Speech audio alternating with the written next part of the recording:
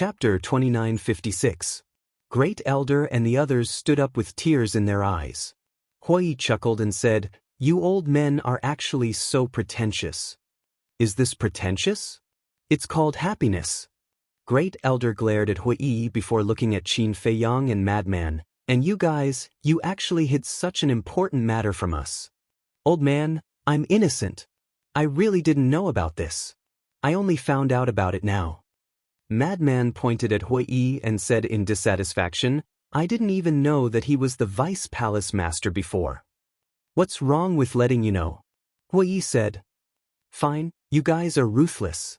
Madman glared fiercely at Hui. Old Wei shook his head and said, "Qin Feiyang, you're sending us to hell and then to heaven." "What do you mean?" Qin Feiyang was suspicious. "You first told us that everyone died in battle. Isn't that sending us to hell? Then the Vice Palace Master and Palace Master appeared one after another. Isn't that sending us to heaven? At our age, we can't withstand your torment." Old Wei shook his head and sighed. "It's my fault, my fault." Qin Feiyang quickly apologized. "However, I'm really grateful to you for saving the Palace Master and taking care of her." Old Wei bowed to Qin Feiyang. Don't. Qin Feiyang quickly held Old Wei and said, "They have been taking care of me all this time."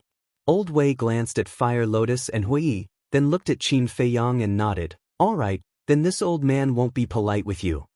We're all on the same side, there's no need to be polite." Qin Feiyang smiled slightly. Old Wei smiled and looked at Great Elder. "You take care of everyone, I'll inform everyone that the Palace Master is back." "Don't." Fire Lotus quickly stopped Old Wei. "What's wrong?" Old Wei looked at Fire Lotus suspiciously. Fire Lotus smiled. "Let's do it as usual." "As usual?" Elder Wei was taken aback. The Great Elder and the others also looked at the Fire Lotus in confusion. Fire Lotus said, "I came back this time mainly to tell you that I'm safe. I don't want too many people to know." "How can this be? Now that you've returned, we must announce it. Only then will our 9 Heavens Palace have a backbone." Old Man Wei said, "Don't these people have a backbone when I'm not around?" Fire Lotus asked. Elder Wei was at a loss for words. "All these years, the affairs of 9 Heavens Palace have been well managed by all of you, and 9 Heavens Palace has become more and more glorious. So, it doesn't matter whether I'm here or not." Fire Lotus smiled. "You are..." Elder Wei and the First Elder looked at each other and stared at the Fire Lotus in bewilderment. Sigh. In the meantime, Hui sighed inwardly. Sure enough, it was just as he thought. Fire Lotus no longer intended to be the Palace Lord of 9 Heavens Palace. She was going to be taken away by Qin Feiyang. He had already expected this, but there was still a trace of fantasy in his heart. But now it really happened. Fire Lotus looked at the two and said, "I'm already used to this kind of life. So, from now on, I'll have to trouble you two to take care of the affairs of 9 Heavens Palace." These words couldn't be more obvious. Not only the First Elder and Elder Wei, but Shangguan Qiu, Shangguan Fenglan, the Pavilion Master, and the Vice Pavilion Master all understood. She was leaving 9 Heavens Palace. Palace Lord, after the battle with the dragons, 9 Heavens Palace finally recovered. "Now is the time when we need you. You can't abandon us at this time." The First Elder hurriedly said, "You're exaggerating. I can see that 9 Heavens Palace is getting better and better. It doesn't matter whether I'm here or not. Besides, aren't there Hui and Madman? Their abilities are all very outstanding. Especially Madman. Do you know how amazing his performance was in the battle with the dragons? It can be said that he alone took 1/3 of the credit." Fire Lotus smiled. "Is it that exaggerated?" Everyone looked at Madman in astonishment. "Of course." Madman smiled proudly, then looked at Fire Lotus and said, "Don't think that I'll listen to you just because you flatter me. Let me tell you, I'm not interested in this." "Then what are you interested in?" Fire Lotus laughed. "Aren't you asking the obvious?" Madman rolled his eyes.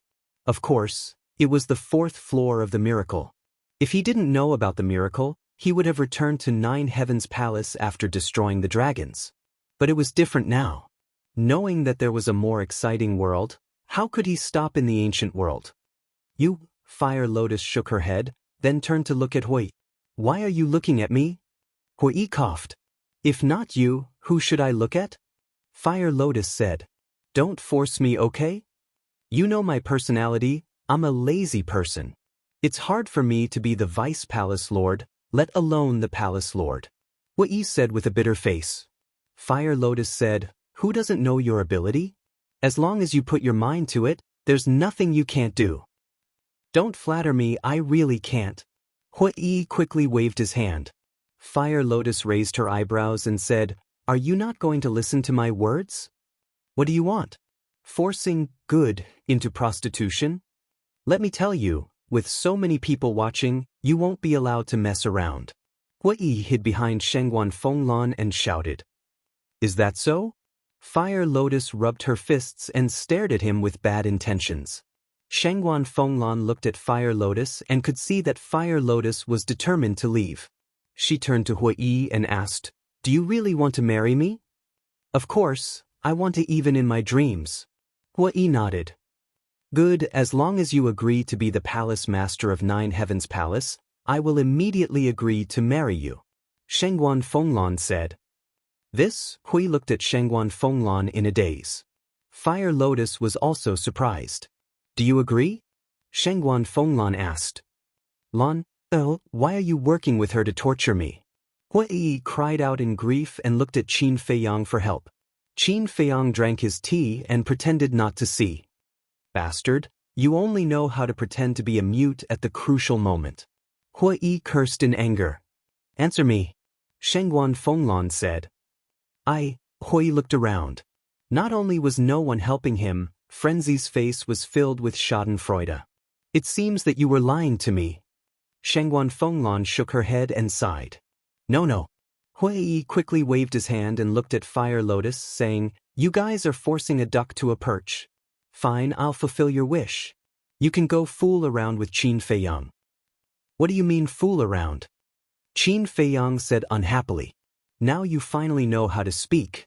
I thought you were a mute. Hui glared at Qin Feiyang angrily. Men should be responsible, shouldn't they? Qin Feiyang laughed. What a nice way to put it. Come on then. Hui pouted. I'm definitely not cut out for this. Qin Feiyang waved his hand. Even the dragons were destroyed in your hands. Who else can be more capable than you? Hui looked unhappy. I say, what's wrong with you guys? The position of Ninth Heaven Palace Master is so prestigious. Others can't wait to envy you, and you're not happy? The Treasure Pavilion Master couldn't stand it anymore and scolded. Then why don't you do it? Anyway, Shengguan Qiu is in charge of the Treasure Pavilion now. You have nothing to do. Hui pointed at the Pavilion Master again. The Pavilion Master's mouth twitched. He knew he couldn't speak. Fire Lotus looked at Old Wei and the Great Elder and said, now you won't object, right?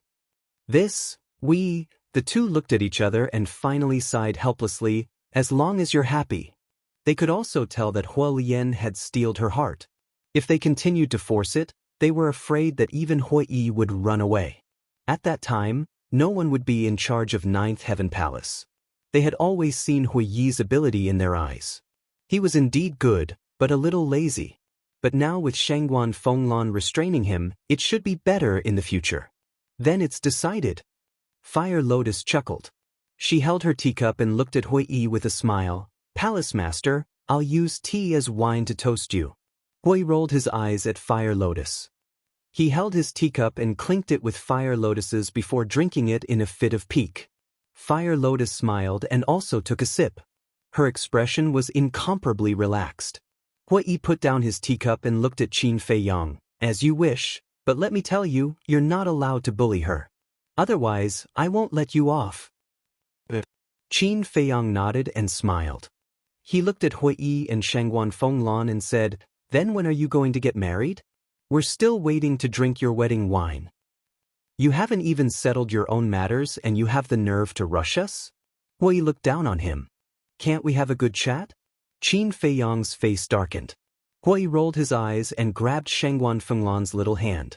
He smiled and said, then when are we getting married? Why don't we enter the bridal chamber now? Qin Feiyang spat out a mouthful of tea. Isn't this too impatient? Do you want to make a baby tomorrow? Shengguan Fenglan's cheeks also turned red.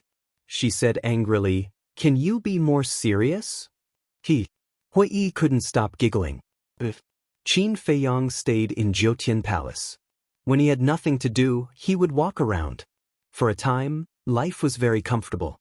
This morning, Qin Feiyang passed by a lake and happened to see Shengguan Fenglan standing by the lake. "Palace Lord, what are you doing standing here alone?" Qin Feiyang walked forward and asked with a smile. Shengguan Fenglan came back to her senses and asked suspiciously, "Why are you here?" "I just happened to pass by." Qin Feiyang smiled. Shengguan Fenglan nodded and said, "Let me ask you something." "Go ahead." Qin Feiyang held the lake water and washed his face.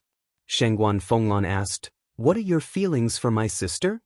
Qin Feiyang was stunned. He got up and asked, "What's wrong with Shengguan Qiu?" "Nothing. But I can see that she has something on her mind." "I know. What's on her mind?" "I think you know it too," Shengguan Fenglan said. Qin Feiyang pondered for a while and said, "To be honest, your sister is a good girl. It's the dream of many men to have her. But I just treat her as a friend, as a sister." Shengguan Fenglan pondered for a while and nodded with a smile. "I understand. You can rest assured that my sister is not like other women. She won't pester you. Thank you for your understanding." Qin Feiyang smiled gratefully. Chapter 2958. Shengguan Fenglan waved her hand and said with a smile, "But you really should think about your marriage. Are you also joining in the fun?" Qin Feiyang was helpless. "This is not a joke. Think about it. If you are already married, will my sister still have a crush on you?" Shengguan Fenglan said. Qin Feiyang was stunned. "I am a woman, so I understand women. Many women say that they don't care if their men have 3 wives and 4 concubines, but in their hearts, they all want to have a complete love. So as long as you are married, no one will provoke you in the future," Shengguan Fenglan said with a smile.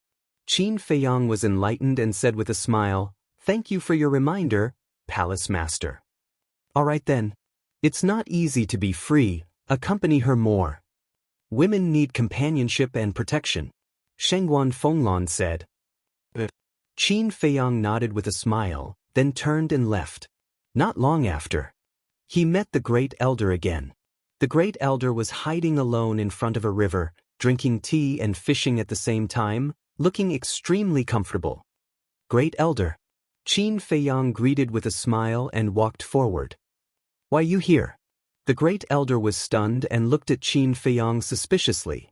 "Nothing to do, just wandering around." "You are really carefree," Qin Feiyang said with a smile. After the Vice Palace Master returned, this old man was rarely relaxed, "So I came here to fish and drink tea." After the Great Elder said that, he took out a small wooden stool and placed it on the ground, saying, "Sit down and talk." Qin Feiyang sat on the wooden stool and said, "Where is senior brother Madman? I haven't seen him these few days. Who knows where he went to fool around again? He is already so old, yet he is still insensible." The Great Elder shook his head. "If senior brother Madman is still insensible, then there is no sensible person in this world," Qin Feiyang said. "It seems that you know him very well now." The Great Elder laughed. Qin Feiyang smiled and said, "After all, we've been through fire and water for so many years. Then can you tell me about the battle between you and the dragons in China?" The Grand Elder asked. "Of course." Qin Feiyang nodded and slowly explained. Especially Madman's performance. He described it in detail, but he didn't exaggerate. Seek truth from facts. After hearing this, the First Elder looked at Qin Feiyang in shock and said, "He has become so powerful now?" Qin Feiyang nodded and said with a smile, "With his strength alone, he almost wiped out the entire dragons. What do you think?" The Great Elder couldn't help but be speechless. Still unexpected. Senior brother Madman has been working very hard. He didn't disappoint you either. Right now, not to mention the northern region, even in the entire ancient realm, he is a peak existence. To be honest, I'm very glad that I'm friends with senior brother Lunatic and not enemies. Qin Feiyang said with a smile. The great elder shook his head and said with a smile, I think he should be glad that you're friends and not enemies. Qin Feiyang laughed. You're all outstanding. In the future, you will definitely become the pillars of the human race in this world. But you can't be proud. You have to continue to work hard. The great elder advised. Qin Feiyang nodded. Suddenly, he seemed to have thought of something and asked, Have you sent someone to inform the people of the other 3 regions? The Vice Palace Master has already sent someone to inform them. Almost all the creatures that were transferred from the Divine Land are now on their way back. The great elder said with a smile. Then I don't have to worry about this. Qin Feiyang said. You've done enough. Take a good rest for a while. The great elder said with a smile. Qin Feiyang nodded, grabbed a fishing rod from the side, and started fishing. He said, There's one more thing. What? The great elder was curious. Senior brother Feng Zi has also mastered 3 types of law powers. Qin Feiyang said. Really? The great elder was stunned. The law of slaughter, the law of thunder, and the inheritance he obtained in the Nether King's hell. I still don't know about it. Qin Feiyang said with a smile. This brat's good fortune is not shallow. The great elder said with a gratified smile. Do you still remember the old man who gave senior brother Feng Zi a heaven-defying technique? Yes, why? He's actually the guardian of the 4 regions. What? He's the guardian?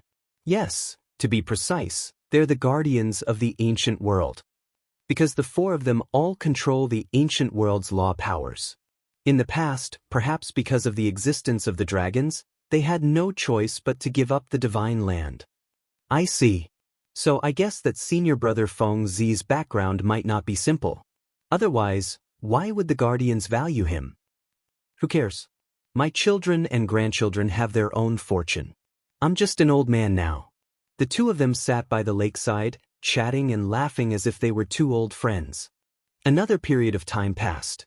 A sensational news spread in Empyrean Palace.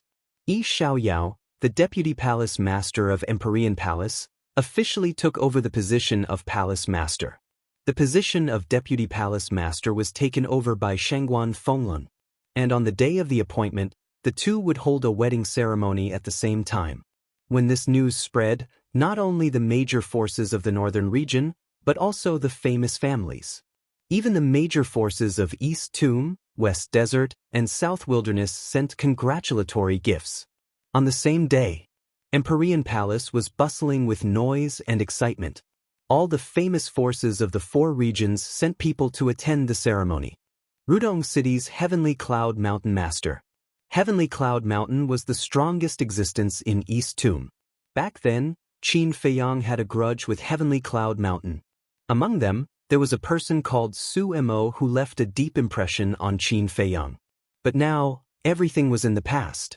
The East Tomb Treasure Pavilion Master, West Desert Treasure Pavilion Master, and South Wilderness Treasure Pavilion Master also came to congratulate him. As for the granddaughter of the East Tomb Treasure Pavilion Master, Miss Fairy, she was also invited. Because Hui had always coveted the fairy wine.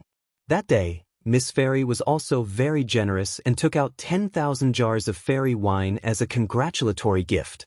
To Hui, nothing was more precious than this congratulatory gift. Of course, many people came to attend the ceremony, partly because of Qin Feiyang. Because now Qin Feiyang was a well-known figure. Everyone knew that he was the one who led the Dragon Slayer Palace and everyone to fight with the dragons in the Divine Prefecture and destroy them. Therefore, for Qin Feiyang, whether they knew him or not, whether they were former friends or former enemies, they all had a heart of respect. A few days after the ceremony ended, Qin Feiyang finally bid farewell to Hui, the Grand Elder, and the others. He took the Fire Lotus and went to the Treasure Pavilion. The Treasure Pavilion of the northern region was not affected by the war. Early in the morning, the sun slowly rose from the horizon. When Qin Feiyang arrived at the Treasure Pavilion, the door was just opened. Greetings, young Master Qin. The guard at the door bowed and saluted. He looked at Qin Feiyang with eyes full of admiration. Where's Shangguanqiu? Qin Feiyang asked with a smile. The guard said, Miss is washing up inside. Shall we ask her to come out? No, we'll go in ourselves. Qin Feiyang smiled and walked into the treasure pavilion with the fire lotus. Knock knock. In front of a door, Qin Feiyang knocked. Come in. Shangguanqiu's voice sounded from inside. Qin Feiyang pushed open the door and saw Shangguanqiu coming out of the bathroom. There were some water stains on her face and between the hair on her forehead. Why you here? Shangguanqiu was surprised to see Qin Feiyang and the fire lotus. Can't we come? Qin Feiyang smiled. You're the savior of the ancient world now. Who dares to stop you? Shangguanqiu laughed. Why does it sound so ironic? Qin Feiyang shook his head and laughed. I'm praising you. Why? What's the matter? Shangguanqiu asked. Qin Feiyang nodded and said with a smile, I just wanted to ask you if you still want to go to the divine land. This, Shangguanqiu hesitated. Qin Feiyang was speechless. Weren't you reluctant to leave when you left? I'm asking you now. Why are you hesitating? Don't you know? It must be because you're not in the divine land now. Fire Lotus joked. Qin Feiyang was shocked. Shangguanqiu blushed when he heard that. The atmosphere became awkward. Fire Lotus looked at the two and could not help but laugh. She waved her hand and said, Okay, pretend I didn't say anything. Qin Feiyang rolled his eyes at Fire Lotus. He looked at Shangguanqiu and said with a smile, If you want to go, come with us now. You can also bring your master. Which master? Shangguanqiu was doubtful. Now she had two masters. One was the pavilion master of the treasure school in the northern region, and the other was the chief pavilion master of the treasure school, Supreme Cloud. Your master in the northern region, of course. Qin Feiyang said with a smile. She can go too? Shangguanqiu was stunned. Of course. Qin Feiyang nodded. How about this? I'll send a message to ask my master first. Shangguanqiu asked. Qin Feiyang said. Shangguanqiu took out an image crystal, and a woman's figure quickly appeared. Greetings, senior. Qin Feiyang bowed. No need to be so polite. The woman smiled faintly. Shangguanqiu said, Master, Qin Feiyang asked you to go to the divine land. Will you go? The woman was slightly stunned. She shook her head and said, Why would I go to the divine land? It's better to stay at home. But Shangguanqiu was a little anxious. I know what you're thinking. Go if you want. Don't worry about me. I can take care of myself. The woman smiled faintly. So I'm really going? Shangguanqiu asked. Go. No one is tying you up. Besides, your ability is already above mine. The divine land is your stage. The woman smiled. Don't praise me like that. It's embarrassing. Shangguanqiu said with a red face. I'm telling the truth. Besides, there's still the chief pavilion master. She's your master now. With her teaching you, you'll have a better future than staying in the northern region. The woman smiled. Okay then. Shangguanqiu nodded and turned off the image crystal. He looked at Qin Feiyang and said, I'll go. Qin Feiyang smiled and turned to leave the treasure house. Are you really leaving now? I still want to tell my elder sister and brother-in-law. Shangguanqiu caught up with him and said, I've already told your sister and brother-in-law before coming here. They don't have any objections. We'll talk about it later. It's not like you can't come back in the future. Qin Feiyang smiled. But Shangguanqiu nodded. Chapter 2959. The Divine Land. More than a year had passed. Apart from the major battlefields, the Divine Land had basically regained its vitality. As for the major battlefields, because the battles were too fierce and the destructive power was too terrifying, it would take a year or two for them to regain their vitality. But now, some people had returned to the Divine Land. The people who came back first were all relatively strong. After all, they were the same as Qin Feiyang. Qin Feiyang had the gate of time and space, so he could come and go in an instant. But the others had to fly to the Divine Land through the 4 seas, so their speed was naturally slower. So, The people and beasts who rushed back to the divine land were basically all in the Nine Heavens realm. Looking at the major battlefields and the disappearing divine dragon island, everyone was full of shock. Clang. Above divine dragon island. With a loud noise, the gate of time and space appeared out of thin air.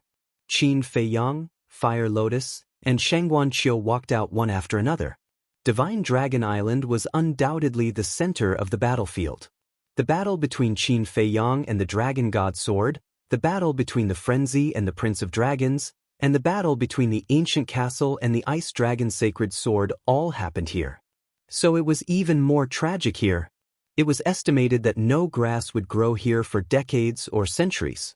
The entire inland sea was filled with the aura of death. Shangguan Qiu glanced down and felt the aura of death. His heart could not help but tremble. After leaving the divine land, what kind of earth-shattering battle had happened here? Greetings, Your Excellency. Suddenly, a sea of people came from all directions, tens of thousands of them, all in the Nine Heavens realm. Hello. Qin Feiyang smiled and then said, "You don't have to call me Your Excellency. Just call me by my name." How can we do that? Someone shook his head. I don't like to be called Your Excellency because we are equal. Qin Feiyang smiled. Your Excellency is really modest. Well, we'll do as you say. Qin Feiyang, thank you so much. You are the savior of the divine land.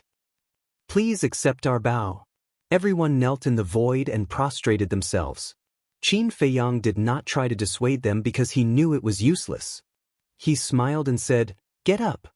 Everyone stood up one after another. Someone asked, "Where are the Qin Emperor and the others?" Qin Feiyang smiled. They are all recuperating in the Black Tortoise world. That's true.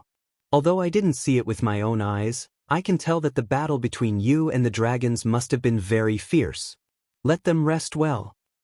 We won't disturb the three of you. After this battle, we still need to rebuild our home. We'll head back first. Everyone laughed. All right. Qin Feiyang nodded. Brothers, let's go. The surrounding people immediately scattered and disappeared into the horizon. Hero, can I have your autograph? Shangguan Qiu looked at Qin Feiyang with admiration. Qin Feiyang shook his head and laughed. Shangguan Qiu said, "To be honest, don't you feel a sense of accomplishment now that everyone is admiring you?" A sense of accomplishment? Qin Feiyang was slightly stunned. He shook his head and said, "Not really, but I'm happy to see the smiles on everyone's faces." Yeah. This is a smile of relief. After being oppressed by the dragons for so many years, I'm finally free. Fire Lotus smiled slightly. Shangguan Qiu nodded and said, "The destruction of the dragons is indeed very satisfying." Buzz. All of a sudden, the image crystal rang. Qin Feiyang took out the image crystal. A shadow appeared. It was Jiang Dafei. Jiang Dafei smiled and said, "Young lord, you've indeed returned to the divine land." Just returned. You're quite well informed. Qin Feiyang smiled. Someone just sent me a message saying that you've returned to the divine land, so we immediately sent you a message. Jiang Dafei said. Qin Feiyang was stunned. Jiang Dafei smiled and said, "All the city lords are with me. They also want to meet you. Then come to the divine dragon island." Qin Feiyang gave Jiang Dafei a coordinate. Jiang Dafei nodded and the image disappeared. Swish. In a short while, one figure after another descended upon the void in front of them. There were thousands of people in total. Greetings, young lord. Thousands of people bowed in unison. Thank you for your hard work. Qin Feiyang smiled slightly. These people did not go to the Black Tortoise realm. Instead, they followed the creatures of the divine land and moved to the 4 major domains. Besides, they also had a mission to maintain order. After all, there were so many creatures in the divine land. If all of them moved to the 4 major domains at once, it would cause a lot of commotion. Therefore, they needed people to guard. Jiang Dafei and the others were undoubtedly the best candidates. It's not our hard work. It's yours. Jiang Dafei waved his hand. Qin Feiyang smiled and asked, "Are the city lords of the west, north, south, and east all here?" Jiang Dafei nodded. An old man said respectfully, "Young lord, we've long wanted to meet you, but you've been too busy. Why do you want to meet me?" Qin Feiyang smiled. The old man said, "We want to follow you, so please control us." Control? Qin Feiyang was stunned. He shook his head and said, "This is the first time I've seen someone take the initiative to ask me to control them." "We're willing to," the old man said. "It's our blessing to be able to follow you. Please take us in." Except for the city lords of the north, the others bowed and said.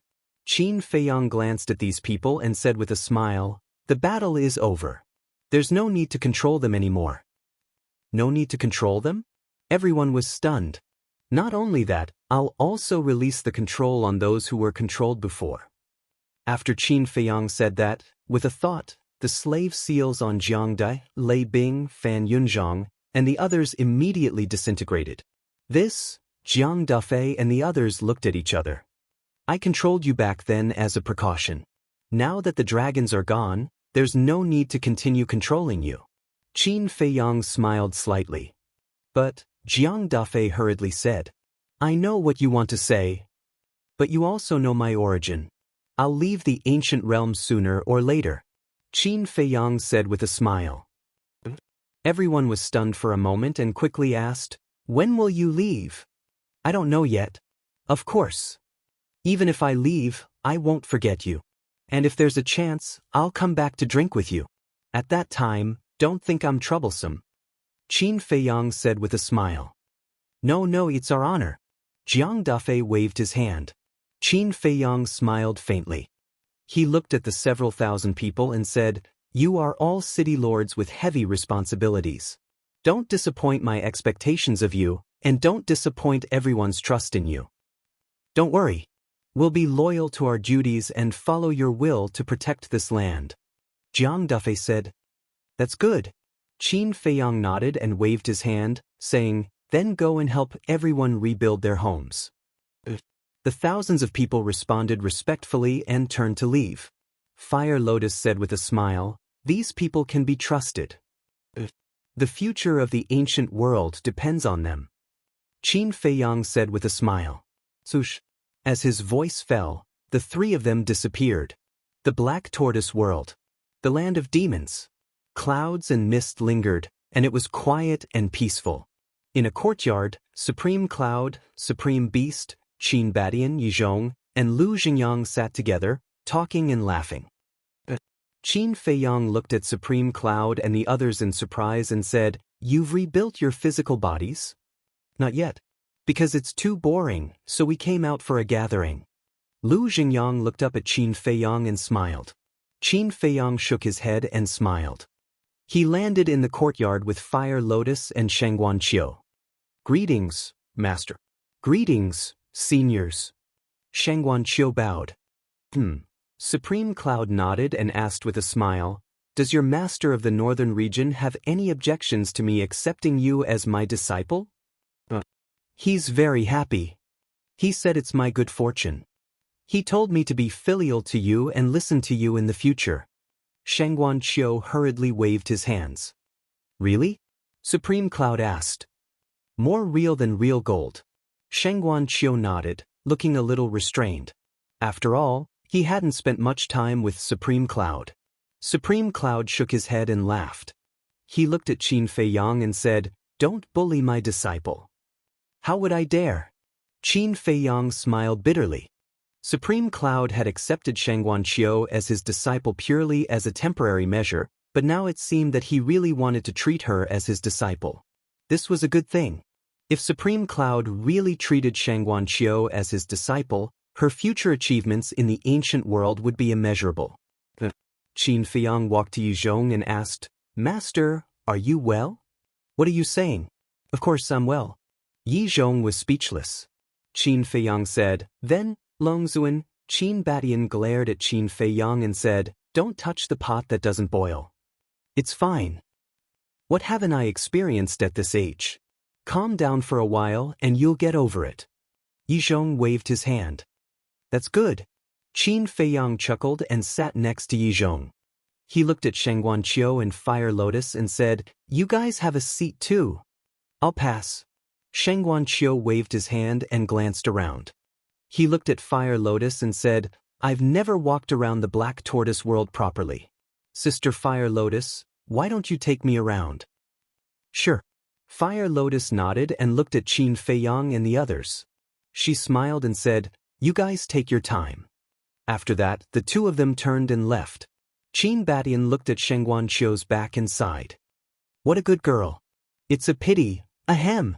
Qin Feiyang coughed dryly and interrupted Qin Batian. Qin Batian rolled his eyes at Qin Feiyang and said angrily, you're a typical person who doesn't know how lucky he is. Thank you. Qin Feiyang was speechless. Brat. Qin Batian could not help but curse. He pondered for a moment and said, you came at the right time. I have something to announce. What is it? Qin Feiyang was suspicious. Lu Xingyang, Yi Zhong, Supreme Cloud, and Supreme Beast also looked at Qin Batian in confusion. Qin Batian said, I'm going to disband the Dragon Slayer Palace. Disband? Qin Feiyang was stunned. Supreme Cloud could not help but frown as well. Are you out of your mind? It wasn't easy for us to establish the Dragon Slayer Palace, and now you want to disband it? Chapter 2960. Our original intention in establishing the Dragon Slayer Hall was to destroy the dragons. Now that the dragons no longer exist, there is no need for the Dragon Slayer Hall to exist. Qin Batian shook his head. That being said, the Dragon Slayer Hall is still our painstaking effort. Furthermore, we still need the Dragon Slayer Hall to maintain order in the ancient realm. If you disband the Dragon Slayer Hall now, it will be akin to a group of dragons without a leader. Supremacy Cloud said. I also think that it cannot be disbanded. The current Dragon Slayer Hall is the backbone of the world. Once it is disbanded, I'm afraid the Divine Land will descend into chaos. Supremacy Beast nodded. What about you? Qin Batian looked at Yi Zhong. In terms of the overall situation, it cannot be disbanded. What Supremacy Beast said makes sense. If we disband the Dragon Slayer Hall right after the dragons have been destroyed, everyone will lose their backbone. However, I am not a member of the Dragon Slayer Hall, so I have no right to make a decision. It is better for you all to discuss this matter amongst yourselves. Yi Zhong pondered for a moment. In any case, I am against it. What am I not greedy for? I will not care even if the Dragon Slayer Hall continues to exist. Supremacy Cloud said. Qin Batian sighed and looked at the Yuan Venerate. I am not guarding against you. I also know that you are not very interested in the Dragon Slayer Hall now. I have my reasons for disbanding the Dragon Slayer Hall. What reasons? Supremacy Cloud and Supremacy Beast looked at him suspiciously. Now that the dragons have been destroyed, it is time for us to leave.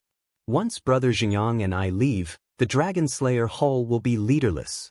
Who knows how it will develop over time? What if one day in the future, I become the next Dragon Clan?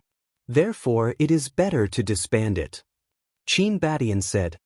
Leave. Supremacy Cloud and Supremacy Beast exchanged glances. Yes. After all, we do not belong here. Besides, my brothers have been captured and taken to the 4th level. I have to save them. Qin Batian sighed. Supremacy Cloud and Supremacy Beast fell silent. Qin Feiyang suddenly said, it is not necessary to disband it. The 5 of them immediately looked at Qin Feiyang. No matter how you look at it, the existence of the Dragon-Slaying Palace is necessary. Ancestor, you are worried that the Dragon Slayer Temple will become the next Dragon Slayer. You don't have to worry about that. Because we can totally find a reliable person to manage the Dragon-Slaying Palace. Qin Feiyang smiled. Then who do you think is suitable? Qin Batian asked. This? Qin Feiyang smiled mysteriously and said, I do have a suitable candidate in mind, but I'm afraid that he won't be willing, so I'm keeping it a secret for now. So mysterious?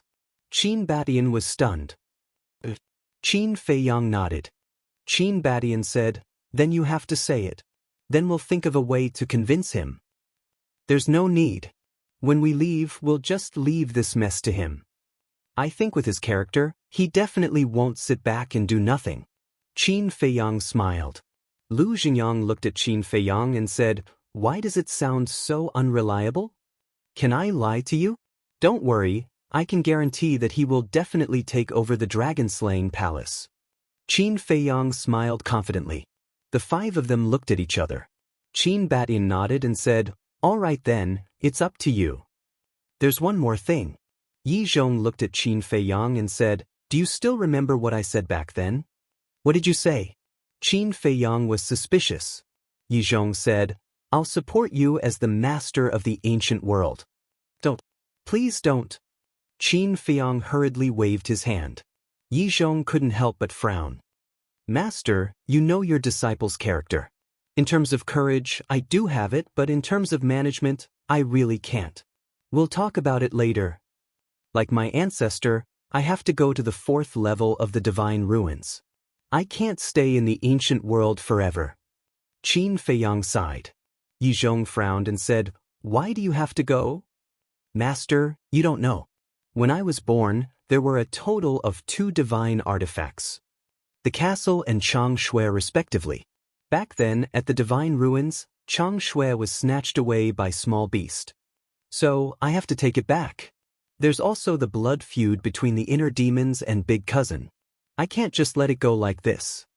Qin Feiyang said. Yi Zhong fell silent. Actually, after being in the Black Tortoise realm for so many years, he also knew a little. It was just that he didn't expect Qin Feiyang to be so persistent. "I'm a person who is very afraid of trouble, but I have to do these things," Qin Feiyang said. "All right then." Yi Zhong nodded. "A forcibly picked melon is not sweet. But don't worry, your disciple already has a suitable candidate in mind. This person is more suitable than your disciple to be the master of this ancient world." Qin Feiyang laughed. "Are you talking about lunatic?" Yi Zhong was suspicious. "I'd like to, but he's a wild horse. Can you tie him up?" Qin Feiyang shook his head. Hearing this, everyone couldn't help but shake their heads and laugh. Indeed. With Lunatic's character, no one could tie him up. "Why don't I see Lunatic? Where is he?" Qin Batian asked. "I don't know. After returning to the North region, he disappeared. He didn't even come back to attend Hui and Shangguan Fenglan's wedding ceremony. I sent him a message, but he didn't respond. I don't know where he is fooling around." Qin Feiyang shook his head. Hearing this, the few of them smiled bitterly. These young people were all very outstanding, but one was more unreliable than the other. Helpless. Qin Feiyang looked at Qin Batian and said, "Ancestor, let's choose a time to go back."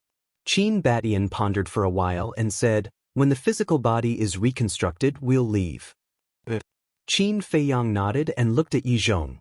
"Master, do you want to go to our hometown to take a look?" Yi Zhong hesitated. Buzz. Suddenly, the image crystal rang. Qin Feiyang took out the image crystal. A shadow appeared. It was Lunatic. Immediately, Lunatic cursed and shouted, "Damn you, you didn't wait for me when you went back to the divine land. You still have the nerve to say that? Where are you going without saying anything?" Qin Feiyang said angrily. "Cut the crap, I'm outside now, come out and pick me up." Lunatic said. "Just outside." Qin Feiyang was stunned. An image appeared. Lunatic was really standing in the sky above Divine Dragon Island. Qin Feiyang waved his hand and Lunatic appeared beside him. He said in shock, "How did you come to the Divine Land?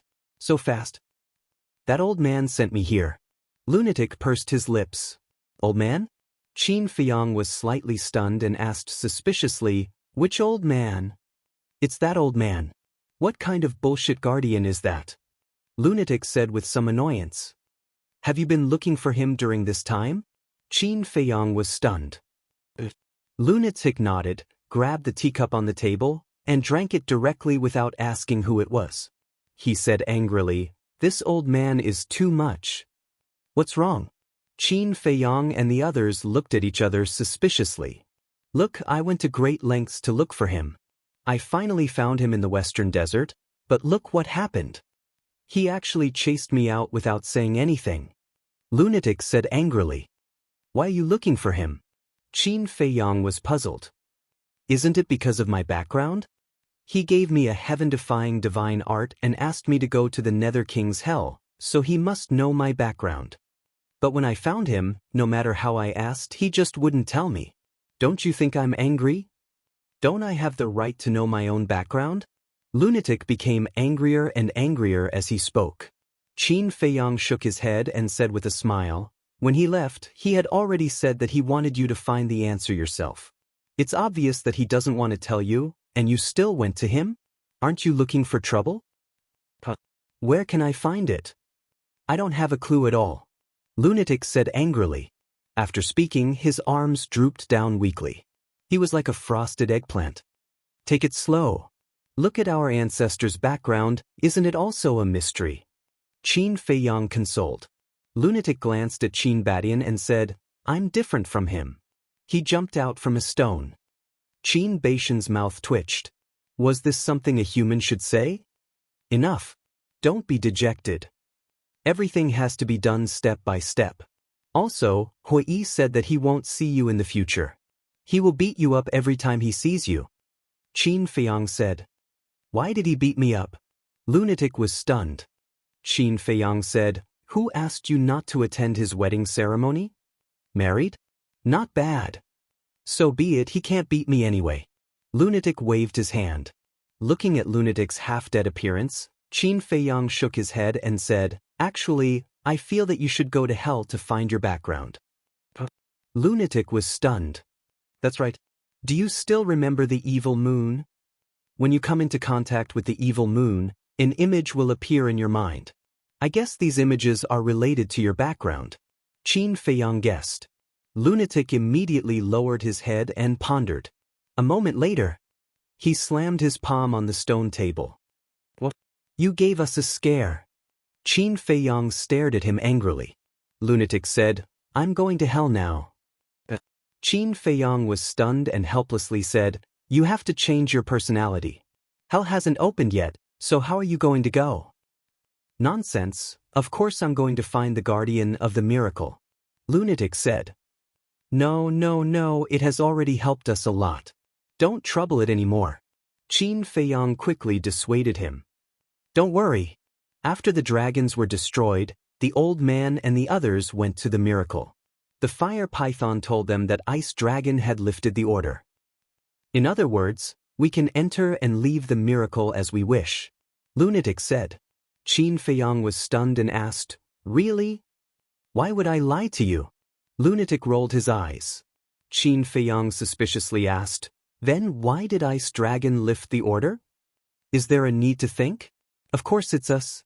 If he didn't lift the order, how can we go to the 4th floor? If we don't go to the 4th floor, who will he take revenge on?" Lunatic shook his head. Chapter 2961. Revenge, Qin Feiyang murmured. "It seems that there is a big shot behind Ice Dragon, and it is because of this big shot that he does not dare to interfere with the dragon's affairs." "I think so too." The madman nodded and said, "Let's not talk about it anymore. Hurry up and send me out, and give me Venerable Beast's divine artifact for teleportation." "Divine artifact?"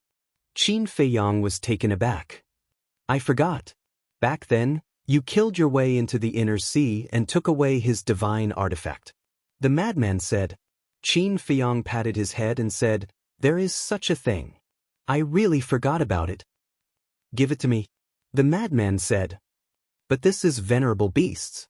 You have to ask him first," Qin Feiyang said and began to search in the interspatial ring.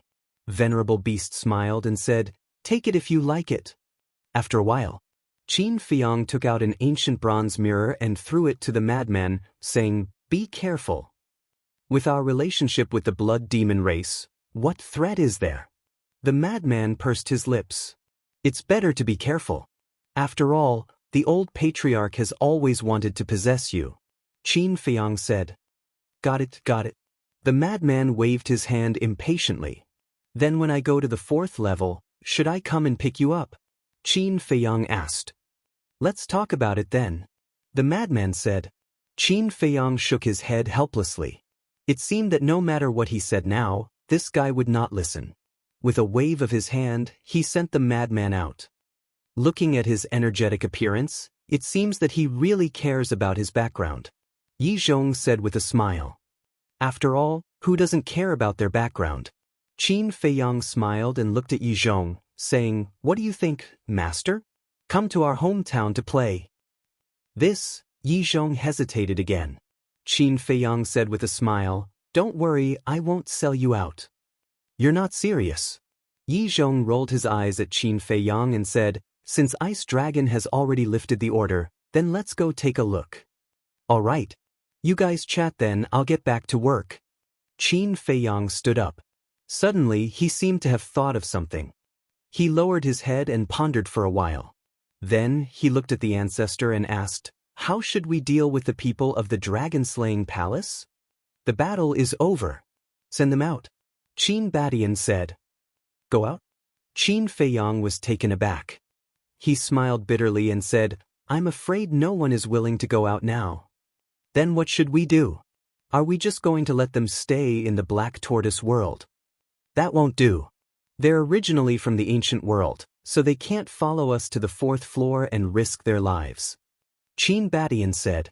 Qin Feiyang said, "All right then. Find some time and ask them to clean up." Qin Badian nodded. Qin Feiyang turned and walked into the ancient castle. He swept his gaze across the hall and sat on a chair. His senses extended infinitely. Whoosh!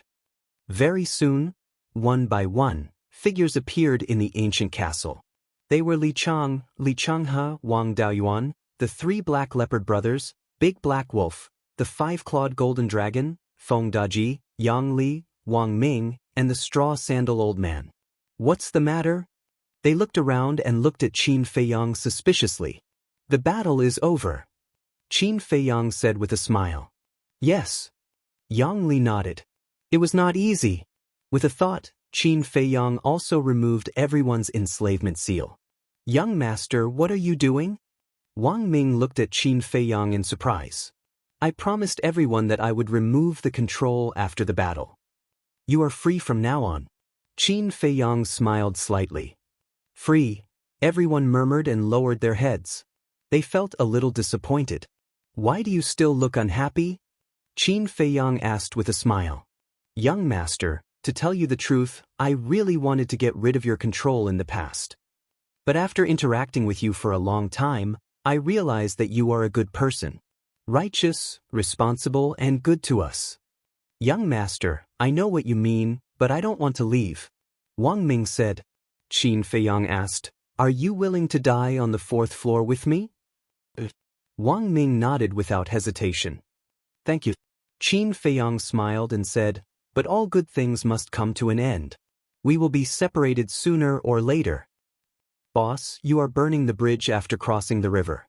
From the moment I followed you into the Black Tortoise world, I had no intention of leaving." Big Black Wolf looked at Qin Feiyang with dissatisfaction.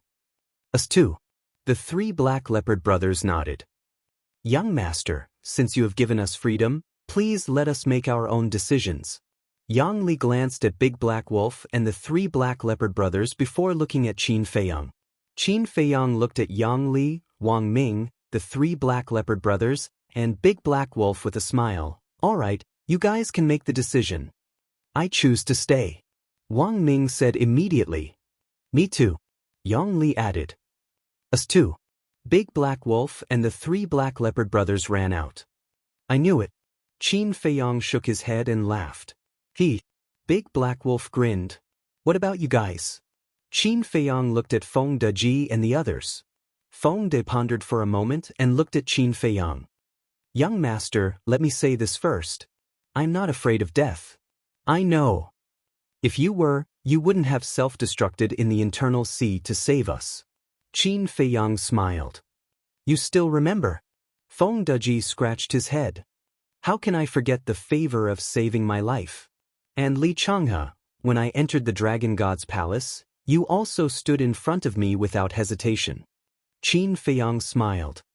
"It's a small matter." Li Changhe waved his hand. Qin Feiyang looked at the group and said with a smile, "Tell me what you really think in your hearts at this moment." Feng Daji nodded and said, "I have always worked for the dragons in the past, and I have always felt guilty. So now that the dragons have been destroyed, I want to stay and do something for China and the ancient world. That's a good thing. Qin Feiyang nodded. Me too. I want to stay and atone for the sins I have committed in the past. Li Chang looked at Qin Feiyang and said, "It's really rare for you guys to have such a heart. If it were someone else who fought against the dragons and won, they would have been smug. But you guys have never let go of the self-blame and apology in your hearts. This makes me admire you very much." Qin Feiyang said with a smile. "Thank you." Feng Daji and Li Chang smiled gratefully. "What about you guys?" Qin Feiyang looked at Straw Sandals Group and asked. The 6 of them looked at each other and smiled. The old man said, "We followed you purely because we want to contribute to the destruction of the dragons. There are no other thoughts." "I understand." Qin Feiyang nodded and said with a smile, "Then I wish you all the best in the future." "Thank you." The 6 of them smiled. "Young master, Wang Daoyuan and I have just discussed in secret. We are also prepared to stay in China. After all, this is our home. We can't bear to leave," Li Chang has said as he looked at Qin Feiyang. Wang Daoyuan nodded in agreement. Who in this world is willing to leave home? But most of the time, there is no choice. So I envy you and wish you all the best. Qin Feiyang sighed deeply and looked at the 2 with a smile. "Thank you, young master. Although we will stay in the ancient realm, our hearts will always follow you and support you. And we will also follow your will and guard this continent well." Li Changhe and Feng Daji bowed. Qin Feiyang nodded, glanced at the group of people, and said with a smile, "With you all, I believe the ancient realm will become more and more prosperous." "We will." The group of people also nodded. Qin Feiyang got up and said with a smile, "Okay then, before I leave, you all continue to cultivate in the Black Tortoise realm." Everyone nodded. Qin Feiyang smiled slightly, walked out of the castle, and looked at the clear sky. Although he had experienced countless storms and tribulations in this trip to the ancient realm, he had also gained a group of brothers and friends who had gone through life and death. It was worth it. In the blink of an eye. Another year passed outside. The vegetation had recovered, and the divine land had shown a scene of vitality. Moreover, under the leadership of Jiang Dafei and the others, the major cities had also risen from the ground, returning to their former glory. Qin Feiyang was really pleased with the performance of Jiang Dafei and the others. They were orderly and conscientious. Yi Zhong and the others had also reconstructed their physical bodies. On this day, Qin Feiyang, Qin Batian, Yi Zhong, Supreme Cloud, and Beast Supreme left the Black Tortoise realm and traveled to every corner of the divine land. Looking at the brand new cities and the smiling faces, their hearts were incomparably warm. As long as everyone was living well, they would be satisfied. The next day, outside the Holy Dragon City, early in the morning, a sea of people gathered in the sky above the city. The leaders were the city lords of the western, northern, southern, and eastern regions. Everyone was looking at the void as if waiting for something. Suddenly, a group of figures appeared out of thin air in the void outside the city. There were hundreds of millions of them. They were the members of the dragon-slaying palace. In the past, there were only tens of millions of them, but over the years, the number had multiplied several times over. However, at this moment, their faces were filled with disappointment and reluctance. Swish. After a while, the 108 generals also appeared. They were also disappointed and reluctant. After a while, many people appeared again. Qin Feiyang, Yi Zhong, Supreme Cloud, Beast Supreme, Qin Batian, Lu Xingyang, Ice Emperor, Rain Emperor, and Shengguan Qiu were among them. "They're out." The people in the sky above the city were in an uproar. So many people? Qin Feiyang was stunned. Jiang Dai smiled and said, "Young Lord, Emperor Qin, Emperor Yang, we're all here to see you off. Didn't I say that you don't have to see us off?" Qin Feiyang looked at the faces and said, "You've done so much for us. If you don't even come to see us off, are we still human?" "That's right. We want to see you leave with our own eyes. We want to remember your faces. We don't want to forget your faces for the rest of our lives." Everyone roared in high spirits. "Thank you." Qin Feiyang was extremely touched. He smiled and said, "The peace now is not easy to come by. You must protect it well. When I come down, I hope to see a more harmonious ancient world." "We will." Everyone nodded. "All right then. I've told you what I should tell you before. I have nothing else to say now. Then let's part ways here." Qin Feiyang looked at the city lords and said with a smile. Then he waved his hand and opened the space-time gate. Chapter 2962. Jianghu glanced at the space-time gate and looked at Qin Feiyang's back. "Young lord." "What's wrong?" Qin Feiyang turned to look at Jianghu and asked with a smile. Plop. Jianghu knelt in the void, lowered his head and roared, "You must take care." "Take care." Lei Bing and the others also knelt in the void, lowered their heads and roared. "Thank you," Qin Feiyang whispered. Looking at these people, his eyes couldn't help but tear up. "Let's go. The more I look, the more reluctant I am." Qin Badian patted Qin Feiyang's shoulder and said. Qin Feiyang nodded and looked at Jianghu and the others. "You guys take care too." After saying that, he turned around and stepped into the space-time gate. Qin Badian and the others followed closely behind. "Farewell, young lord." "Farewell, Emperor Qin." "Farewell, Emperor Yang." Jianghu roared.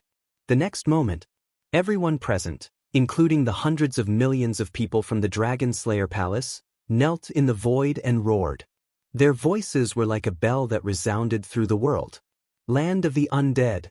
After many years, this place was still barren and lifeless. A group of people appeared out of thin air. It was Qin Feiyang and the others. Supreme Cloud, Supreme Beast, Shangguan Qiu, Feng Daji, Li Chang, the Ice Emperor, the Straw Shoe Old Man, and the others also followed. They weren't going to the great Qin Empire. They just wanted to see Qin Feiyang and the others leave the ancient realm. Qin Badian turned to look at everyone and said with a smile, "Farewell will come eventually. Let's stop here." Supreme Cloud said, "We've already come this far. It doesn't matter if we have to go one more time." But Qin Badian and Qin Feiyang looked at each other and nodded with a smile. The group entered the land of the undead and flew toward the portal. They didn't move fast and didn't chat along the way. They silently cherished this last moment together. Unknowingly, the ancient portal entered everyone's sight. The reluctance on everyone's faces became more and more obvious. Especially Shangguan Qiu. She looked at Qin Feiyang's back with tears in her eyes. Finally, the group landed in front of the square. Qin Feiyang, Qin Badian, and Lu Xingyang stood together and turned to look at everyone. Qin Feiyang smiled and said, "Everyone, let's stop here." Supreme Cloud and the others nodded. As for Revered Cloud, Revered Beast, Revered Ice Emperor, Rain Emperor, and 108 generals, Qin Feiyang had already removed the enslavement seal on them before he left the Black Tortoise realm. Now everyone was free. "Then we'll meet again." Qin Feiyang cupped his hands and said. "Wait." Supreme Cloud said.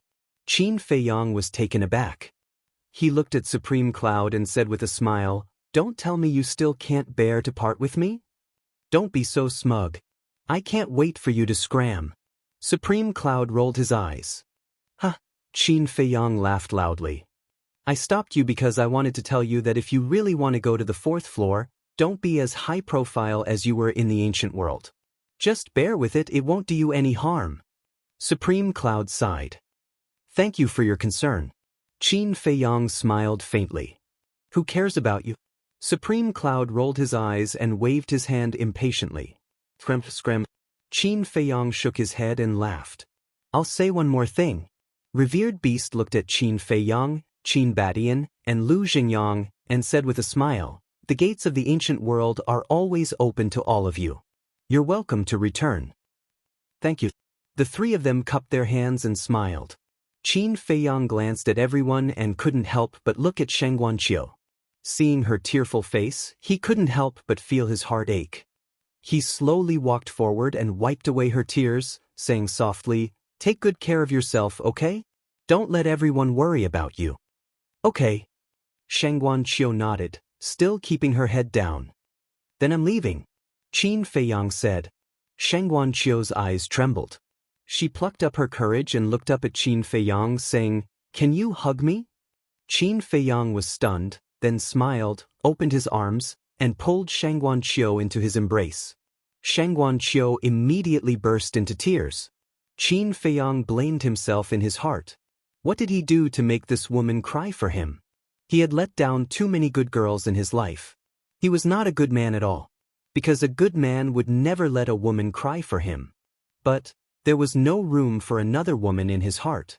He could treat Shang Guanqiu as family, as a confidant, but he could never treat her as a lover. If there was no love between a man and a woman, he could not force them to be together. Otherwise, both of them would be hurt in the end. "I'm sorry," Qin Feiyang murmured. Shang Guanqiu shook her head and said, "You didn't do anything wrong. I did it willingly." "I'm not worth it," Qin Feiyang said. Shang Guanqiu smiled and said, "Whether it's worth it or not, I know the scale in my heart." "You little girl." Qin Feiyang shook his head and smiled. "All right." Shang Guanqiu got out of Qin Feiyang's arms, wiped the tears from her face, and said with a smile, "I'm not that weak. Don't worry about me. Go." Qin Feiyang looked at Shang Guanqiu deeply, then turned and walked toward the portal without looking back. Shang Guanqiu suddenly said, "Don't let the mermaid princess down again." Qin Feiyang paused and smiled. "Thank you. I'll cherish it." Then he stepped into the portal. Qin Batian looked at Shang Guanqiu and sighed in his heart. He then looked at Supreme Cloud and the rest, cupping his hands and smiling. "See you again, everyone." "See you again." Supreme Cloud and the rest also cupped their hands and sent him off. The first level of the miracle. In the sky above a mountain, figures appeared one after another. They were led by Qin Feiyang, Qin Batian, Lu Jingyang, and Yi Zhong. After that, dozens of people appeared. Surprisingly, Xia Yuan was among them. Boom! As soon as this group of people appeared, terrifying rule-bending powers descended from the sky, their auras firmly locked onto them. "What's this?" Yi Zhong was shocked. "This is the rule power of the miracle. The first level of the miracle only allows those below the god of war to enter," Qin Batian said in a low voice. "Don't worry." Qin Feiyang waved his hand and smiled, facing the rule power calmly. Almost as soon as he finished speaking, a beast shadow appeared in the sky. It was the fire python. When the fire python saw that it was Qin Feiyang, it immediately dispelled the rule power and smiled. "Brother Qin." "Brother Fire." Qin Feiyang also laughed out loud and quickly went up to greet him. "Long time no see." The fire python looked at Qin Feiyang and said, "Your strength has improved a lot. I've barely reached the half-step imperishable realm." Qin Feiyang waved his hand. "Half-step imperishable realm, that's still very powerful, okay? Look at me, I've been cultivating in the temple all these years, but I've only just reached the Paragon God realm." The fire python said, "Even if you're only at the Paragon God realm, I'm still not your opponent." Qin Feiyang laughed. "That's nice to hear." The fire python laughed and looked at Yi Zhong and the others. "Aren't you going to introduce us?" Yes, I must." Qin Feiyang smiled and pointed at Yi Zhong. "This is my master, perfect imperishable realm." Perfect imperishable realm. The fire python was shocked. Yi Zhong bowed and said, "Greetings, Lord Guardian." Don't. You're Qin Feiyang's master, and Qin Feiyang and I call each other brothers, so you're also my elder. I should be the one bowing to you," the fire python hurriedly said. Hearing this, Yi Zhong's eyes flashed with a trace of surprise. He didn't expect this guardian to be so humble. Qin Feiyang pointed at Qin Batian and Lu Jingyang and said with a smile, "These two are my two ancestors, Qin Batian and Lu Jingyang. I've heard a lot about you." The fire python looked at the two of them and smiled. "You're welcome." Qin Batian waved and cupped his hands. "Thank you for taking care of Feiyang all these years. We're friends, so it's only right to take care of each other." The fire python smiled slightly. As for them, Qin Feiyang looked at Xia Yuan's group and asked with a frown, "Ancestors, why have they come as well?" There were a total of 54 people here. In other words, Half of the 108 generals had followed them. You don't know yet, right? Xia Yuan and the others are also people of the great Qin. Qin Badian smiled. What? Qin Feiyang was stunned. Didn't a group of subordinates follow me into the ancient realm back then? That's them. There used to be more than 100 people, but they fought with the dragons in the ancient realm and many died in battle. Qin Badian sighed. I see. Qin Feiyang suddenly understood and cupped his hands. Thank you for taking care of my ancestors. Your Highness, don't say that. It's the Qin Emperor who has always taken care of us. Xia Yuan smiled. Your Highness? Qin Feiyang was stunned.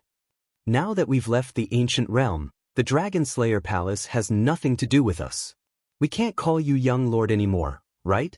You're a prince of the great Qin Empire, so we should call you your Highness instead. Xia Yuan said. Qin Feiyang shook his head and smiled. He looked at the fire python and said, I won't introduce them one by one because even I don't know their names. The fire python nodded and smiled. Then what are you doing now? We're going back to the great Qin Empire first.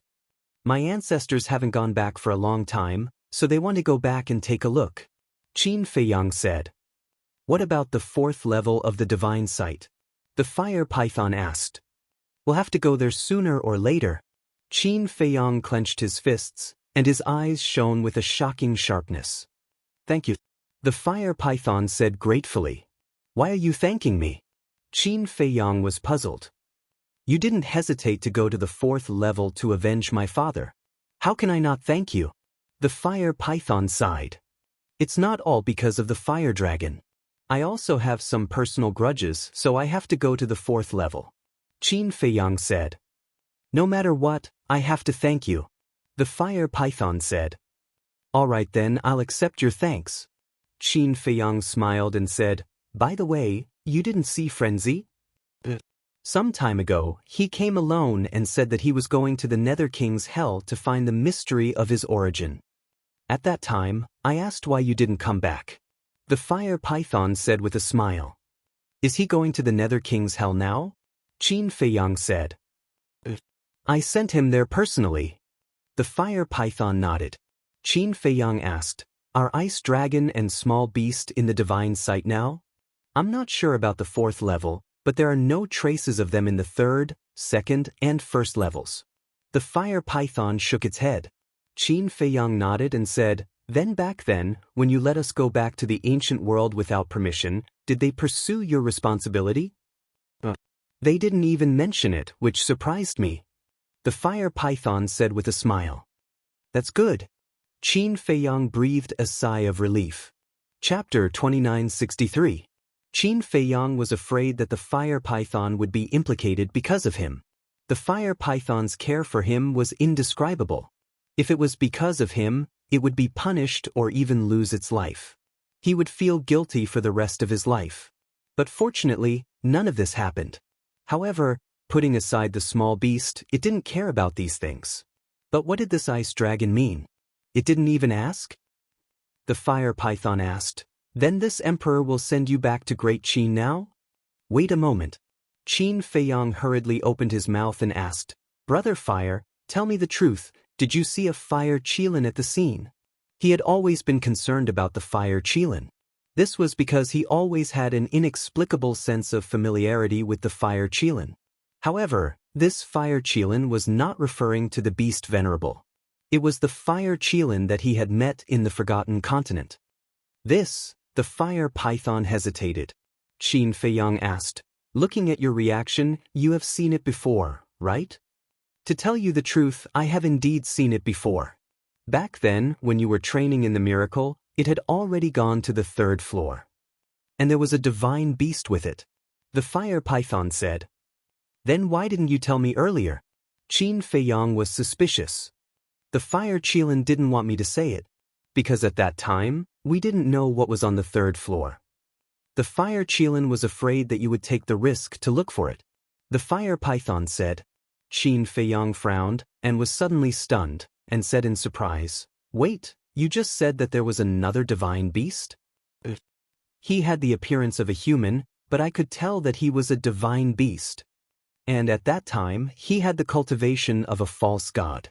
The fire python said, "The appearance of a human, the cultivation of a false god?"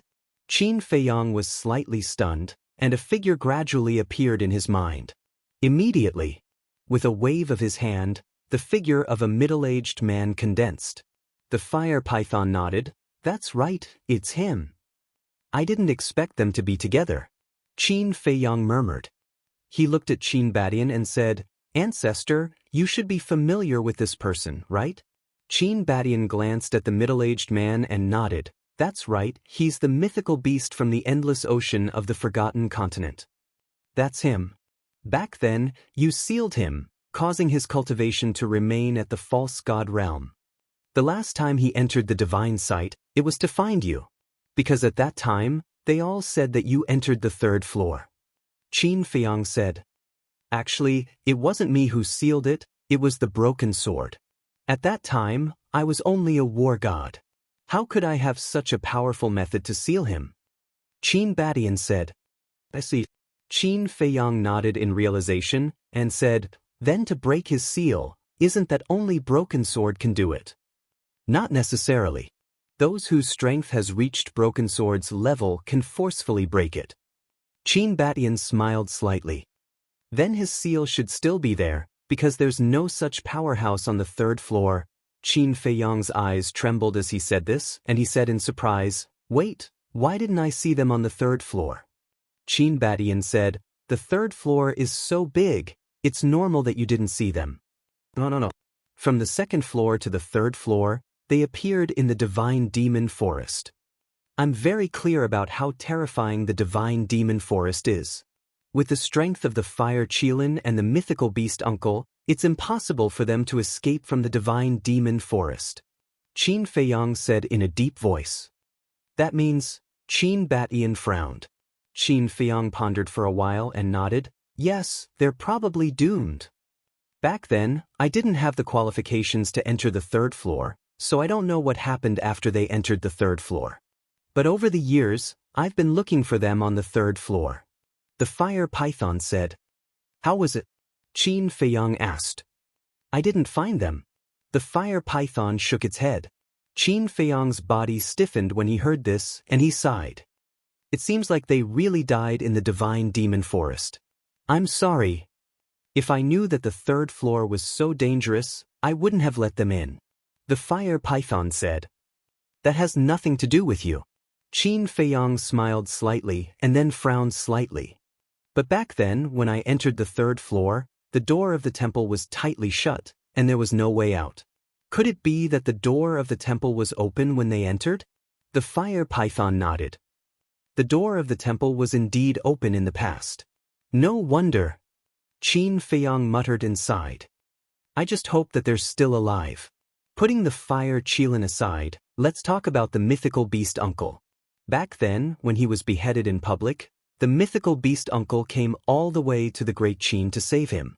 Although it was his great-grandmother who invited him, he couldn't forget this kindness. Heaven helps the worthy, don't worry too much. Taking a step back, even if they died in the Nether King's hell, I believe that they won't blame anyone. The fire python said.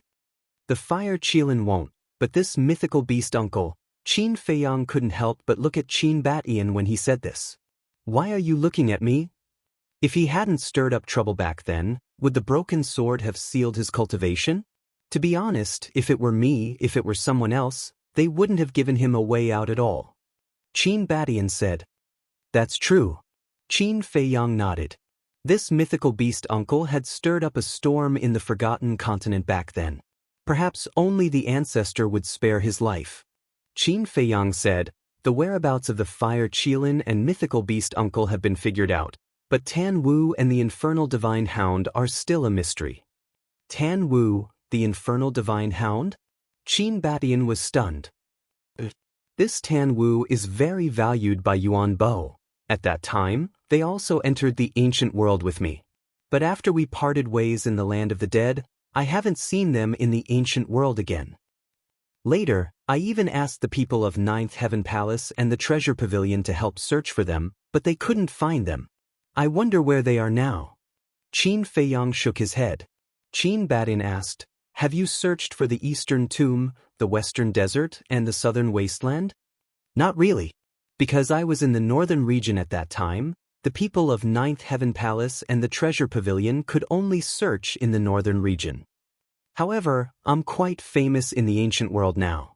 Even if they're in the eastern tomb, the western desert, and the southern wasteland, they should have heard of me. Let's talk about it later. The four regions are very far away. Apart from the teleportation altar, can they reach the western desert, the southern wasteland, and the eastern tomb with their cultivation?" Qin Feiyang frowned.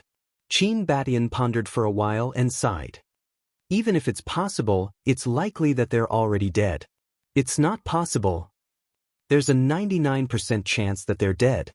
After all, the northern region is not Great Qin. It's not something they can deal with." Lu Xingyang shook his head. "Dead?" Qin Feiyang murmured. He also thought so, but he didn't want to believe it in his heart. Because Tan Wu was indeed a good person. Forget it. Everyone has their own fate. There's no need to investigate to the end. We'll talk about it later. If they're really dead, I'm afraid that even if you turn the entire ancient world upside down, you might not be able to find their bones." Qin Badian said. Sighed. Qin Feiyang shook his head and sighed. "Then let's go back. By the way, Brother Fire, can you leave the divine site now?" "Me?" The fire python was stunned. Qin Feiyang nodded. "Lord Beast God and Lord Ice Dragon aren't here, so I can sneak out." The fire python said. Qin Feiyang said with a smile, "If there's a chance, come and attend my wedding." "Wedding?" The fire python was stunned and said in surprise, "You're getting married?" "I planned it." Qin Feiyang nodded. The fire python said with a smile, "Even if I die, I have to attend your wedding." "Please don't. I don't want to feel guilty for the rest of my life." Qin Feiyang hurriedly waved his hand. The fire python laughed and said, "Then I'll see. If there's a chance, I'll go. Then I'll wait for your arrival." Qin Feiyang cupped his hands and smiled. Great Qin. Reincarnation Ocean. The wind whistled and the waves surged. In the ocean, the roars of the sea beasts were shocking. Demon Dragon Island. Qin Feiyang's stone statue was still standing on the coast of the inner sea like a guardian god, guarding this land. Swoosh. A group of people suddenly descended from the sky above the stone statue. "We're finally back." That's right. It was Qin Feiyang's group. Looking at this land, Qin Badian, Lu Xingyang, Xia Yuan, and the other 54 divine generals were filled with emotions. It had been more than 10,000 years since they left the Great Qin. Although so much time had passed, everything in front of them was still very familiar. Even the air and sea breeze here gave them a strange sense of familiarity. "This is the Great Qin." Yi Zhong looked around curiously. This place was too small. With his cultivation, he could almost see the entire reincarnation ocean at a glance. "Master, our small place definitely can't compare to the ancient world. Please don't mind," Qin Feiyang said with a smile. Yi Zhong couldn't help but laugh. Suddenly, he noticed the stone statue below and asked in surprise, "This is you, right? Isn't it very powerful and handsome?" Qin Feiyang chuckled. "Shameless." Yi Zhong rolled his eyes and asked, "Why is there a stone statue of you here?" Qin Badian and the others were also puzzled.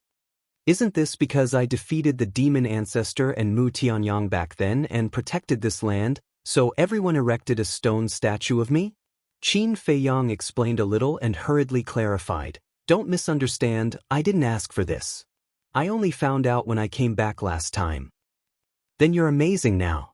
I'm afraid that the entire Great Qin and Forgotten Continent have such statues now," Qin Badian said. Qin Feiyang nodded embarrassedly. "Don't be embarrassed, this is what you deserve. And I have a feeling that the ancient world will be like this in the future. When that time comes, there will be statues of you everywhere." Qin Badian shook his head and smiled. Qin Feiyang rubbed his head, looking charmingly naive.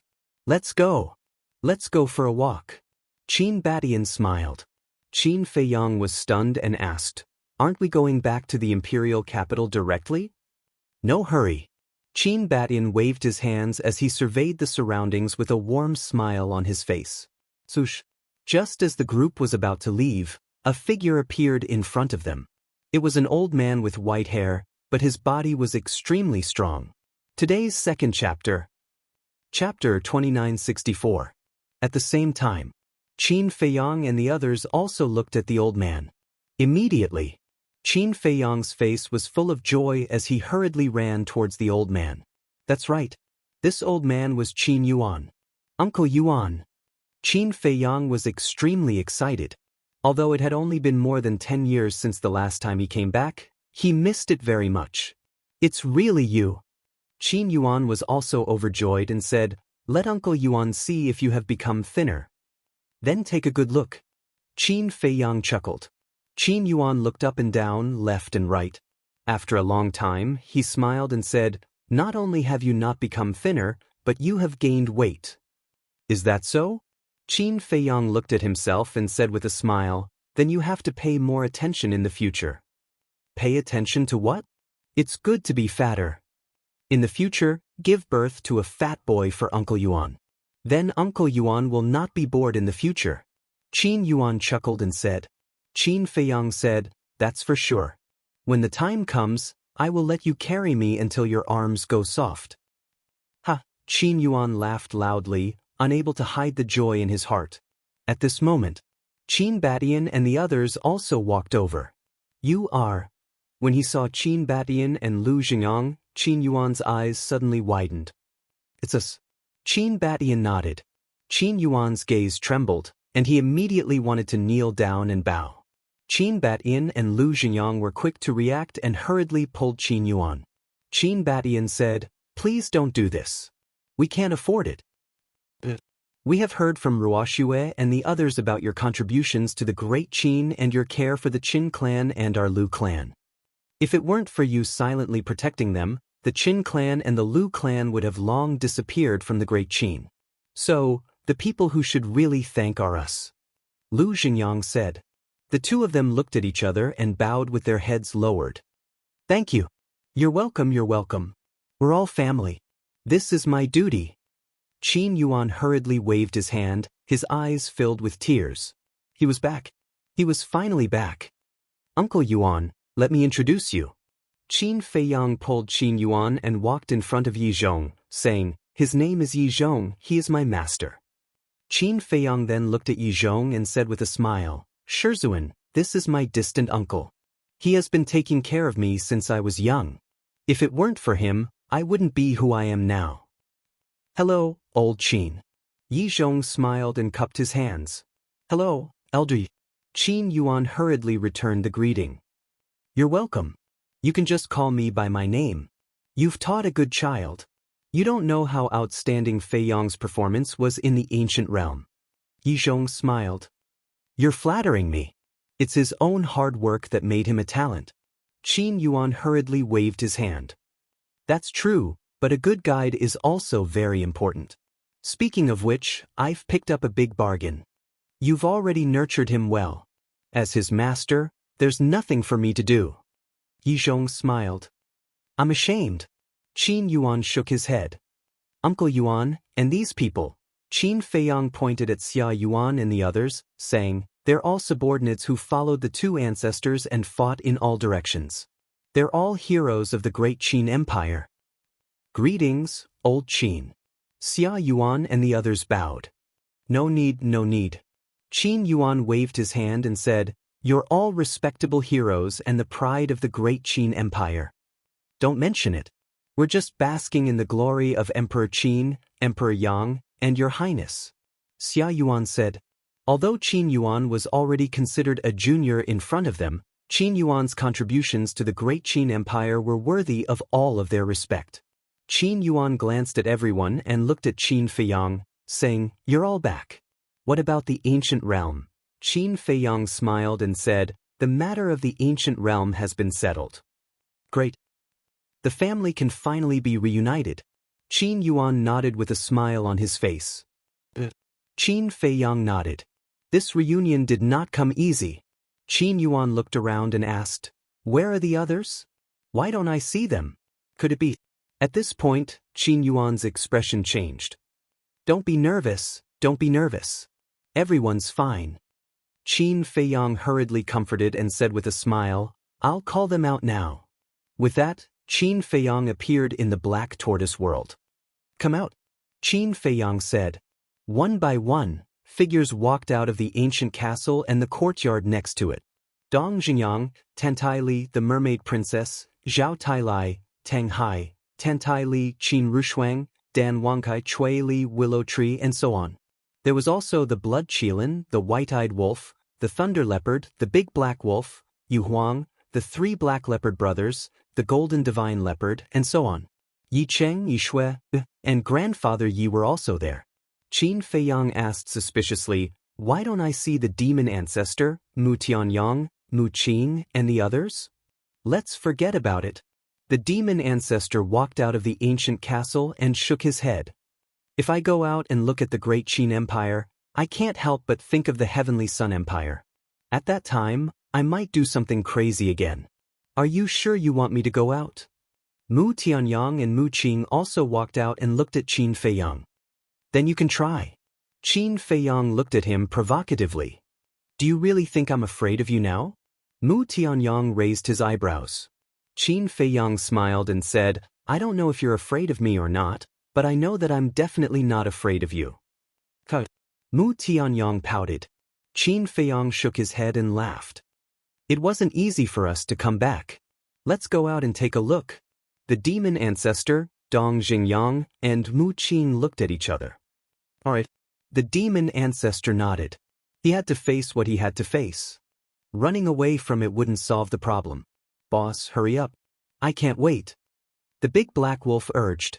He had always been curious and expectant about Qin Feiyang's hometown. What kind of place could give birth to so many terrifying people? For example, Qin Feiyang, Qin Batin, Lu Zhiang, they were all monstrous existences. Qin Feiyang smiled. With a wave of his hand, everyone appeared outside one after another. Qin Feiyang smiled and said, Uncle Yuan, everyone is here. Hello, old master. Everyone greeted Qin Yuan one after another. Qin Yuan glanced at them one by one and said with a smile, I thought that you would hide in the black tortoise world like last time. You must be joking. Tantai Li waved her hand and smiled. Qin Yuan chuckled and looked at the demon ancestor. Mu Tianyang smiled and said, It's been many years. How have you been?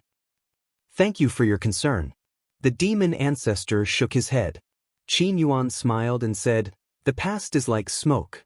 There's no need to cling to the past. Thank you for your comfort, old master. The demon ancestor cupped his hands. Mu Tianyang didn't say a word throughout. He looked around, and there seemed to be a trace of pain in his eyes. As for the big black wolf, the three black leopard brothers, Yi Shui, Yi Cheng, and old master Yi, they looked around curiously. Feiyang, why don't I see Tan Wu and the hellhound? Qin Yuan swept a glance at everyone again and asked suspiciously. He is still in the ancient world. Her master is the guardian of the ancient world. No need to worry. As for Tan Wu and the hellhound, I won't hide it from you. I don't know where they are either. After entering the ancient world back then, we separated. Qin Feiyang said. I see. Qin Yuan was silent for a moment and said with a smile, It's fine. Everyone has their own fate. As long as we don't forget them, it's fine. Qin Feiyang didn't say it explicitly, but he already understood that Tan Wu and the hellhound were likely doomed. You're still the most open-minded. Qin Feiyang nodded and smiled. Qin Yuan smiled and said, All right then. This old man will lead the way. We'll appreciate the present scenery of Great Qin while heading to the imperial capital. Then I'll have to trouble you. Qin Badian laughed. This stroll lasted for a day. When everyone arrived at the imperial palace, it was already almost evening. But when they entered the imperial palace, they all restrained their auras and didn't attract anyone's attention. They entered without anyone noticing. Everyone stood in the sky above the imperial palace. Qin Badian smiled and said, The changes are quite big. I almost can't recognize you. Why don't you see how many years you've been away? Tantai Li smiled and said, That's right. I've spent tens of thousands of years in the ancient world. Instead, I haven't contributed at all to my homeland. I'm ashamed. Qin Batian shook his head. Let's go down. Qin Feiyang looked at a pavilion below with a smile on his face. That was the Autumn Rain Pavilion. After more than 10 years, it was still so familiar. Let's go. Qin Batian smiled slightly. Mother, father, I'm back. Qin Feiyang shouted and immediately rushed down. Autumn Rain Pavilion. At this moment, the emperor was sitting in front of his desk, reviewing memorials. Lu Qiyu was also accompanying him by the side, and there were 2 maids beside her. When Qin Feiyang's voice sounded, the couple was stunned. The emperor put down the memorials in his hand, looked at Lu Qiyu and asked, Qiyu, did you hear Feiyang's voice? Lu Qiyu nodded. It seems that we missed him too much and had an illusion at the same time. The emperor shook his head and smiled. Lu Qiyu nodded. Your Majesty, Queen Goddess, it shouldn't be an illusion, right? Because we heard it too. The 2 maids looked at each other and said, You heard it too? The couple was stunned. It's indeed His Highness's voice. The 2 nodded. The couple looked at each other and immediately got up. They ran to the balcony and saw a group of people descending from below.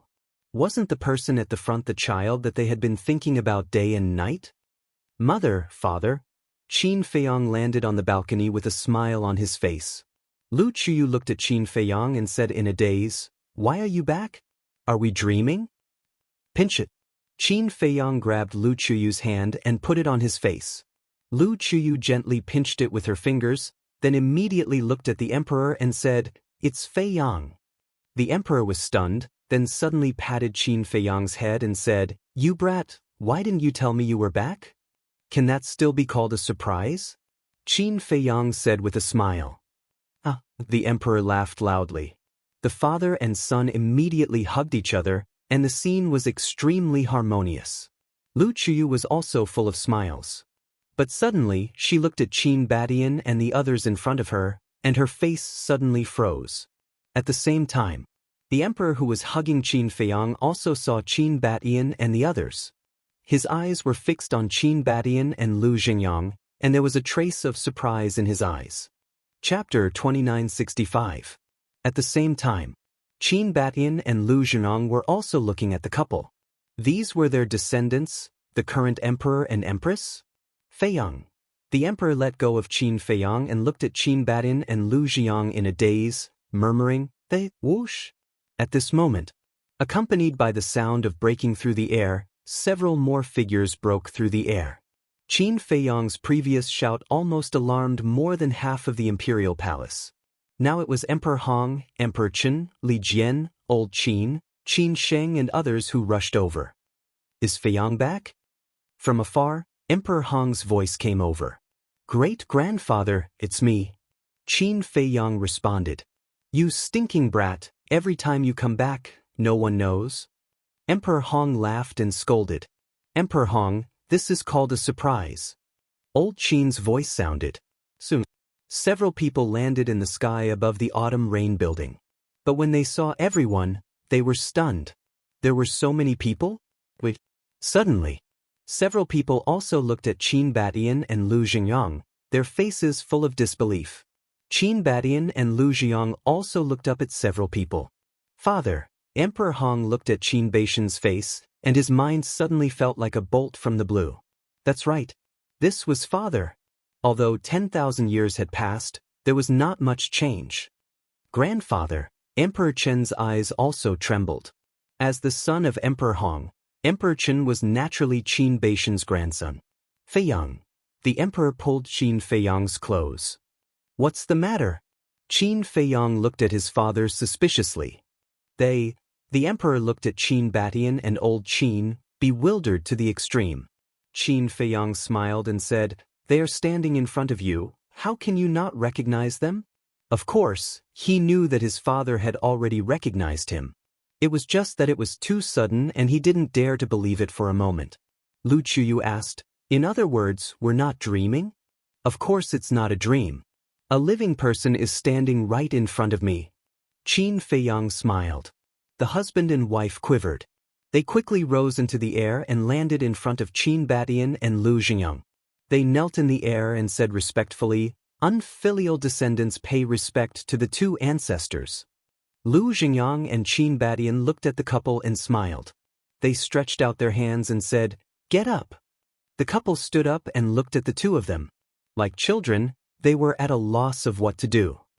"Father, it really is father," Emperor Hong muttered. "It really is grandpa." Emperor Chen was trembling as well. Suddenly, the two looked at each other and ran down at the same time. They knelt in front of Qin Badian and said, "Unfilial son Qin Hong, unfilial grandson Qin Chen, kowtow in salute to father and grandfather." Good. Qin Badian nodded repeatedly. He personally helped the two of them up, only to see that the two of them were already in tears. "Father, you're finally back." Emperor Hong grabbed Qin Baishan's hand, his eyes full of tears. I'm back. Qin Badian nodded. His eyes could not help but moisten. He looked at Emperor Hong and said with a smile, "That little guy from back then has become so old." "This child is old, but father, you're still strong. You haven't changed at all." Emperor Hong nodded, snot and tears running down his face. "So, I've let you down. Back then, when you were still so young, I left you behind and went to the ancient world. I put all the burden of great Qin on you. Child, do you hate me?" Qin Badian said. Emperor Hong lowered his head. "I know you must hate me. I also admit that I'm not a dutiful father. I can face everyone in the world calmly, but only you. I'm sorry." Qin Baishan's face was full of self-blame. "No." Emperor Hong hurriedly shook his head. He looked up at Qin Badian and said, "I did blame you before. Great Qin had just been established and hadn't even stabilized yet, but you left, leaving me to face it alone. At that time, I really didn't know what to do. But I know that Great Qin is your blood and sweat. I can't let Great Qin collapse like this. That's why I've always worked hard to protect this country. I can't give it to you and bring shame to the Qin bloodline. Father, look, I've done it. Great Qin is still here. Your blood and sweat is still here. I didn't lose face for you." Emperor Hong cried like a child. "I saw it all. Father is proud of you." Qin Badian nodded. "Hate. If it were anyone else in this situation, they would be filled with hatred. But I know that you must have something great to do." As time passed, this hatred also became my longing for you. I've been thinking of you coming back all the time. Sometimes, I even dreamed of you coming back. And when I woke up and realized that all of this was fake, do you know how painful it was in my heart? I even thought that you'd already died outside. But when Feiyang came back from the ancient world, he told me that you were still alive. And you're still fighting for the people of the ancient world. Do you know how excited I was when I heard this news? Father, as long as you're alive, I'm satisfied." Emperor Hong closed his eyes, tears flowing down uncontrollably. "Thank you for your understanding." Qin Badian patted the back of Emperor Hong's old hand, the guilt in his heart growing stronger. "Father," Emperor Hong couldn't hold it in anymore. He threw himself into Qin Baishan's arms, completely ignoring his image, and burst into tears. A white-haired old man throwing himself into a middle-aged man's arms and crying. To be honest, this was a very comical scene. But at this moment, no one made fun of him. They were only moved. Everyone silently looked at the father and son, tears welling up in their eyes. Qin Badian patted Emperor Hong's back and comforted him. "All right, you're already an old man, and you're still crying like this.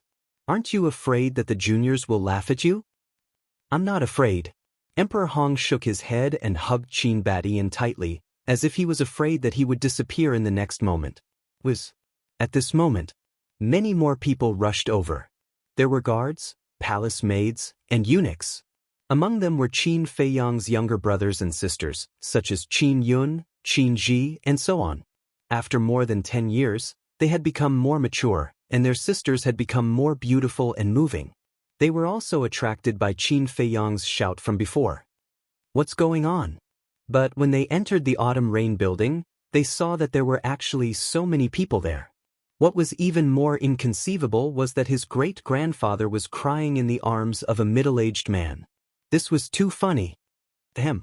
Qin Feiyang dryly coughed and reminded, "Great-grandfather, my brothers and sisters are all here." "So what if they're here, what are you afraid of?" Emperor Hong angrily rebuked, looked up, and hurriedly got out of Qin Baishan's arms, and smiled embarrassedly. "They really came. You think I'm lying to you?" Qin Feiyang smiled. Emperor Hong glared at Qin Feiyang, wiped the tears on his face, and pulled Emperor Qin over with a smile. "Father, this is my son, your grandson, Qin Qin." "Grandfather." Emperor Qin bowed. Qin Badian looked at Emperor Qin and joked, "Even my grandson is old, I should admit that I'm old." At this moment, everyone laughed. "What? Father? Grandfather?" Those palace maids, eunuchs, guards, and Qin Yun were dumbfounded. Great-grandfather's father? Grandfather's grandfather? Wasn't this? A figure immediately appeared in their minds. The ancestor of the Qin clan, the founding emperor, Emperor Qin. Could it be? They hurriedly ran to the emperor and his wife and looked at Qin Badian. When they saw his face clearly, their eyes suddenly trembled. As the descendants of the Qin clan, who didn't know what Emperor Qin looked like. The man in front of them was exactly the same as the statue in the land of inheritance in the back mountain. "Emperor Qin, it's really him." They were dumbfounded on the spot. Not only did their elder brother come back, but their ancestor also came back. Emperor Hong waved to the emperor and his wife and said with a smile, "You too, come here." The couple walked over. Emperor Hong said with a smile, "Father, they are my grandson and granddaughter-in-law." Qin Badian nodded, looked at the couple, and said, "Thank you for your hard work." "Not at all, not at all." The emperor hurriedly waved his hand. As the emperor of a country, the highest power of the great Qin, his means and courage were naturally quite impressive, but at this moment, in front of Qin Badian, he was incomparably reserved. "You guys come over too." Emperor Hong waved to Qin Yun and the others. They hurriedly walked over. Emperor Hong looked at them and said with a kind smile, "Do you recognize him?" They nodded, their eyes fixed on Qin Badian. "Father, these are the children of the two of them, and also Fei Yang's younger brother and sister." Emperor Hong looked at Qin Badian and said with a smile. Qin Badian glanced at them and said with a smile, "Not bad, my Qin clan can be considered prosperous." Emperor Hong looked at them and said, "What are you guys still standing there for? Quickly kneel down." "Oh." The few of them nodded and hurriedly knelt in the air, saying respectfully, "Greetings, ancestor." Good. Qin Badian nodded, his face full of gratification. "So lively?" At this time, a slightly cold voice rang out. Everyone looked over and saw an imposing young man with an outstanding temperament, stepping on the air. Qin Feiyang looked up, and a smile suddenly appeared on his face. That's right. This person was Qin Haoyan. He was also attracted by Qin Feiyang's voice. Originally, he thought that only Qin Feiyang had returned, but he didn't expect there to be so many people. "Haoyan, come here quickly." Emperor Hong waved his hand. Qin Haoyan scanned the audience, and when his gaze fell on Qin Badian and Lu Xingyang, his pupils suddenly shrank. But then he returned to normal and landed directly in front of Qin Feiyang. Emperor Hong frowned and said, "I told you to come over, what are you doing in front of your big brother?" Qin Haoyan didn't say a word, looking at Qin Feiyang, as if to distinguish between real and fake. "Don't look, it's the real deal." Qin Feiyang laughed. "Greetings, big brother." Qin Haoyan smiled and bowed. "Big brother," Qin Feiyang murmured. "Don't misunderstand, I just politely called you big brother in public, I don't really like you." Qin Haoyan said lightly. "You brat." Qin Feiyang shook his head and laughed. "Badian, this kid's temperament is not bad." Lu Xingyang looked at Qin Haoyan and laughed in a low voice. Qin Badian nodded his head. Even without mentioning Qin Wentian's talent, Qin Baishan's temperament wasn't something ordinary people could compare to. Chapter 2966.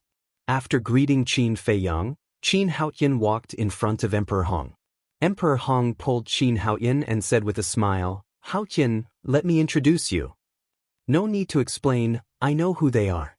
Qin Haotian shook his head and bowed. Qin Haotian, descendant of the Qin clan, greets the two ancestors. The two nodded. Qin Batian asked with a smile, I heard that you have also reached ancestral awakening? Qin Haotian waved his hand, and a wisp of purple gold dragon power appeared. Not bad, not bad, my Qin clan finally has a successor. Qin Batian nodded and laughed. Qin Haotian asked suspiciously, Ancestor, what do you mean, big brother doesn't count? Count, definitely count. You are all good sons of my Qin clan, the future of the Qin clan depends on you. Qin Batian said. Ancestor, you are young and strong, why do you say such old words? With you here, the future of the Qin clan, do you still need us to contribute? Qin Feiyang laughed mischievously. What? Are you ready to be a hands-off shopkeeper? Qin Batian stared at Qin Feiyang. Qin Feiyang said, I don't. If there's anything you need me for, just say the word. You stinking brat. Look at yourself, even your great-grandfather and grandfather are so old, let alone me. Shouldn't I be a little older? Qin Batian rolled his eyes. Qin Feiyang nodded repeatedly. Emperor Hong said, Father, don't keep standing here, let's go in and talk slowly. There are so many of us, can we sit in the room? Qin Batian smiled. Of course, of course. The emperor nodded and hurriedly led the way. A group of people entered the hall one after another. Don't say. There were too many people, it was really crowded. But no one cared. Beside the coffee table, Qin Batian looked at Yi Zhong and said with a smile, Brother Yi, please take a seat. No need, this old man is fine. Yi Zhong waved his hand and smiled. How can that be? You are our esteemed guest. How can we neglect you? Qin Batian shook his head. At this moment, Emperor Hong and the others finally noticed Yi Zhong. In fact, they had seen them before, but they only thought that they were Qin Baishan's subordinates. But looking at it now, it didn't seem right. He was actually so polite. Emperor Hong looked at Qin Batian and asked suspiciously, Father, this is? I haven't had the chance to introduce him yet. This is Yi Zhong. He's a famous figure in the ancient realm. This time, we invited him to visit the great Qin Empire. Furthermore, he has another identity. Qin Batian smiled mysteriously and kept them in suspense. What identity? Everyone was surprised. Qin Batian smiled and said, He is Feiyang's master. Feiyang's master? Everyone's heart trembled. They were very clear about Qin Feiyang's strength. It was not an ordinary strength. But this old man was actually Qin Feiyang's master? Then how terrifying was his strength? It can be said that in the current ancient realm, he can be considered one of the strongest. Qin Batian said with a smile. One of the strongest?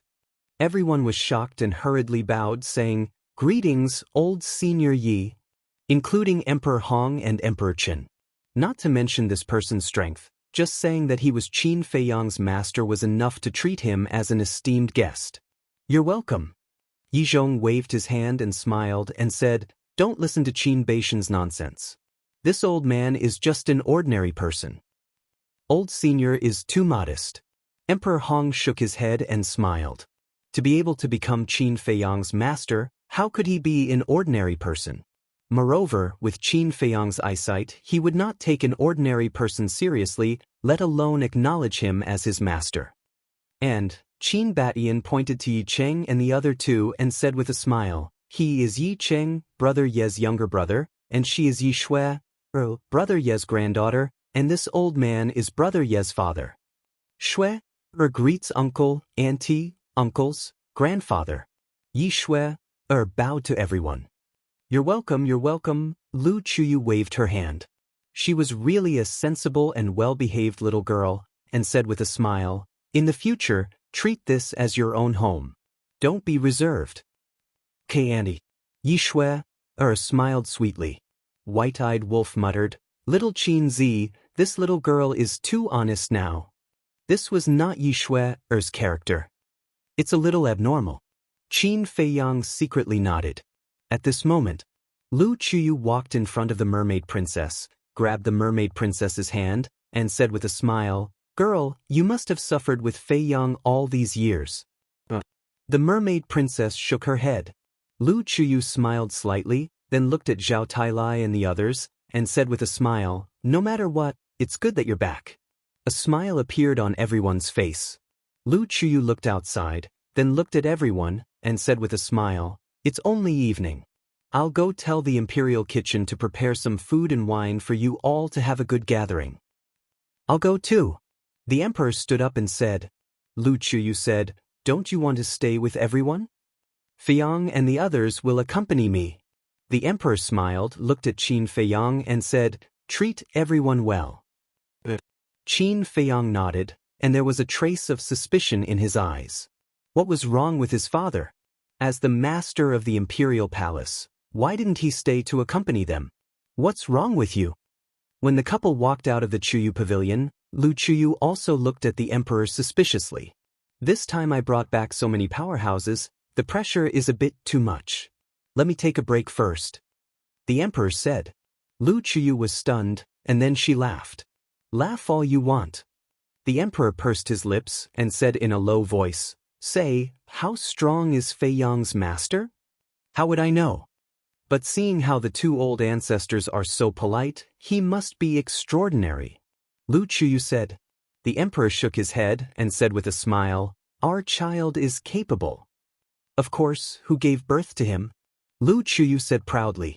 The emperor said, then it's my share. What does it have to do with you? Feiyang came from my stomach. Lu Chuyu said. The emperor looked around and seeing that there was no one around, he laughed and said, then if I don't sow seeds, would you be able to conceive him? What nonsense are you talking about? Lu Chuyu's cheeks turned red, and she glared at the man in front of her. The older he got, the more indecent he became.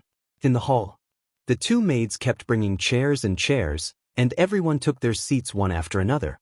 The big black wolf and other fierce beasts turned into palm-sized beasts, either lying on Qin Feiyang's legs or lying on Qin Feiyang's shoulders. The five-clawed golden dragon transformed into a human form and sat with Zhao Tailai and the others. Qin Feiyang took a sip of tea, looked at Lu Xingyang, and asked with a smile, do you want to inform the Lu family? Lu Xingyang waved his hand and said with a smile, no need, I'll go to the Lu family tomorrow to take a look. Then I'll go together and see the Lu family's descendant. Qin Badian said with a smile. Emperor Hong said, then father, tell us about the ancient world now? The ancient world. It's a place full of opportunities, but also full of danger, Qin Badian slowly explained. Everyone was fascinated. Qin Haotian looked at everyone and said, big brother, let's go out and talk. Qin Feiyang was slightly taken aback, looked at Qin Haotian, and nodded. Then the two got up, walked to the pavilion outside, and sat opposite each other. Tea or wine? Qin Haotian asked. Wine. Qin Feiyang smiled slightly. N. Qin Haotian looked at Qin Feiyang in surprise. Qin Feiyang said with a smile, brothers are reunited, of course we have to drink, right? Qin Haotian nodded and took out a wine jar and 2 wine cups from his cosmos bag. As he poured the wine, he said, I thought that it would be another few hundred years or even longer before you could return after you left. Qin Feiyang said with a smile, things went smoothly beyond my imagination. Then this time, you won't leave again. Qin Haotian pushed the wine cup in front of Qin Feiyang. What's wrong? You want to unload the burden so soon? Qin Feiyang held the wine cup, took a sip and said with a smile. You don't know, but I've been following my father for more than 10 years, learning how to deal with the state affairs. It's really annoying. Qin Haotian shook his head and sighed, then raised his head and drank the wine in the cup. You've only just arrived, and you're already annoyed. When you succeed the throne in the future, won't you complain all day long? Qin Feiyang was speechless. I really didn't think of that. I was looking forward to you coming back sooner. Now that you're back, it's better for you to do it. Qin Haotian said. Qin Feiyang murmured, looked up at the night sky, and a cold light gradually appeared in his eyes. What's wrong? The matter of the ancient world hasn't been settled yet? Qin Haotian was suspicious. The matter of the ancient world has been settled, but there's a new battle waiting for me. And it's more dangerous than the ancient world. Qin Feiyang retracted his gaze and said with a faint smile. Again? You're not done, right? Qin Haoyin frowned. Who doesn't want to live a normal life? But you also know that most of the time, we don't have a choice. Just like when you succeed the throne, you have to do it even if you don't want to. Qin Feiyang sighed. So, this time you're back, you're only staying for a few days? Qin Haoyin raised his eyebrows. Prepare to choose a date to marry your sister-in-law. Qin Feiyang smiled. Marry? Qin Haoyin was stunned. Qin Feiyang said, after so many years, it's time to give her a status, right? Qin Haoyin looked at the attic, then looked at Qin Feiyang, and couldn't react for a while. They're actually going to get married? What's wrong? You seem to be a little unhappy? Qin Feiyang smiled. This is a matter between you and sister-in-law. Why would I be unhappy? It's just that it's too sudden. Qin Haoyin shook his head. Then when the time comes, you have to prepare a big gift. I don't want it if it's too light. Qin Feiyang smiled. With your current strength and status, is there anything that can catch your eye? Qin Haoyin pursed his lips. Qin Feiyang shook his head and smiled, saying, How is it? Have you met a girl you fell in love with at first sight? Qin Haoyin was stunned and looked a little uncomfortable, saying, I'm talking about you. Why are you talking about me? You're not young anymore. You can go find one. Qin Feiyang smiled. If you're not in a hurry, why should I be? You'd better deal with your own affairs first. Qin Haoyin took a sip of wine and said indifferently. Qin Feiyang also picked up his wine glass again and said with a smile, It's really good for us brothers to sit together like this, drinking wine calmly and chatting. Hearing this, Qin Haoyin's eyes couldn't help but ripple, and then he smiled at Qin Feiyang. Let's vote, brothers. Chapter 2967. You two brothers are already drinking? Lu Chuyu and the emperor walked in hand. They looked at Qin Feiyang and Qin Haoyin sitting in the pavilion and smiled. Just a little bit. Qin Feiyang smiled. Then I'll drink with you too. Chuyu, go in and entertain everyone. The emperor patted Lu Chuyu's shoulder and strode into the pavilion. Lu Chuyu shook her head and followed into the pavilion. Father, why don't you go in? Qin Feiyang was puzzled. There's pressure. The emperor shook his head. What pressure? Qin Haoyin took out a wine cup and poured wine while asking. The emperor said, How can there not be pressure when so many experts are gathered together? What does that have to do with anything? We're not outsiders. Qin Feiyang couldn't help but laugh. We're not outsiders, but we're not familiar with each other yet. Let me get used to it first. The emperor held the wine cup and drank it in one gulp. He looked at Qin Feiyang and said, What's your master's cultivation level? Perfection imperishable stage. Qin Feiyang said. Is he very strong? The emperor was stunned. Very strong. I'm only a half-step imperishable stage now. Let's put it this way. Master's strength is not inferior to our ancestors. He can destroy the entire Great Qin with a flick of his finger. Qin Feiyang smiled. Impressive. The emperor was speechless. There is such a huge difference between your cultivation and that of your master. Can you defeat him? Qin Haoyin looked at Qin Feiyang suspiciously.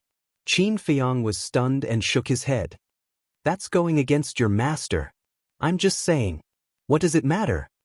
Qin Haoyin pouted. In terms of cultivation, I'm definitely not as strong as master. But if I use all my means, I should be able to defeat him. Qin Feiyang smiled. Qin Haoyin was surprised. Then you can be called the strongest person in the ancient world? I wouldn't dare. Qin Feiyang hurriedly waved his hand and said with a smile, We must be modest, understand? I really didn't realize how humble you are. Qin Haoyin rolled his eyes. Qin Feiyang shook his head and smiled bitterly. To be honest, in the outside world, my strength is really nothing. For example, I have a friend called Madman. His strength is no weaker than mine. So powerful? Qin Haoyin and the emperor looked at each other. When we fought the dragons, he almost single-handedly wiped out the dragons. Even those at the great perfection imperishable stage would have to make a detour when they see him. There's another young man. I don't know his name. Anyway, he's very mysterious. His strength is even more terrifying. He even dares to openly provoke the dragons. As for the dragons, I should have told you before that they are the rulers of the ancient world. Qin Feiyang smiled. Now that you mention it, the outside world is really full of experts.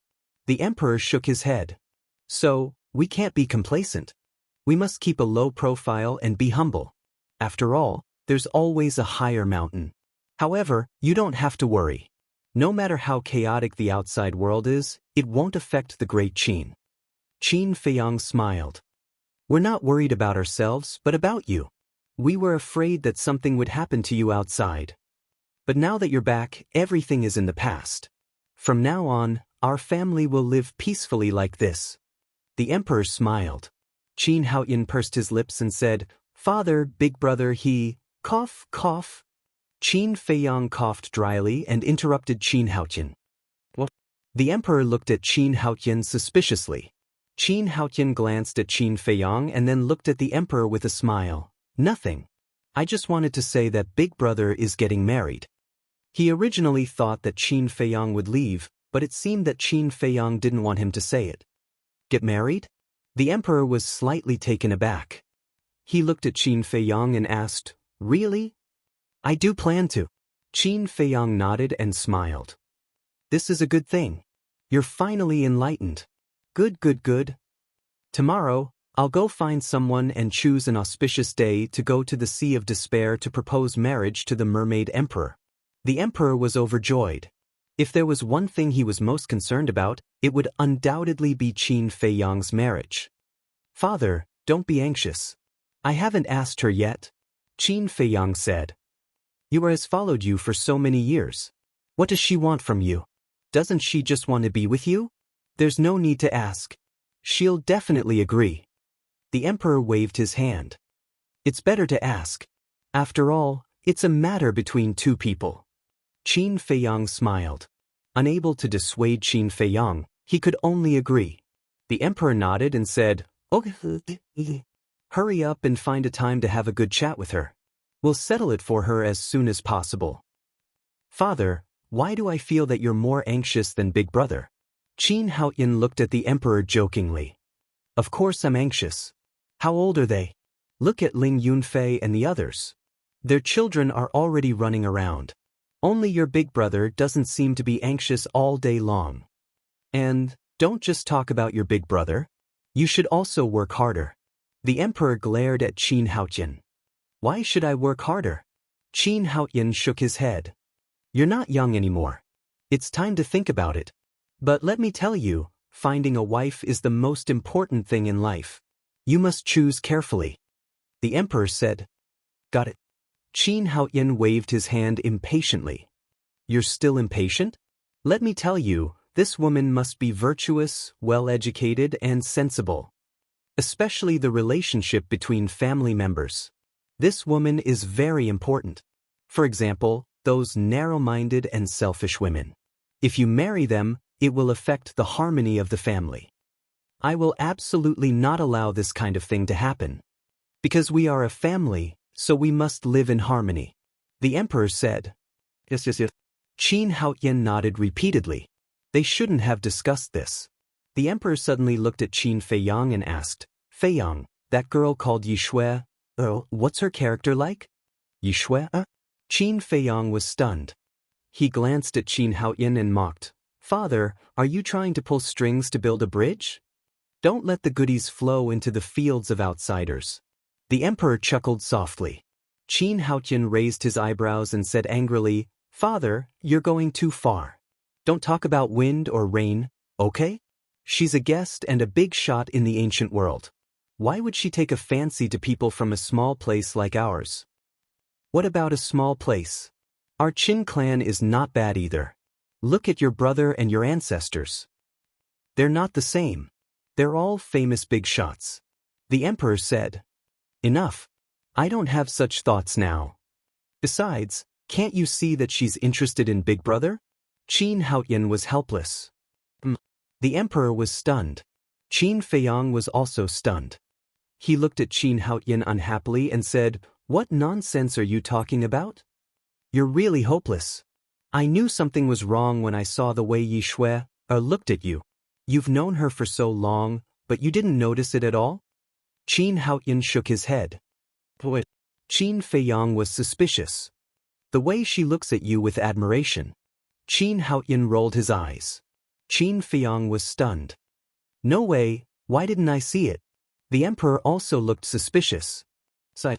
Qin Haoyan shook his head and sighed. Why are you sighing? The emperor frowned. There's an old saying that's true.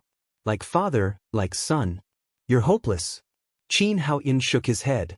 Qin Feiyang and the emperor looked at each other and suddenly got up and said angrily, You brat, are you looking for a beating? Qin Haoyan was also prepared. He grinned and immediately got up to slip away. The emperor laughed and then looked at Qin Feiyang and said, If that's the case, then you can consider it. Consider what? Qin Feiyang was suspicious. Your brother is right. You're hopeless. The emperor glared at Qin Feiyang angrily and also got up and walked to the attic with his hands behind his back. Who did I offend? Qin Feiyang was speechless. While drinking, he looked up at the night sky and recalled the scene when he was with Yi Shui. Was there? The efficiency of the imperial kitchen was quite good. In less than an hour, several large tables of delicacies were delivered to them. Everyone sat and drank until the wee hours of the morning. Lu Chuyu arranged a place for everyone to stay. As a dignified imperial palace, there were countless palaces. No matter how many people came, they would all stay. Qin Batian, Lu Xingyang, Qin Yuan, and Yi Zhong followed Emperor Hong and Emperor Qin to the back mountain of the imperial palace. Not bad. Grandpa Hong, Grandpa Qin, you really know how to enjoy yourself. Yi Shui looked around and giggled. Emperor Hong chuckled and said, If you like it, you can stay here in the future. Yi Shui said, Then it's a deal, don't find me annoying in the future. No. We're happy to have more people to talk to. Emperor Hong laughed. What is this? Suddenly, Yi Shui looked at the stone platform in the middle of the lake. There were a few statues on the stone platform. Qin Batin, Lu Ziyang, Yi Zhong, Yi Cheng, and Old Man Yi also looked over suspiciously. This is the place of inheritance that Feiyang created for our Qin clan. Emperor Hong smiled. Place of inheritance? The few of them were stunned. All the skills he mastered were left here. And here, there is his blood essence. This is specially left for the future descendants of our Qin clan. The reason why Haotian's bloodline could revert to its ancestor is because he received Feiyang's inheritance. Emperor Hong smiled slightly. It's really hard on him. Compared to what he has done, my Qin clan's ancestor is really not worth mentioning. Qin Batian shook his head and sighed. You have also done a lot for our Qin clan. Do you still remember the inheritance you left in the Merfolk clan and the drop of blood essence in the Imperial Jade Seal? Emperor Hong asked. Qin Batian nodded. It was because of your inheritance and that drop of blood essence that Feiyang's bloodline reverted to its ancestor. Emperor Hong said. All of this is destined by the heavens. Qin Batian chuckled, then turned to look at Yi Zhong and asked with a smile, Brother Yi, are you used to it? Cultivators like us, aren't we the same wherever we go? Yi Zhong smiled slightly. That's good. If you need anything in the future, just let me know. Qin Batian said. I won't be polite with you. Yi Zhong smiled. Then let's rest. Tomorrow, I'll take you around. Qin Batian said. Yi Zhong nodded. Chapter 2968. At the same time, in the pavilion of the House of Autumn Rain, a man and a woman snuggled together, looking at the full moon in the night sky. It was very warm. Feiyang, it feels good to be home. That's right. The two of them were Qin Feiyang and the Mermaid Princess. Yes. I really don't want to leave. Qin Feiyang smiled and nodded. I don't want to leave, the Mermaid Princess pondered for a while and said, Then why don't you let it go? Let it go, Qin Feiyang murmured and sighed. Chang Shui, Mermaid Emperor, Black-Winged Emperor, Sword Emperor, White-Winged Emperor, Big Cousin, Inner Demons. How can I let go of all of them? The Mermaid Princess fell silent. Qin Feiyang looked down at the woman in his arms and asked, "You're persuading me to let it go, but can you let it go yourself?" The mermaid princess' expression stiffened and she shook her head. The mermaid emperor, black-winged emperor, and white-winged emperor were her ancestors. How could she let it go? Qin Feiyang comforted her. "Don't worry, I will definitely find them." The mermaid princess nodded. The two ancestors didn't mention these things. Obviously, they didn't want father and grandfather to know. "So, we have to be careful when we talk in the future. Don't let it slip," Qin Feiyang said. "I know," the mermaid princess replied. Qin Feiyang smiled and said, "There's one more thing I want to discuss with you." "What is it?" The mermaid princess was stunned. Qin Feiyang hugged the mermaid princess tightly and whispered, "Let's get married." The mermaid princess' body trembled. "I've really let you down all these years. You've been living in fear and wandering around with me. I really don't know how to make it up to you. You also know that I'm a very dull person. I don't know how to sweet talk.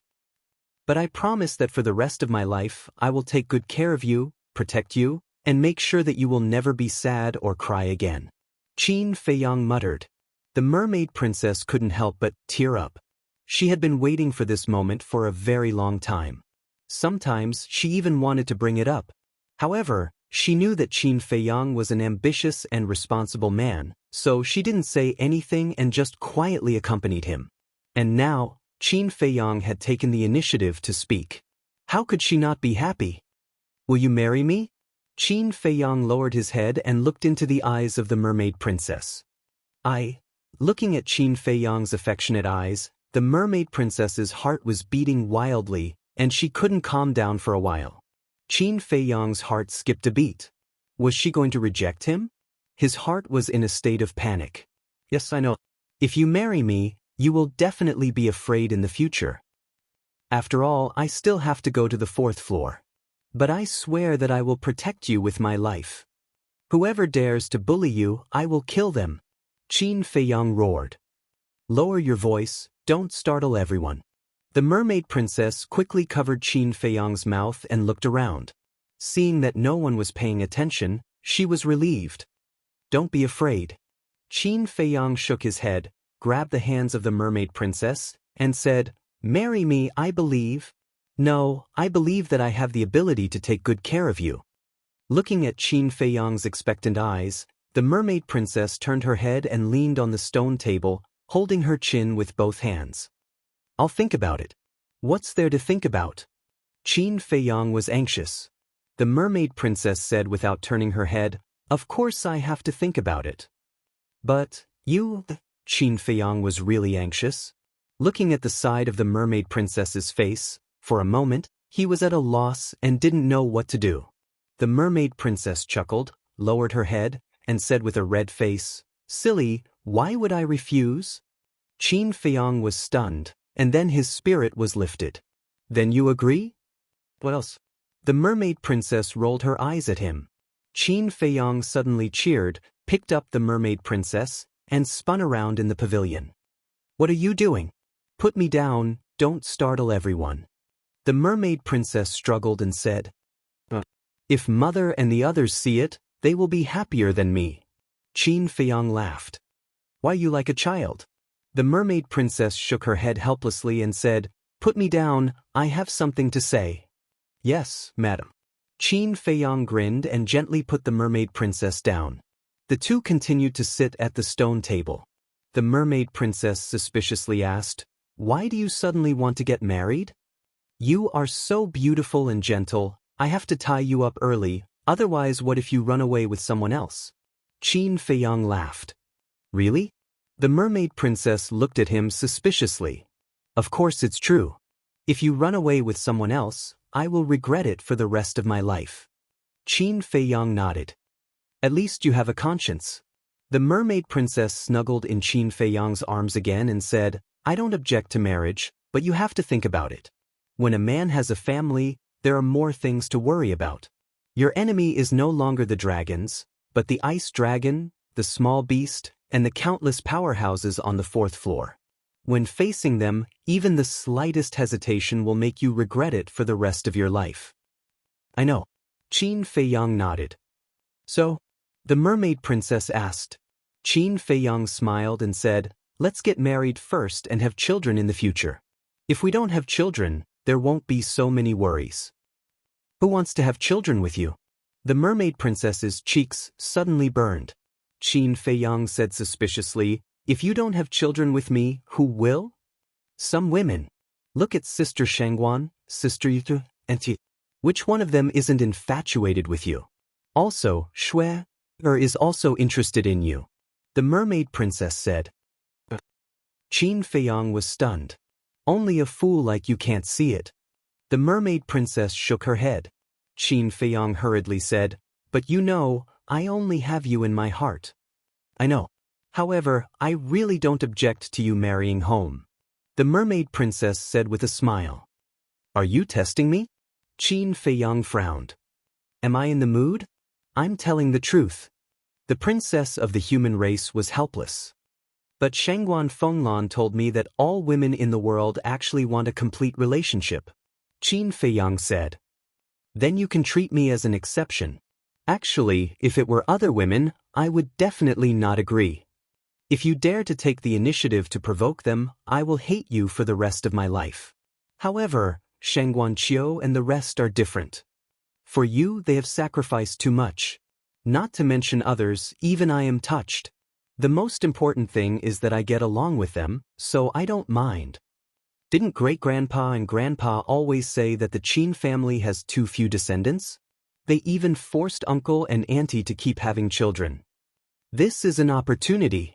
As long as you marry Sister Shangguan and the rest, won't you have a lot of children and grandchildren in the future? The mermaid princess said. Qin Feiyang smiled bitterly, rubbed the mermaid princess' head, and said, you are really a silly girl. I know so many women, but you are the only one who pushed your man into the arms of other women. Silly people have silly luck. The mermaid princess giggled. Silly luck? I think you are just silly. All right, in this life, I only have you in my heart, and it will be the same in the next life. In the next life after that, I will still pester you. So, don't think about running away. Qin Feiyang hugged the mermaid princess' slender waist tightly and said affectionately. The mermaid princess looked up at Qin Feiyang and said, really? Qin Feiyang nodded and looked at the mermaid princess's cheeks and red lips. For a moment, there was a different kind of restlessness in his heart. He said in a low voice, how about we enter the bridal chamber tonight? Dirty! The mermaid princess immediately began to struggle. But Qin Feiyang hugged her tightly and couldn't break free. Then she gave up and let Qin Feiyang do whatever he wanted. Be gentle, it hurts. I'm very gentle, okay? Come here for a while. Yes, here. Is it comfortable? Yes, it's comfortable. In front of the attic. Lu Chuyu looked at the pavilion suspiciously and said, what are these two children doing? A man and a woman alone, what else can they do? The emperor walked over, looked at the pavilion in the night, and smiled. Hearing this, Lu Chuyu's cheeks turned slightly red. Let's go, don't look, don't disturb them. The emperor dragged Lu Chuyu to the second floor. In fact, the two of them didn't do anything. Qin Feiyang was purely massaging the mermaid princess. The next day, early morning. On the second floor, in a room. The mermaid princess woke up and found that Qin Feiyang had been holding her tightly. Her heart couldn't help but be filled with happiness. Hearing a sound in the backyard, she knew that Lu Chuyu was making breakfast, so she gently pulled away Qin Feiyang's hand and prepared to get up. Sleep a little longer. Qin Feiyang suddenly pulled her back again. You're awake. The mermaid princess was stunned. No. Qin Feiyang shook his head, his eyes still closed. You're not awake, are you talking in your sleep? The mermaid princess rolled her eyes and said, let go of me, I'll help Auntie cook. No need to help, mother can do it alone. Sleep a little longer. Qin Feiyang hugged the mermaid princess and didn't let go.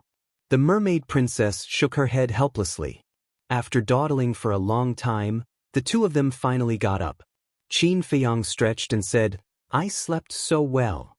The mermaid princess tidied up her clothes and said, you slept well, but I was tortured by you. How did I torture you? Qin Feiyang was stunned and looked at her suspiciously. After being together for so many years, I only just realized that you snore when you sleep. It's so noisy that I can't sleep well all night. The mermaid princess stared at Qin Feiyang snappily. Snore? Why don't I know? Qin Feiyang was stunned. Which person who snores would know that he snores? The mermaid princess rolled her eyes. That's probably because I'm tired. Qin Feiyang smiled embarrassedly. All right, hurry up, go downstairs and wash up. The mermaid princess took Qin Feiyang's clothes from the hanger and threw them to Qin Feiyang. Then she opened the door and walked out. Do I really snore? Qin Feiyang took the clothes and looked at the mermaid princess and mumbled. Chapter 2969. In the hall. On the dining table, there were already more than a dozen delicious dishes neatly arranged. Lu Chuyu was busy, but her face was full of smiles. Aunt. Mermaid Princess went downstairs. Lu Chuyu smiled and said, You're awake. Did you sleep well last night? Listen well. Mermaid Princess nodded and said apologetically, I originally wanted to get up and help, but Feiyang no need to explain, no need to explain. Aunt is experienced, I understand. Lu Chuyu hurriedly waved her hand. Aunt, it's not, Mermaid Princess hurriedly said, but before she could finish, Lu Chuyu returned to the backyard. It's not what you think. Mermaid Princess shook her head and went into the bathroom. So, Lu Chuyu came back with 2 bowls of millet porridge. Mermaid Princess had also finished washing up. She walked to the table, smelled it, and said with a smile, It smells good. It smells good. Eat more later. Lu Chuyu smiled. Yes, Aunt. Mermaid Princess nodded and giggled. Lu Chuyu rubbed Mermaid Princess's head and turned to enter the backyard. Wait. Suddenly, Lu Chuyu turned to look at Mermaid Princess and said, Girl, shouldn't you change your way of addressing me? Mermaid Princess looked at the table full of side dishes and couldn't help but want to steal some. Suddenly, she heard Lu Chuyu's voice and was startled. She quickly retracted her hand and looked at Lu Chuyu. As for Lu Chuyu's words, she didn't hear it clearly. Forget it if you didn't hear it. Lu Chuyu shook her head. Mermaid Princess scratched her head and asked, Auntie, did Feiyang snore when he was young? Snore? Lu Chuyu was startled and shook her head. No, he sleeps very quietly. Really? Mermaid Princess asked. Lu Chuyu nodded and then returned to the backyard. And I'll help you. The Mermaid Princess ran in as well. At this moment, Qin Feiyang also walked down lazily. Meanwhile, following a series of steady footsteps, the Emperor walked in wearing a dragon robe and a dragon crown. Father, good morning. Qin Feiyang reached out his hand to say hello and then walked towards the bathroom. Early? The Emperor was slightly stunned. He turned to look at the sun outside and frowned. You brat, don't tell me you just woke up now? Yes. Qin Feiyang nodded. He looked back at the Emperor and asked, What's wrong? I've already returned from morning court and you're only up now? You're really good at sleeping, Di Wang said. Haven't you slept for a long time? Qin Feiyang laughed dryly. The Emperor rolled his eyes and smiled ambiguously. First time, I understand, I understand. After saying that, he went upstairs. First time? Understand? What the hell? Qin Feiyang scratched his head in confusion, then turned around and entered the bathroom. A moment later, Lu Chuyu and the Mermaid Princess came out from the backyard. The Emperor had also changed into ordinary clothes. It's time to eat. Lu Chuyu smiled. Qin Feiyang walked out of the bathroom, looking a lot more energetic. Where are the others? Seeing that there was only his family, Qin Feiyang asked suspiciously. Lu Chuyu said, Your master, your grandfather, and great-grandfather all followed the 2 ancestors to the Lu family. Qin Feiyang said, What about the white-eyed wolf and the others? The white-eyed wolf took a group of fierce beasts and left early in the morning. I don't know where they went. Lu Chuyu shook her head. Qin Feiyang was stunned and asked again, What about Zhao Dalai and those divine generals? Lu Chuyu said, They all went out early. Qin Feiyang said in astonishment, So you're saying that we're the only ones who just woke up? You just found out. Lu Chuyu rolled her eyes at Qin Feiyang. but her hands kept picking up food for the mermaid princess and said with a smile, "Girl, eat more." "Okay. Auntie, the food you cook is so delicious." The mermaid princess giggled. Lu Chuyu smiled and said, "We will be a family from now on. I will cook for you every day." "How can that be? You have worked hard all your life. It's time for me and Feiyong to take care of you and uncle." Mermaid princess hurriedly said, "We don't need you to take care of us. You just need to eat.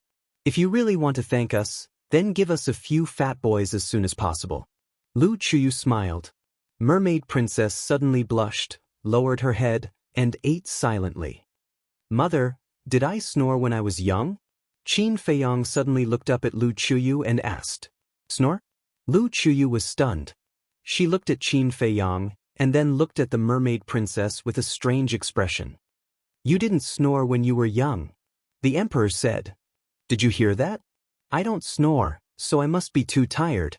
Qin Feiyong looked at the mermaid princess and smiled proudly. "Such a big table of food, can't you stuff your mouth?" Mermaid princess stared at Qin Feiyong. The emperor looked at mermaid princess and said with a smile, "Girl, you should change the way you address me." "Change the way I address you?" Mermaid princess was stunned. "Yeah, you already have Feiyong." Just as the emperor said this, he felt a cold gaze. He looked up at Lu Chuyu. "Eat your food, you talk too much." Lu Chuyu stared at the emperor. The emperor smiled embarrassedly. Mermaid princess looked at the two and asked, "Auntie, uncle, did you misunderstand something?" It's okay. The era is more open now. Moreover, you are both young people. It's understandable. We're not so old-fashioned." Lu Chuyu smiled. "Auntie, you really misunderstood. Feiyong and I just slept together. We didn't do anything." Mermaid princess hurriedly explained. "Don't be shy, it's okay. Eat quickly. Nourish your body." Lu Chuyu waved her hand. "Auntie, Mermaid princess looked anxious. Suddenly, she found Qin Feiyong, who was sitting at the side, secretly laughing. She glared at him and said angrily, "You're too much. It's fine if you don't help me explain, but you're actually laughing? You already said that we slept together last night. How can I explain it clearly?" Qin Feiyong said. Mermaid princess said anxiously, "But last night, we really didn't do anything. If it's you, would you believe it? Besides, I'm a normal man." "A normal man hugging a beautiful woman like you to sleep and didn't do anything? Who do you think will believe it?" Qin Feiyong secretly said. Mermaid princess was extremely angry. But suddenly, she rolled her eyes and said telepathically, "So you're saying that you're not normal? What's wrong with me?" Qin Feiyong was suspicious. "Because you really didn't do anything to me last night. Doesn't that mean that you're not normal?" Mermaid princess joked. Qin Feiyong looked at mermaid princess in shock. This girl actually turned against him? But let's go in again and see if I'm normal or not. Qin Feiyong secretly laughed. "Damn hooligan." Mermaid princess blushed and secretly cursed. Lu Chuyu looked up at the two of them and asked suspiciously, "What are you mumbling about? Hurry up and eat." The two of them nodded repeatedly. It's better to come at the right time than early. Suddenly, a hearty laugh sounded outside the door. The family looked up and saw a familiar figure standing outside the door. "Ling Yunfei?" Qin Feiyong was stunned. "But you're not welcome." Ling Yunfei laughed and directly entered the house. "Welcome." Qin Feiyong got up and greeted him. After the two brothers gave each other a bear hug, Qin Feiyong looked behind and asked, "Where's your wife and daughter?" "Women are troublesome. They have to dress up before going out. I couldn't wait any longer, so I came first." Ling Yunfei shook his head, patted Qin Feiyong and asked, "How is it? Is the matter in the ancient world going smoothly? If not, would I be back so soon?" Qin Feiyong smiled. "It's been more than 10 years. How is it soon?" Ling Yunfei shook his head, walked to the emperor and Lu Chuyu, and said with a smile, "Auntie, uncle. Have you eaten? If not, I'll get you a bowl and chopsticks." Lu Chuyu smiled. "No need to trouble yourself. I've already eaten." Ling Yunfei smiled slightly, looked at Mermaid Princess, and said in surprise, "Isn't this little fishy? Long time no see. Do you miss your brother?" "Miss you my ass." Mermaid Princess rolled her eyes. "Heartless." Ling Yunfei shook his head, looked at Qin Fei Yang and said, "Your wife should be disciplined more, or she'll go to heaven sooner or later." "You're a henpecked man. Are you qualified to say that?" Qin Fei Yang despised and walked to the table to continue eating. "What do you mean by that? I'm a henpecked man? I just don't want to bicker with a woman. If I really go crazy..." Ling Yunfei was speaking with a smile of exultation, but the complexions of Qin Fei Yang and the others had become strange. Because at this time, 3 more people came in. These 3 people were Zhao Shuanger, Lu Ji, and a girl. Zhao Shuanger made a gesture to Qin Fei Yang and the others to keep quiet. She quietly walked behind Ling Yunfei with Lu Ji and the girl. Qin Fei Yang's face suddenly became playful. He looked at Ling Yunfei and said, "What if I go crazy?" Ling Yunfei didn't notice Zhao Shuanger behind him and said, "If I go crazy, that woman surnamed Zhao will have to lie down obediently immediately." "Really?" Qin Fei Yang looked surprised. Ling Yunfei frowned and said, "Are you doubting my words?" No, you're good. Take care, young man." Qin Fei Yang gave him a thumbs up and then went back to eating. "Take care?" Ling Yunfei was stunned. What did she mean? Suddenly, Zhao Shuanger shouted.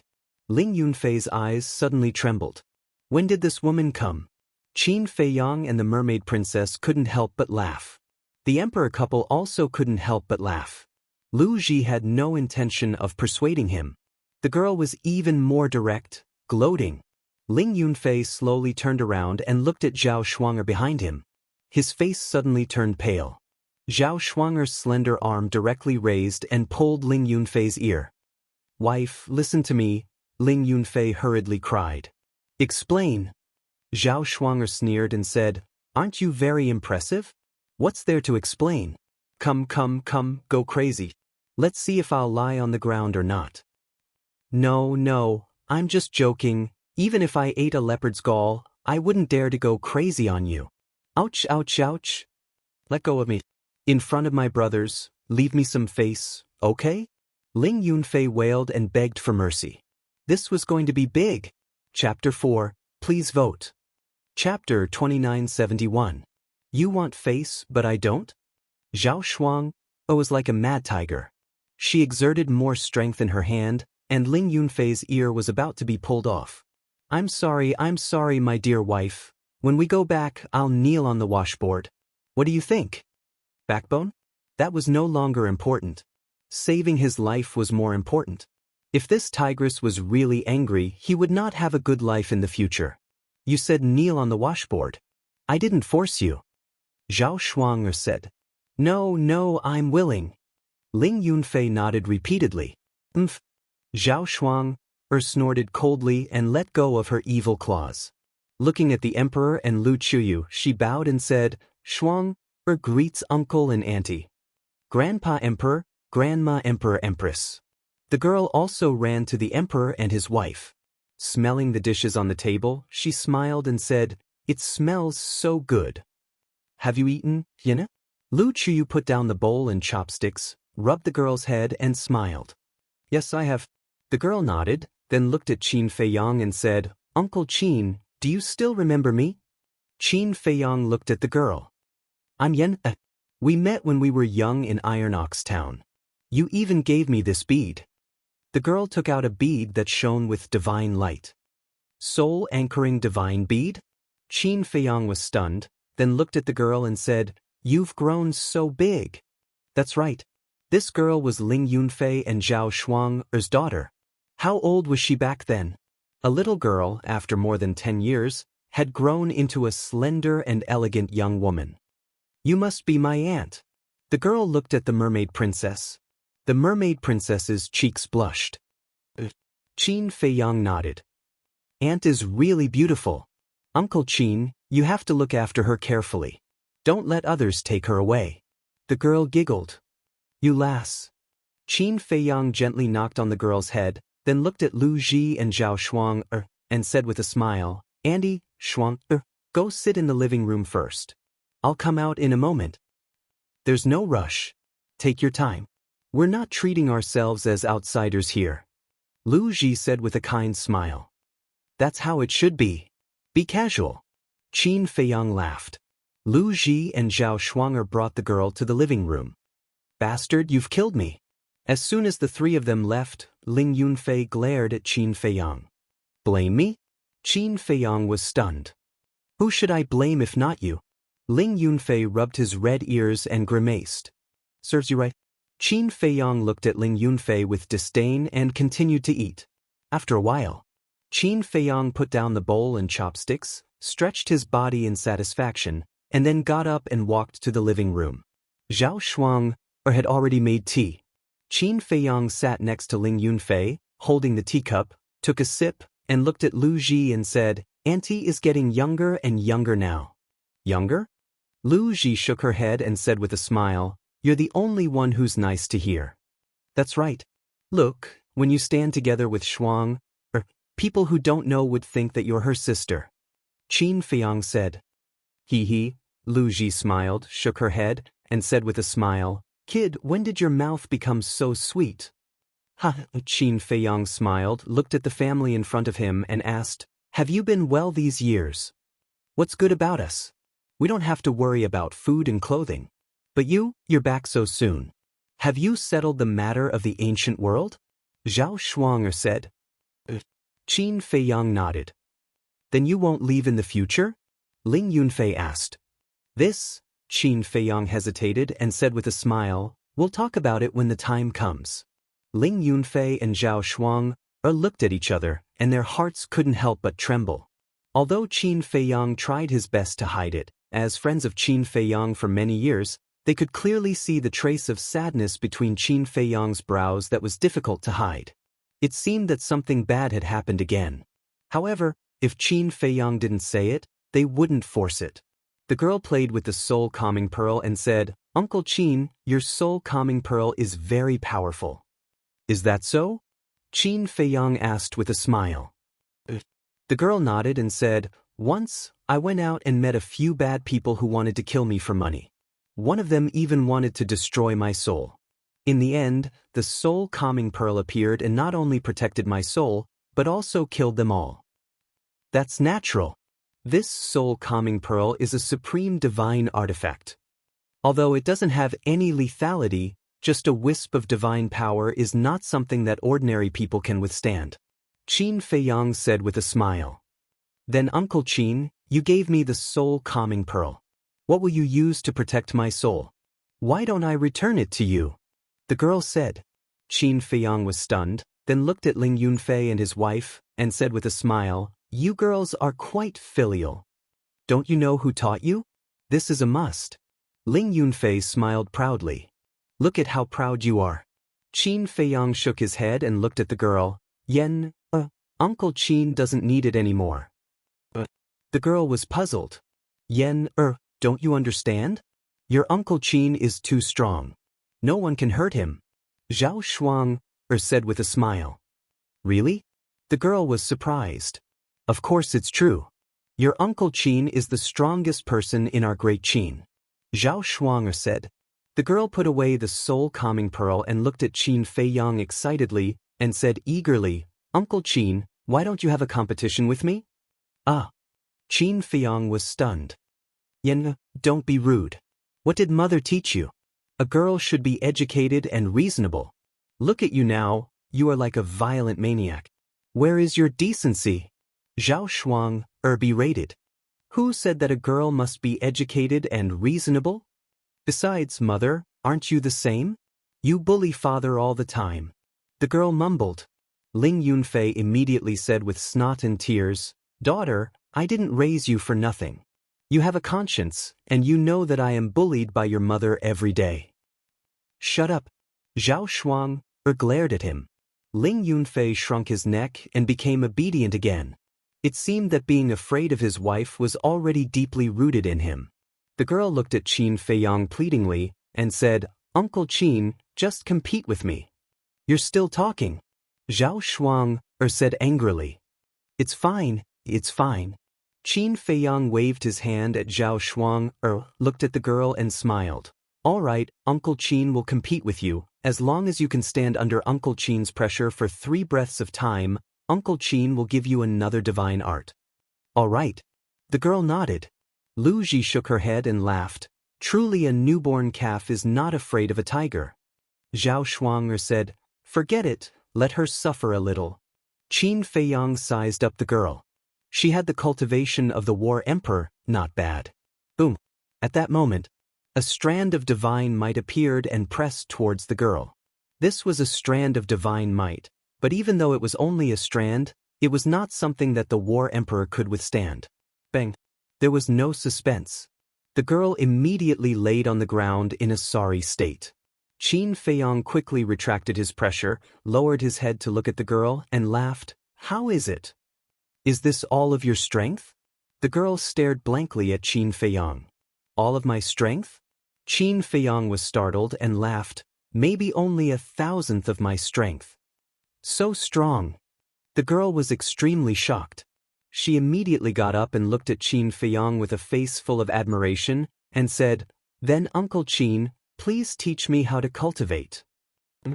Qin Feiyang was startled. The girl nodded. Qin Feiyang asked suspiciously, didn't your mother and father teach you? How can they compare to you, Uncle Qin? The girl said, cough cough. Zhao Shuang and Ling Yunfei immediately coughed and stared at the girl. That's how it is. The girl muttered. Qin Feiyang looked at the girl and smiled faintly. Learning from me will be very difficult. I'm not afraid. The girl shook her head. You might even die. Qin Feiyang said again. So serious? The girl was startled. Qin Feiyang nodded. I'm not afraid either. The girl hesitated for a moment and said firmly. Qin Feiyang laughed and said, all right, if there's a chance in the future, I'll bring you to a place, and I guarantee that you'll become stronger quickly. Thank you, Uncle Qin. The girl beamed with joy. Qin Feiyang rubbed the girl's head, looked at Ling Yunfei and asked, by the way, how did you know that I'm back? Brother Wolf told us. Ling Yunfei said. White-head wolf. Qin Feiyang was startled. Before dawn, it brought a group of berserk beasts and ran to Iron Ox Town, saying that you were back. Then we immediately rushed over. Ling Yunfei said. It really knows how to run. Qin Feiyang shook his head and asked, then where are they now? Ling Yunfei shook his head and said, I don't know, they said that they were preparing to go to Forgotten Continent for a stroll. Qin Feiyang shook his head and laughed and said, then Old Man Ren and the others should also know that I'm back. They're in Butterfly Valley, so of course they know. They should be here soon. Ling Yunfei said. At this moment, Mermaid Princess walked out and looked at Lu Ji with a smile. Hello, Auntie. Good, come and sit. Lu Ji nodded repeatedly, patted the chair beside her, and smiled. Mermaid Princess walked over. Lu Ji smiled and said, child, did Feiyang bully you outside? If he bullies you, tell Auntie, Auntie will help you take care of him. Mermaid Princess shook her head. Zhao Shuang asked, does your father know that you're back? I don't know yet. Mermaid Princess said. Then this time you're back, are you preparing to settle the marriage matter? Ling Yunfei said. It's time to settle it. The Emperor's voice came, and the Emperor strode over and said, we've all slept together. If we don't settle it, people will gossip. Tomorrow, I will personally go to the Sea of Despair and propose marriage to the Mermaid Emperor. What? Slept together? Ling Yunfei looked at Qin Feiyang in shock. Cough cough. Qin Feiyang coughed dryly and looked at the Emperor. Father, can't you be more reserved? What's wrong with that? The Emperor waved his hand indifferently and said, back then your mother and I, what happened back then? Lu Chuyu's voice rang out. The Emperor's body stiffened, and he turned to look at Lu Chuyu, who was walking over, and said with a smile, nothing. Qin Feiyang looked at his father, then looked at his mother, and shook his head with emotion. This was another man who was afraid of his wife. Chapter 2972. This brat is indeed back. I can already feel his aura. Suddenly, accompanied by hoarse laughter, A group of people descended outside the pavilion. Qin Feiyang and the others looked at each other, hurriedly stood up, and walked out of the pavilion, their faces full of smiles. The people who came were Old Master Ren, Yan Nanshan and the others. Old Master, Uncle Yen, Uncle Jiang, Aunt Shui, Aunt Yun, you're all here. Qin Feiyang laughed. Yan Nanshan said, since you're back, how can we not come and take a look? Then I'm quite popular. Qin Feiyang said. Shameless, who welcomes you?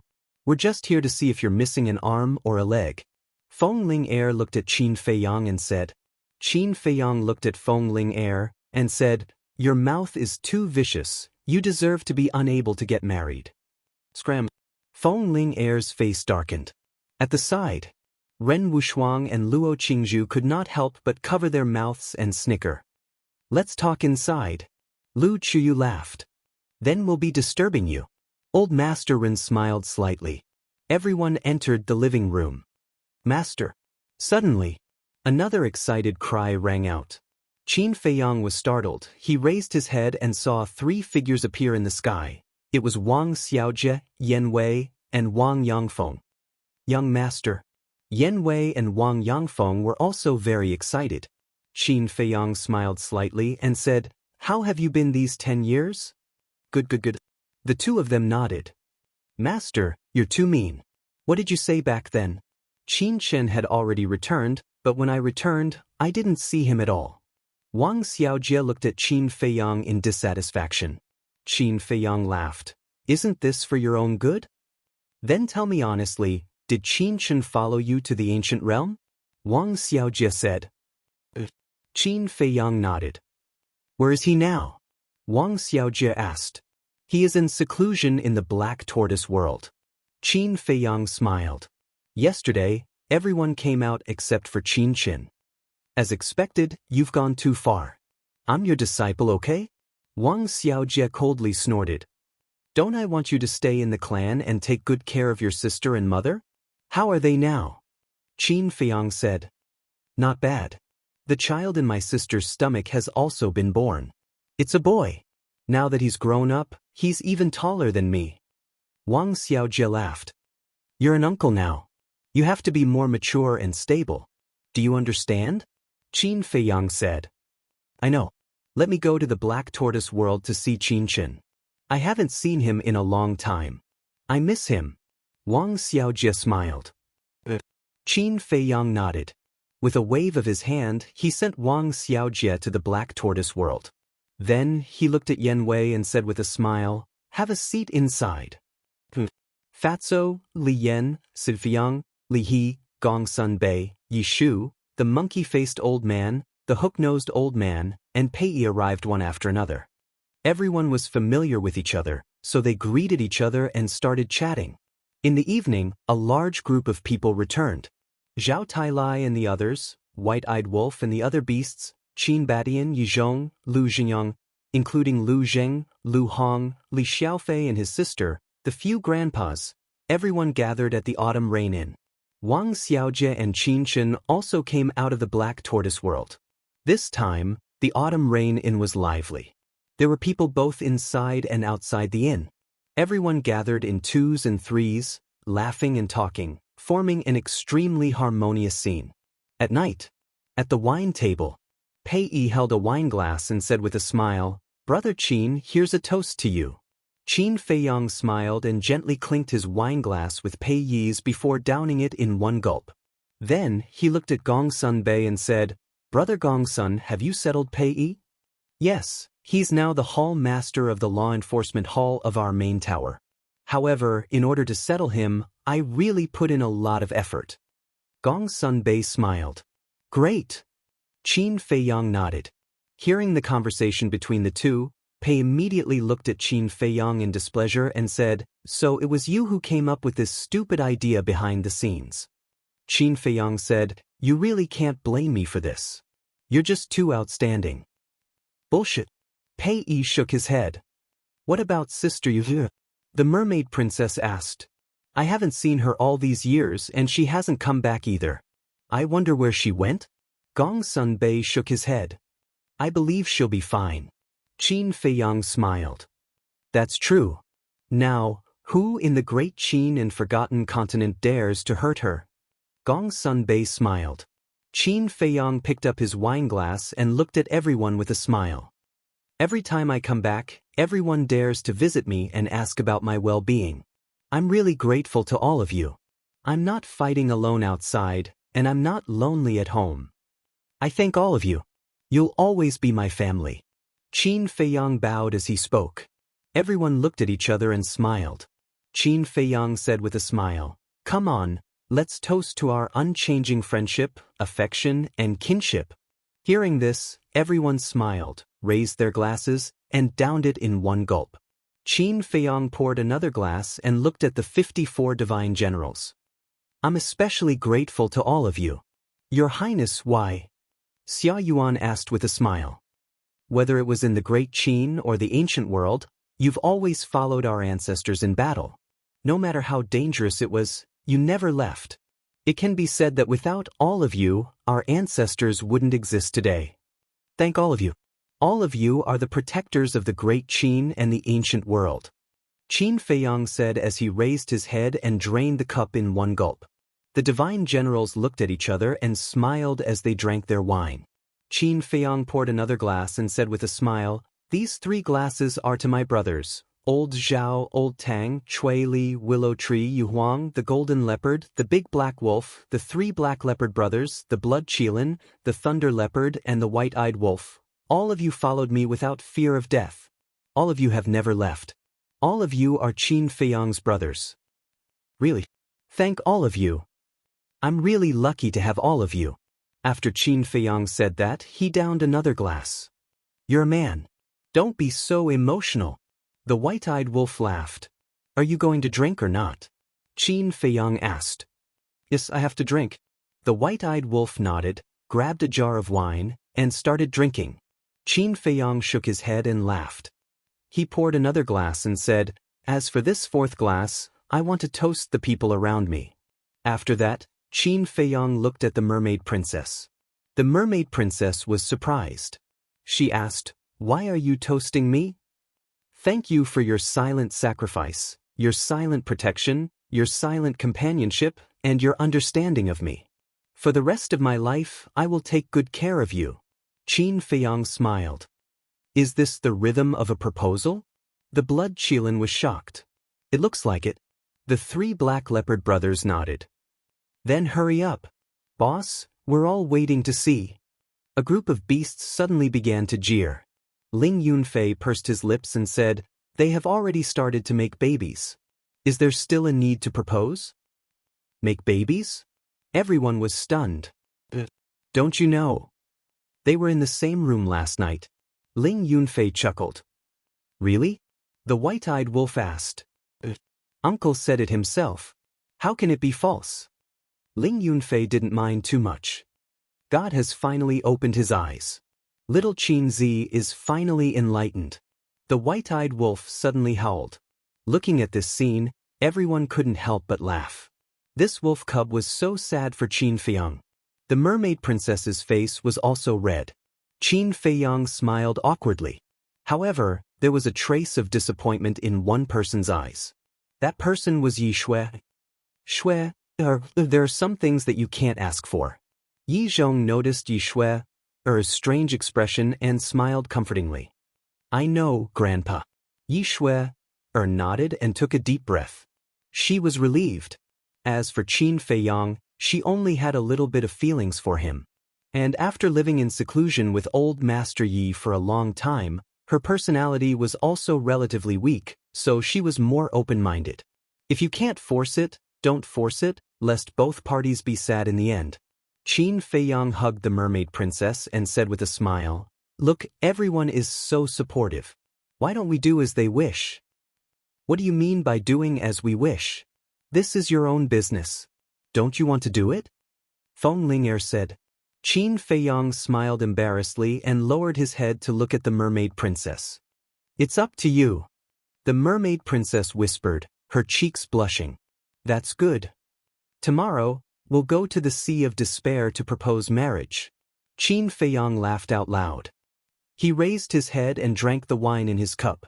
The white-eyed wolf said with a sneaky smile, "Do you want us to go with you to cheer you on?" "Of course." Qin Feiyang waved his hand and said with a smile, "Come, come, come. Tonight, we won't go home until we're drunk." After a night of revelry, the entire house of Autumn Rain was extremely lively. The next day, morning, the mermaid princess woke up early and helped Lu Qiuyu prepare breakfast. Qin Feiyang slept until the mermaid princess woke him up. "What time is it?" Qin Feiyang asked. "The sun is shining on your butt." The mermaid princess shook her head and smiled. Qin Feiyang got up and rubbed his forehead. "My head hurts. I drank too much last night." "If you don't know how to drink, then drink less." The mermaid princess was helpless. "I'm happy." Qin Feiyang smiled and hugged the mermaid princess's slender waist. "I'm a little nervous now." "Nervous about what?" The mermaid princess was suspicious. "Proposing marriage. Look, I'm not afraid even when facing Long Zun.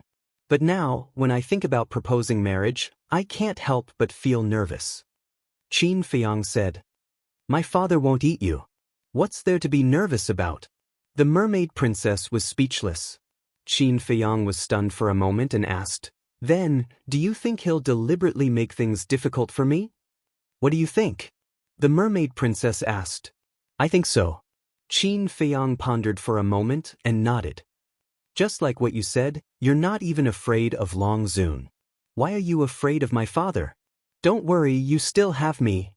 The mermaid princess smiled. "You're so nice." Qin Feiyang chuckled and kissed the mermaid princess's cheek. Then he quickly got up, put on his clothes and ran downstairs. The mermaid princess touched her cheek and looked at Qin Feiyang's back. She revealed a happy smile and followed him downstairs. Chapter 2973. After breakfast, Qin Feiyang looked at the emperor and Lu Qiuyu and said, "Father, mother, when we reach the Sea of Despair, what should I do?" "You don't have to do anything. When the time comes, your mother and I will talk to you," the emperor said. "That's good." Qin Feiyang laughed. "What's wrong? Nervous?" the emperor asked with a smile. Qin Feiyang nodded. "Useless." The emperor shook his head in disdain and said, "We have to be more formal when proposing marriage. Your mother and I will go and pack up first." "All right," Qin Feiyang responded. Boom. Suddenly, a terrifying aura appeared outside. Qin Feiyang hurriedly walked out and saw a group of people standing in the sky in an orderly manner, all dressed in black armor, looking extremely heroic.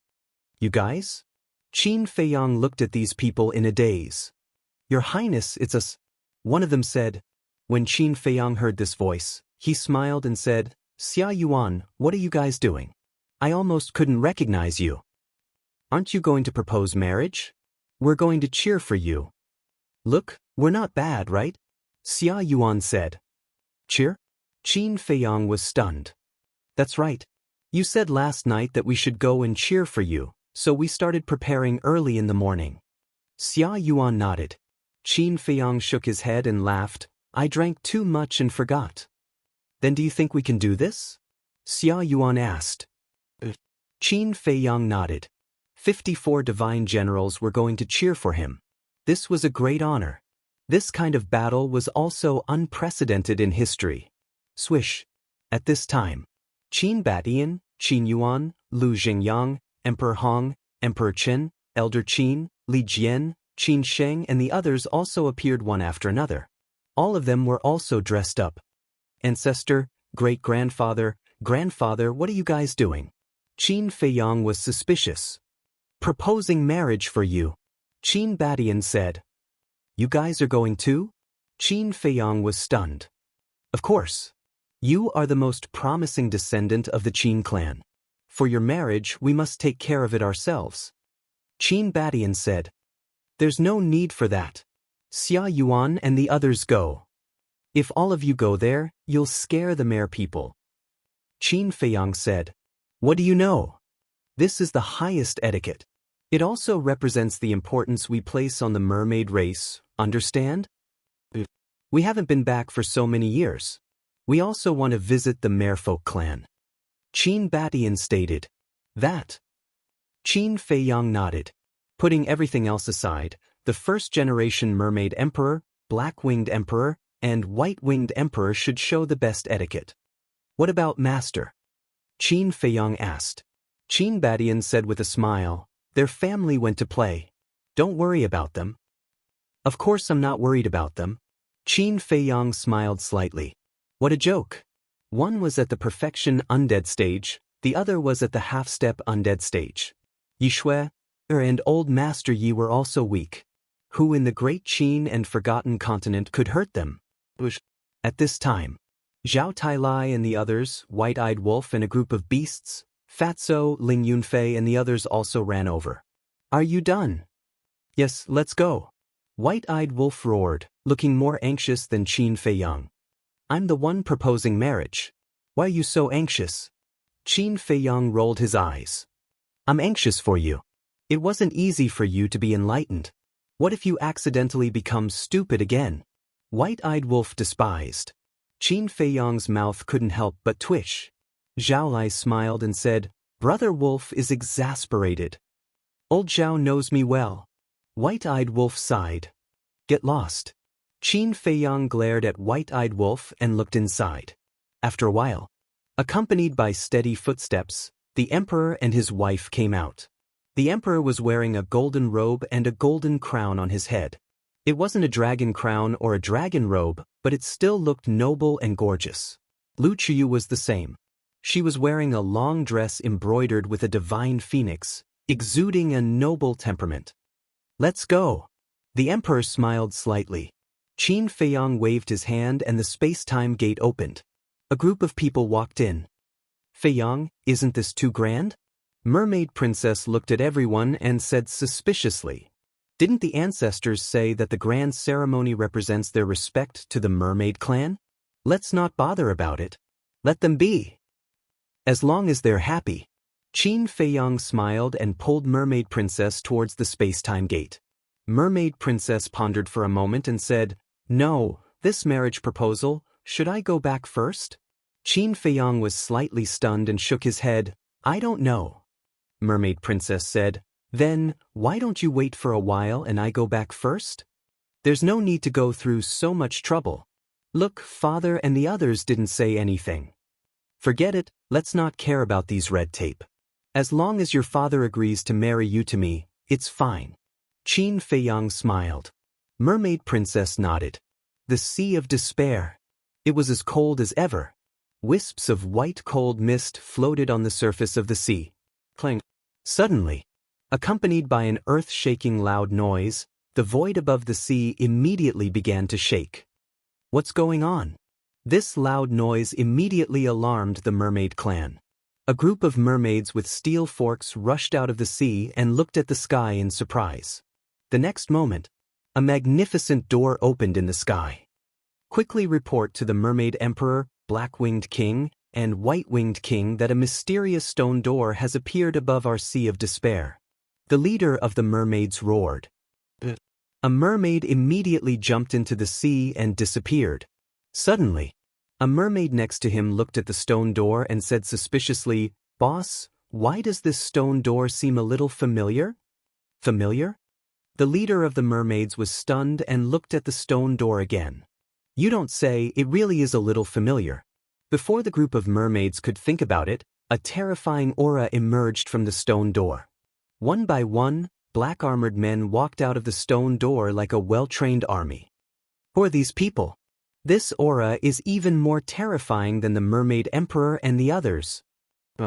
Even Ling Yunfei and the others can't compare with these people. The group of mermaids was very surprised. Ling Yunfei had been living in the spirit state and would visit the Sea of Despair during festivals, so the mermaid clan was very familiar with Ling Yunfei and Ling Yunfei's cultivation strength. But now, the aura these people exuded was many times more powerful than Ling Yunfei's. They were like gods descending to the mortal world, making them tremble uncontrollably. That's right. The first people to appear were Xia Yuan and the other 54 immortal generals. As masters of the initial imperishable realm, how could these mermaids withstand their aura? This was under their control. If they didn't control it and released their aura, these warriors, masters, and ancestral warriors would instantly explode and die. Boom! This matter. The Mermaid Emperor, Black-Winged King, and White-Winged King rushed out of the sea anxiously. When they saw Xia Yuan and the others, their expressions changed drastically. What's going on? Black-Winged King asked. I don't know. They all came out from that door. One of the mermaids said. The three of them were surprised. It's the door behind them. A group of people pointed behind Xia Yuan and the others. The Mermaid Emperor and the others looked up and saw a stone door shining with divine light behind Xia Yuan and the others. That is, the three of them were stunned. What? The mermaids looked at the three of them in surprise. That seems to be the space-time door. The Mermaid Emperor exclaimed. The space-time door? Everyone was stunned. In the blink of an eye. At this moment, more figures walked out of the space-time door. The leader was the Emperor and Lu Qiuyu. Aren't they the Emperor and Empress of Great Qin? Seeing the couple appear, the mermaid clan was in an uproar. Black-Winged King looked at the Mermaid Emperor and asked, Old man, are they your in-laws? The Mermaid Emperor nodded. Black-Winged King was stunned. Then what are they doing? Why are they making such a big scene? I don't know. The Mermaid Emperor shook his head, his face full of doubts. Wait, wasn't this space-time door Qin Feiyang's divine item? How could it be in the hands of the Emperor? Could it be that Qin Feiyang gave it to the Emperor when he left last time? The Mermaid Emperor was about to go up and greet them.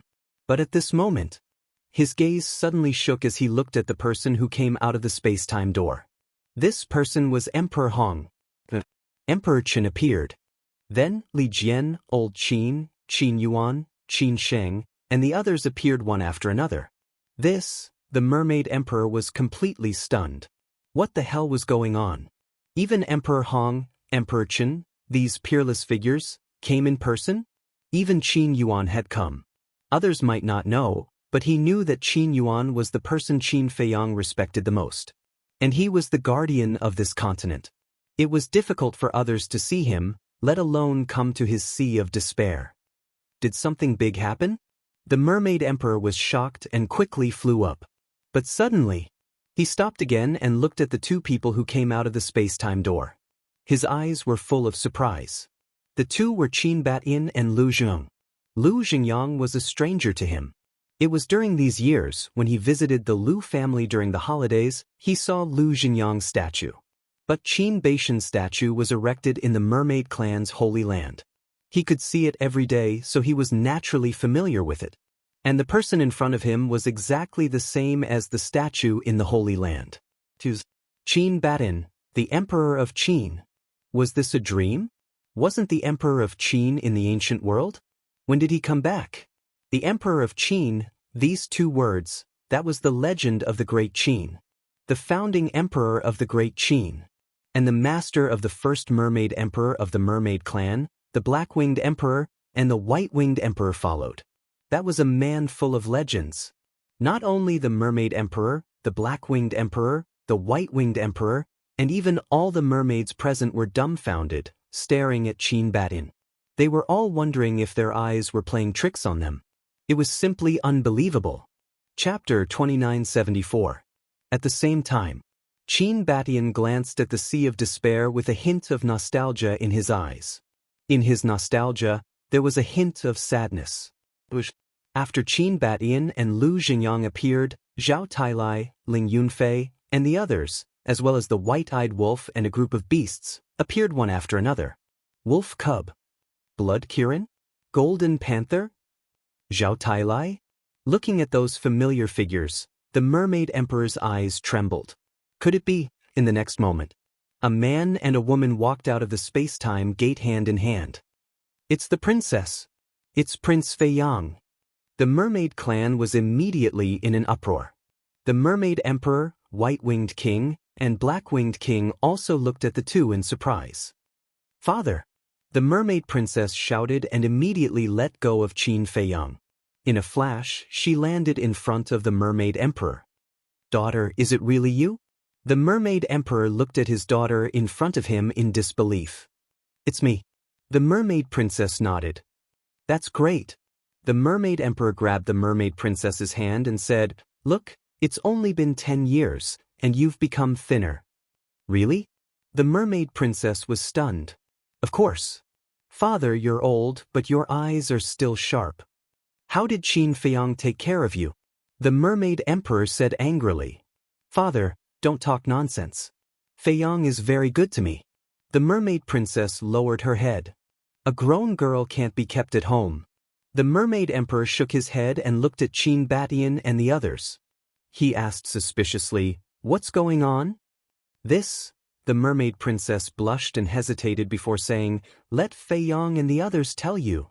At the same time, Qin Feiyang also put away the space-time gate and looked at the mermaid emperor with a trace of anxiety in his eyes. "What are you afraid of?" The white-eyed wolf looked at him with disdain. He stared at the mermaid emperor and shouted, "Father-in-law, we are here to propose marriage." Qin Feiyang was stunned. The emperor and the others were stunned. This was too direct. Couldn't they be more reserved? Marriage proposal? In the meantime, the mermaid emperor and the others looked at each other. "You may leave." Qin Batian smiled. Immediately, 54 divine generals cleared the way and flew down in a grandiose manner. After going down, the 54 divine generals spread out in all directions. They stood on the surface of the sea and looked straight ahead. Qin Feiyang and the others stood in the center. The emperor stepped forward and looked at the mermaid emperor. He cupped his hands and said, "I hope I didn't startle you." "I was really scared." The mermaid emperor smiled bitterly and bowed. "Greetings, your majesty and empress." "You're welcome." The emperor and his wife hurriedly waved their hands. Now that he was here to propose marriage, how could he put on airs? "Your majesty, empress, these two." The mermaid emperor immediately looked at Qin Batian. Without waiting for the couple to speak, Qin Batian nodded and smiled. "Yes, I am Qin Batian, and this is the ancestor of the Lu family, Lu Jianghu. Greetings, Emperor Qin." "Greetings, Lord Lu." The mermaid emperor trembled and hurriedly knelt on the surface of the sea and bowed.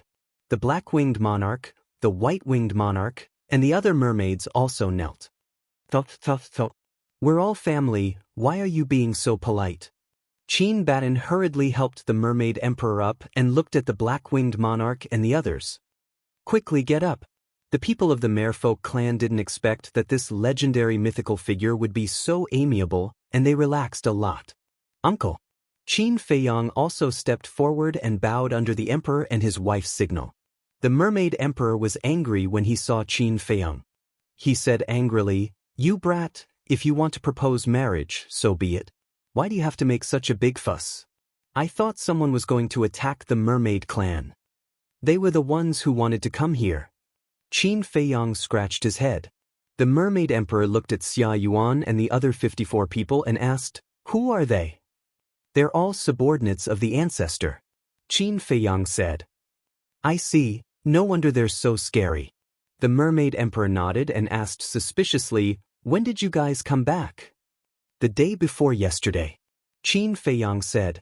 The mermaid emperor was speechless. "You came back the day before yesterday, and now you're here to propose marriage. You're too impatient." "Huh?" Qin Feiyang laughed dryly. The mermaid emperor shook his head and smiled. He looked at Qin Batian and the others and said, "Thank you for your hard work, everyone. Let's go down and have a chat." Qin Batian nodded. The mermaid emperor immediately pulled the mermaid princess into the sea and flew to the bottom of the sea. "You guys stay outside." Qin Batian looked at Qin Feiyang and the others and instructed them. Then he led Qin Feiyang and the others into the underwater city. There's actually such a big city at the bottom of the sea? The big black wolf and the 3 black leopard brothers scanned the bottom of the sea with a look of surprise. "What's this? There are still many treasures here," the white-eyed wolf said. "What treasures?" The big black wolf's eyes suddenly lit up. "Don't worry, I'll take you guys for a stroll later." The white-eyed wolf smiled sinisterly. The big black wolf and the 3 black leopard brothers nodded repeatedly. At the same time, the mermaid emperor led the way and said with a smile, Emperor Qin, I really didn't expect that I would be able to see your true appearance in my lifetime. Qin Badian smiled and said, I'm not a big shot, so there's no need for that. If you're not a big shot, then who is? Let's talk about it later. If it weren't for you, our mermaid race would have long been extinct. You're not only the founding emperor of Great Qin, but also the benefactor of our mermaid race. The mermaid emperor said. The black-winged monarch and the white-winged monarch nodded in agreement. You're too polite.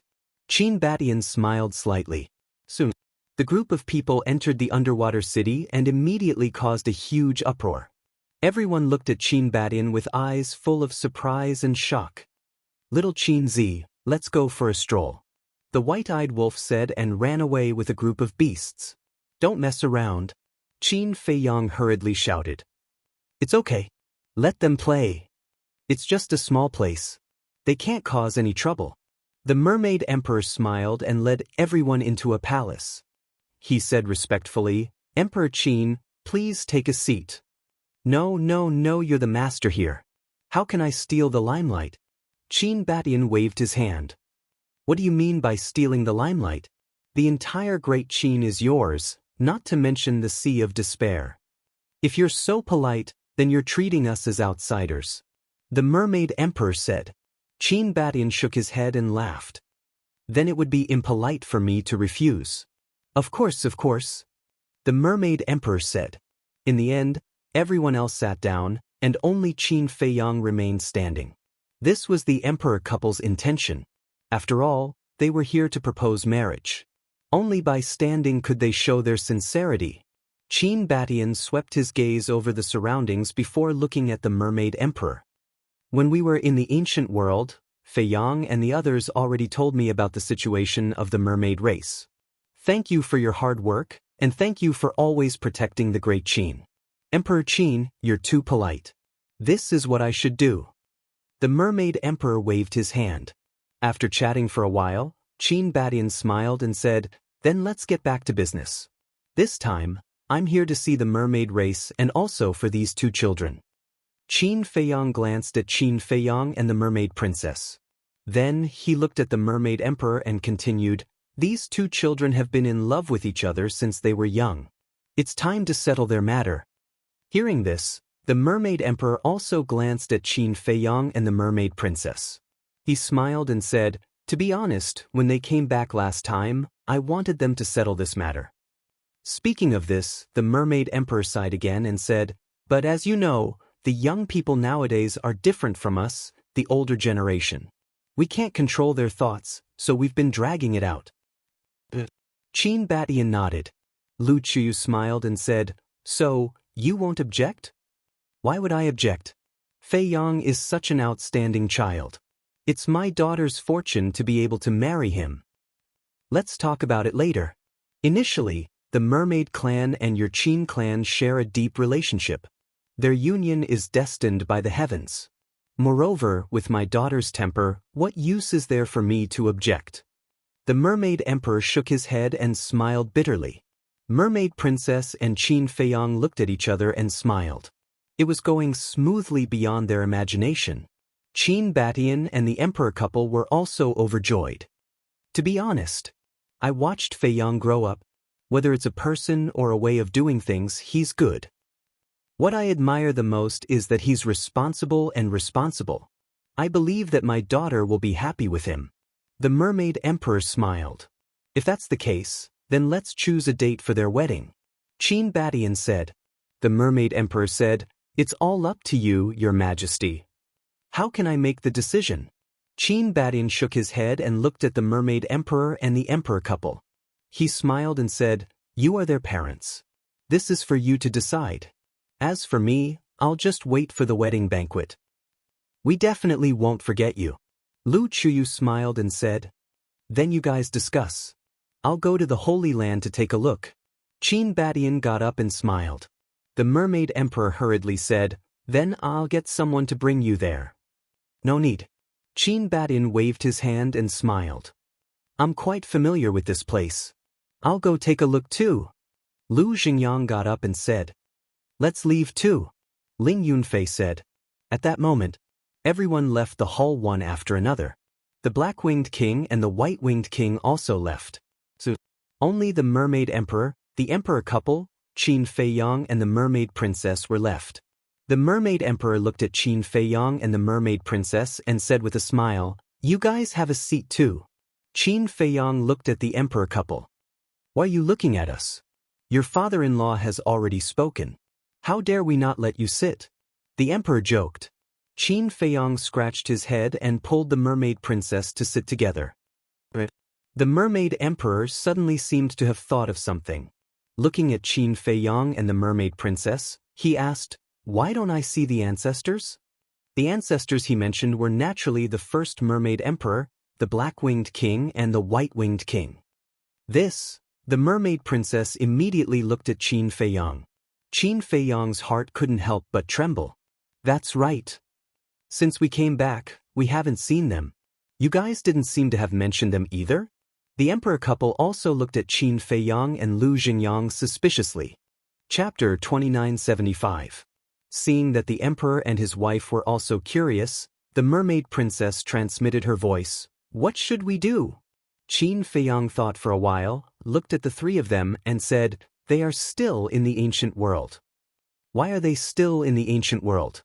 The three of them were puzzled. "The battle has just ended, so they need to take charge of the situation and maintain order in the ancient world." Qin Feiyang smiled. "I see." The three of them nodded in realization. "You don't have to worry. Now that the ancient world is peaceful, there won't be any danger. Besides, with their strength, no one will be able to injure them." Qin Feiyang said, "That's good." The mermaid emperor nodded and said with a smile, "If that's the case, then wait for them to come back before you get married." Wait for them to come back? Qin Feiyang and the mermaid princess were stunned. "We're a family. We have to be complete, right?" The mermaid emperor chuckled. "No need. Because before we left, the three old ancestors said that we don't have to wait for them." The mermaid princess said. But the mermaid emperor was puzzled. "Father, you don't know how big the ancient world is. The battle with the dragons almost affected the entire ancient world. It will take at least a few thousand years to completely calm down. Therefore, the three old ancestors will take at least a few thousand years to come back. Actually, Feiyang and I don't mind waiting for a few thousand years, but you guys..." The mermaid princess looked at the three of them. "A few thousand years?" The emperor was stunned and shook his head. "How can we do that? I want to have a grandchild now." "In-law, why don't we not wait then?" "Of course. We respect your opinion. If you want to wait, we will wait." Lu Chuyu looked at the mermaid emperor and smiled. "A few thousand years." The mermaid emperor shook his head and smiled bitterly. How could he afford to wait? He was also waiting to hold his grandchild. The mermaid princess said, "Why don't we wait then? A few thousand years will pass soon anyway." "It will be over soon?" The mermaid emperor looked at the mermaid princess, speechless. To a mortal, this was something that had happened in dozens of lifetimes. The mermaid emperor waved his hand and said, "No need, no need. After a few thousand years, I might have already died." "Father, what are you saying? You will definitely live a long life." The mermaid princess said angrily. Yes. The mermaid emperor nodded and said with a smile, "Then hurry up and give birth to a fat little boy for me to play with." "What? Play?" Qin Feiyang was stunned. The mermaid emperor was taken aback. He hurriedly explained, "That's not what I meant. That's not what I meant. What I meant was that if I had a grandson, I could play with him while I still have the strength." "You're saying this again." The mermaid princess shook her head. The mermaid emperor said, "What's wrong with that? I'm already old."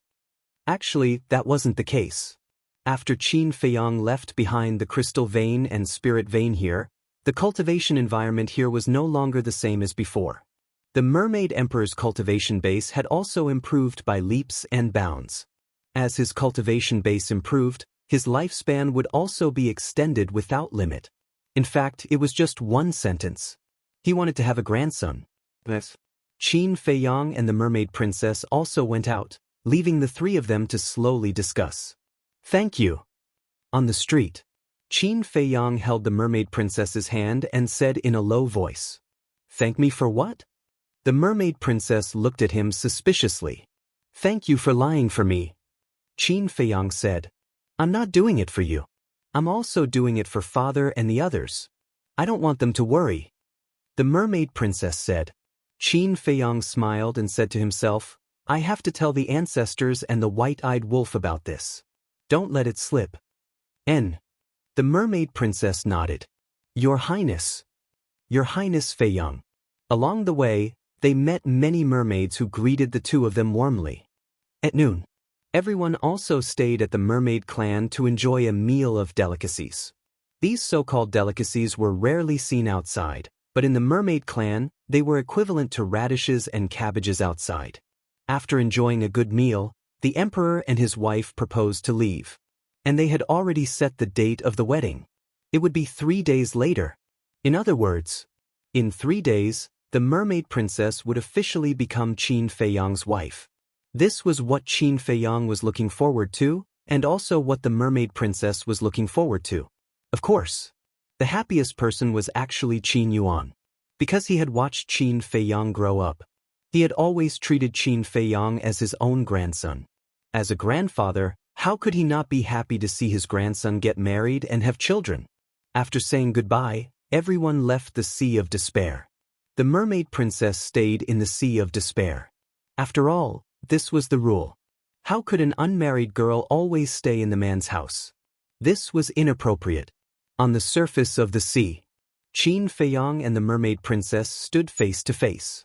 Qin Feiyang smiled and said, "Wait for me to marry you."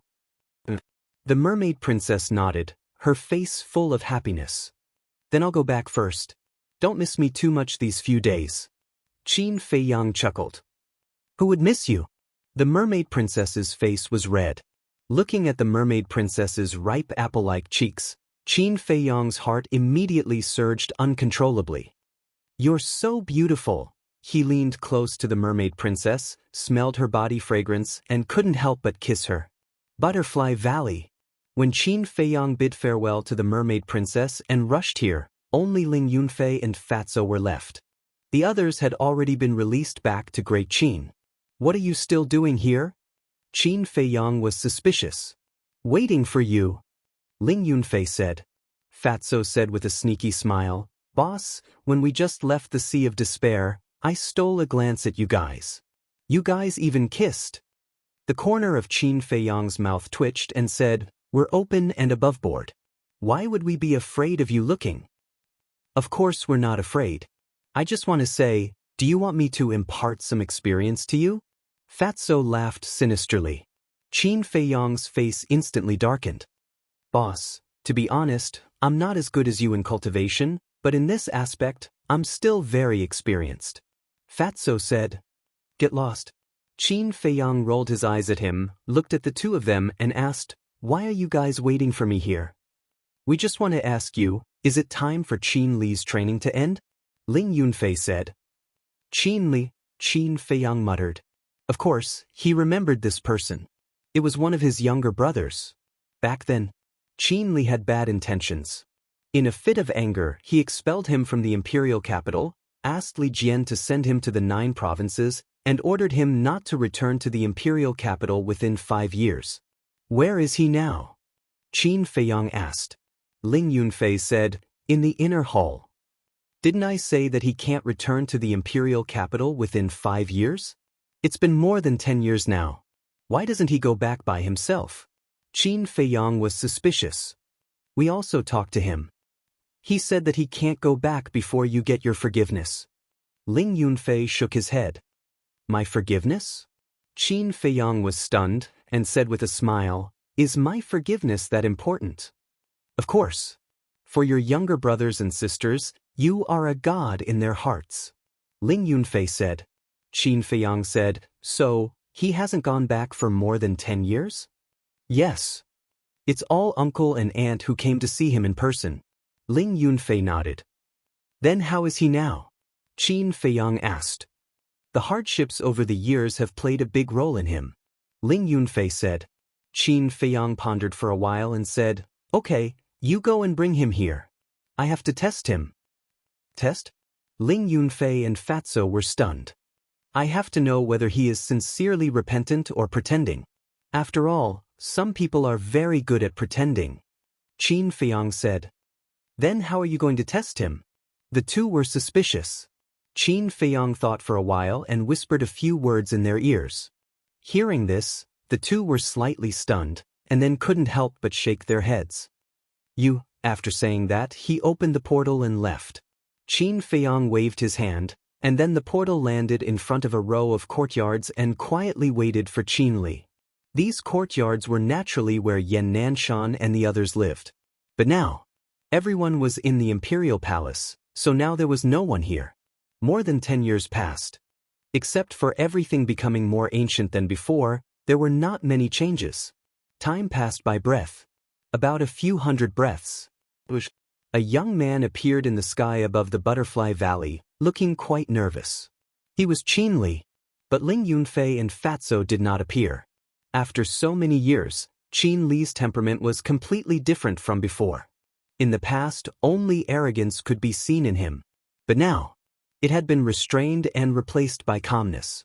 Qin Feiyang naturally sensed Qin Li's aura immediately and looked up at him.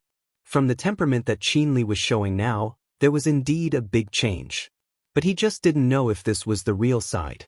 Qin Li glanced at the Butterfly Valley, and a trace of suspicion gradually crept into his nervous expression. Where was he? Wasn't he in the Butterfly Valley? Why didn't he see him? I'm here, Qin Feiyang said. Qin Li immediately looked in the direction of the voice, and when he saw Qin Feiyang standing in front of the courtyard, his pupils suddenly shrank. It was a trace of instinctive fear. Qin Feiyang said with a faint smile, Do you want me, a cripple, to keep looking up at you while talking? A cripple? Qin Li was slightly stunned, and landed in front of Qin Feiyang in surprise, and then sized up Qin Feiyang. Where are Ling Yunfei and Fatso? Qin Feiyang asked with a smile. Qin Li said, They have to go to the Iron Ox town for something, and said they will only return at night. Qin Feiyang nodded and said, How have you been these years? Not bad. Qin Li nodded and frowned. What about your cultivation? These years in the battle in the ancient world, although I won in the end, because of serious injuries, I lost all my cultivation, and even my soul was damaged. Qin Feiyang smiled faintly. Lost all my cultivation. Qin Li's gaze trembled slightly. What? Looking at me now, do you want to kill me to wash away your shame? Qin Feiyang smiled faintly. Qin Li looked slightly flustered. To be honest, at this moment he did have such a thought. However, looking at the current Qin Feiyang, he couldn't help but admire and sympathize with him. Chapter 2976. Qin Feiyang said, If you really want to make a move, take advantage of the fact that there's no one else around and do it quickly. Qin Li's heart was in a mess, and he frowned. Aren't you afraid of death? Qin Feiyang laughed. Now that the ancient realm and the great Qin are at peace, it doesn't matter if I die. It doesn't matter, Qin Li muttered and asked, Could it be that in your heart, you only have the common people in the world? Qin Feiyang said, I'm not that great, I just don't want to see the common people suffer. Qin Li lowered his head and remained silent. Suddenly, he took a step forward and arrived in front of Qin Feiyang, his gaze becoming incomparably sharp. Qin Feiyang's expression remained indifferent from the beginning. But soon after, Qin Li actually knelt in front of Qin Feiyang with a plop, and said, Big brother, I respect you. You are a man, and you will always be my big brother. Qin Feiyang was slightly startled. It was a little unexpected. Qin Li stood up and reached out to support Qin Feiyang. His eyes became gentle and he smiled, Big brother, let's go home. In the past, you protected us, but now, let us protect you. Hearing these words, Qin Feiyang was immediately gratified. After more than 10 years of tempering, this younger brother had finally changed completely. It was also at this moment. Accompanied by loud laughter, Fatso and Ling Yunfei appeared out of thin air. You guys? Qin Li looked at the two of them in astonishment. Fatso teased, You're still protecting him, kid. Do you really think your big brother is crippled? Qin Li was stunned and immediately turned his head, looking at Qin Feiyang in surprise. Qin Feiyang smiled slightly, took out a divine-level spirit sea pill and swallowed it. What's going on? Qin Li was puzzled. Your big brother is testing you, to see if you have completely changed your ways. And obviously, your performance has satisfied him, Ling Yunfei said. Testing me? Qin Li stared blankly at the three of them. Qin Feiyang said apologetically, it's my fault. I've been used to fighting and scheming against each other. I don't even trust my own brother. Qin Li finally recovered and said with a wry smile, Big brother, your scheme is really deep. If I don't trick you, how would I know what you're really thinking? Ling Yunfei chuckled and said, It's great now. You siblings are finally reunited. Qin Feiyang nodded. He looked at Qin Li and smiled, I am very happy that you have turned over a new leaf. I will not treat you unfairly. I will send you to the Black Tortoise World now. Black Tortoise World. Qin Li's eyes suddenly lit up. Although he had been in the spiritual state, he knew about Qin Haoyan, Qin Yun, Lu Xiaofei, and Situ Feiyang. It was because he had entered the Black Tortoise World that his cultivation had become so strong. Therefore, he had longed to enter the Black Tortoise World for a long time. Work hard. The future of the great Qin depends on you guys. Qin Feiyang smiled slightly. Depends on us? Qin Li was slightly stunned and asked suspiciously, Didn't you come back? Qin Feiyang shook his head and smiled. He did not explain and sent Qin Li to the Black Tortoise World. Fatso asked, Boss, if Qin Li really attacked you before, what would you do? What do you think? Qin Feiyang smiled faintly and entered the underground stone room. He opened the teleportation altar and returned to the imperial capital. Fatso pondered for a while, then turned to look at Ling Yunfei and said, I'm afraid I'll really kill him. Do you still need to ask? Ling Yunfei rolled his eyes at him. In a flash, 3 days had passed. In these 3 days, Qin Feiyang was quite relaxed, but the others were extremely busy. Especially the emperor couple. As parents, they naturally wanted to personally attend their children's wedding. Therefore, in these 3 days, they had been busy. Moreover, the news of Qin Feiyang's return and marriage had also spread. There was no one in the imperial capital who did not know about it. Even though so many years had passed, Qin Feiyang's deeds had still been passed down to the world. Everyone was still as respectful to Qin Feiyang as before. In their eyes, Qin Feiyang was still the guardian of Great Qin. The guardian is getting married, then no matter what, we have to go and congratulate him. That's right. I heard that their wedding is in the central square of the first district. Let's go together. For a time, countless people rushed towards the first district. In less than half a day, the first district was packed with people. The wedding was indeed in the central square. Because Qin Feiyang had once said that he wanted to hold a grand wedding for the mermaid princess. Early morning, before dawn, under the urging of the emperor couple, Qin Feiyang got out of bed. Lu Qiyu brought a set of red wedding robes and personally put it on Qin Feiyang. Not bad, my son is so handsome. Looking at the child in front of her, Lu Qiyu's face was full of a proud smile. Qin Feiyang scratched his head embarrassedly. Boss, we're all ready to go. Outside. Fatso's voice also sounded. This wedding procession still had 54 divine generals leading the way. Of course, there would certainly be a lot of fierce beasts like the white-eyed wolf. Moreover, the white-eyed wolf and the blood Kirin also made sacrifices and were willing to be Qin Feiyang and the mermaid princess's ride. Everyone headed towards the Sea of Despair in a majestic manner. As for the emperor couple, Emperor Hong, Qin Badian, Emperor Qin, and the others, they naturally went directly to the central square. At the same time, the undersea city in the Sea of Despair was also full of celebration. Inside the palace, the mermaid princess was wearing a red dress with a phoenix pattern embroidered on it. She looked graceful and luxurious. Daughter, you're going to get married? Take good care of yourself in the future. Remember to come back and see this old man more often. Looking at his daughter in front of him, the mermaid emperor was both happy and sad. Father, The Sea of Despair is not far from the imperial capital. If I want to come back, I can come back at any time. If you want to go, you can go at any time. Is there a need to be such a life and death separation? The mermaid princess was helpless.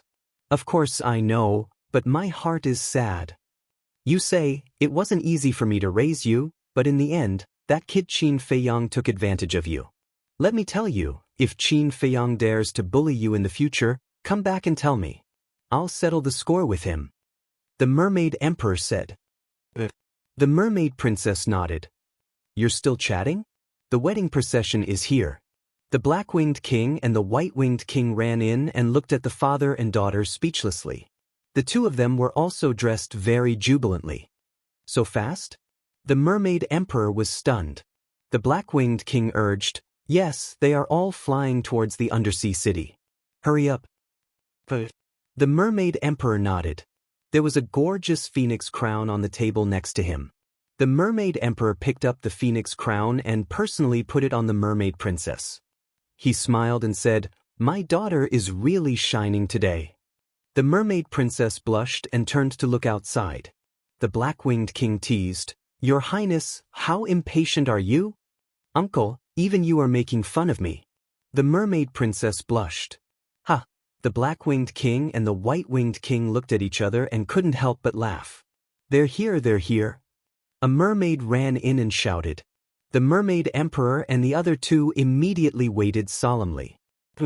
Accompanied by powerful auras, a group of people and ferocious beasts landed outside the palace gate in a mighty manner. The leaders were the white-eyed wolf and the blood Kirin. At this moment, their bodies were more than 10 meters long and majestic. Qin Feiyang stood on the white-eyed wolf's back. The white-eyed wolf thought, Little Qin Zi, I'm a good brother, aren't I? I'll be your ride. Very good, very good.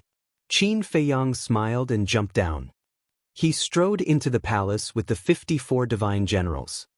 You're here. The mermaid princess smiled faintly. Qin Feiyang nodded and looked at the mermaid princess. He smiled and said, You're so beautiful. The mermaid princess blushed again. The mermaid emperor sat on the chair next to them and coughed. Huolian followed beside Qin Feiyang and reminded him in a low voice, Big brother Qin, don't chat anymore. Hurry up and greet your father-in-law. Qin Feiyang nodded and hurried before the mermaid emperor. He knelt on the ground and said, Your child, Qin Feiyang, greets father-in-law. You're changing your mind so quickly? How impatient are you? The mermaid emperor said with a straight face. What? Qin Feiyang stammered. Father. The mermaid princess looked at the mermaid emperor unhappily. The mermaid emperor shook his head and sighed. A grown girl can't be kept at home. All right, I won't make things difficult for you. Get up. Qin Feiyang smiled embarrassedly and quickly got up. The mermaid emperor stood up and grabbed the mermaid princess' hand. He then put it in Qin Feiyang's hand and smiled. Feiyang, I'll leave my daughter to you. Treat her well in the future. Don't worry. She's my life. Qin Feiyang nodded. Good, good, good. The mermaid emperor nodded happily and said, Then you can go. Thank you, father. The mermaid princess and Qin Feiyang stood together and bowed before the mermaid emperor. Go, go. The mermaid emperor waved his hand and turned his head. His eyes were wet. Fire Lotus said, Let's go. Qin Feiyang nodded and pulled the mermaid princess, who was also crying, out of the palace. The white-eyed wolf and the blood Kirin immediately lay down on the ground. The two of them climbed onto the backs of the white-eyed wolf and the blood Kirin. The mermaid emperor finally turned his head and looked at the two.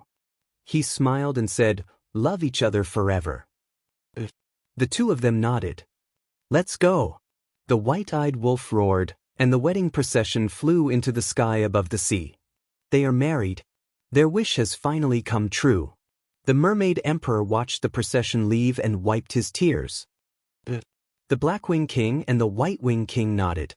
Fire Lotus, who was standing at the door, turned to the three of them and said, Why don't the three of you come with us? I'm not going. Our people are celebrating too.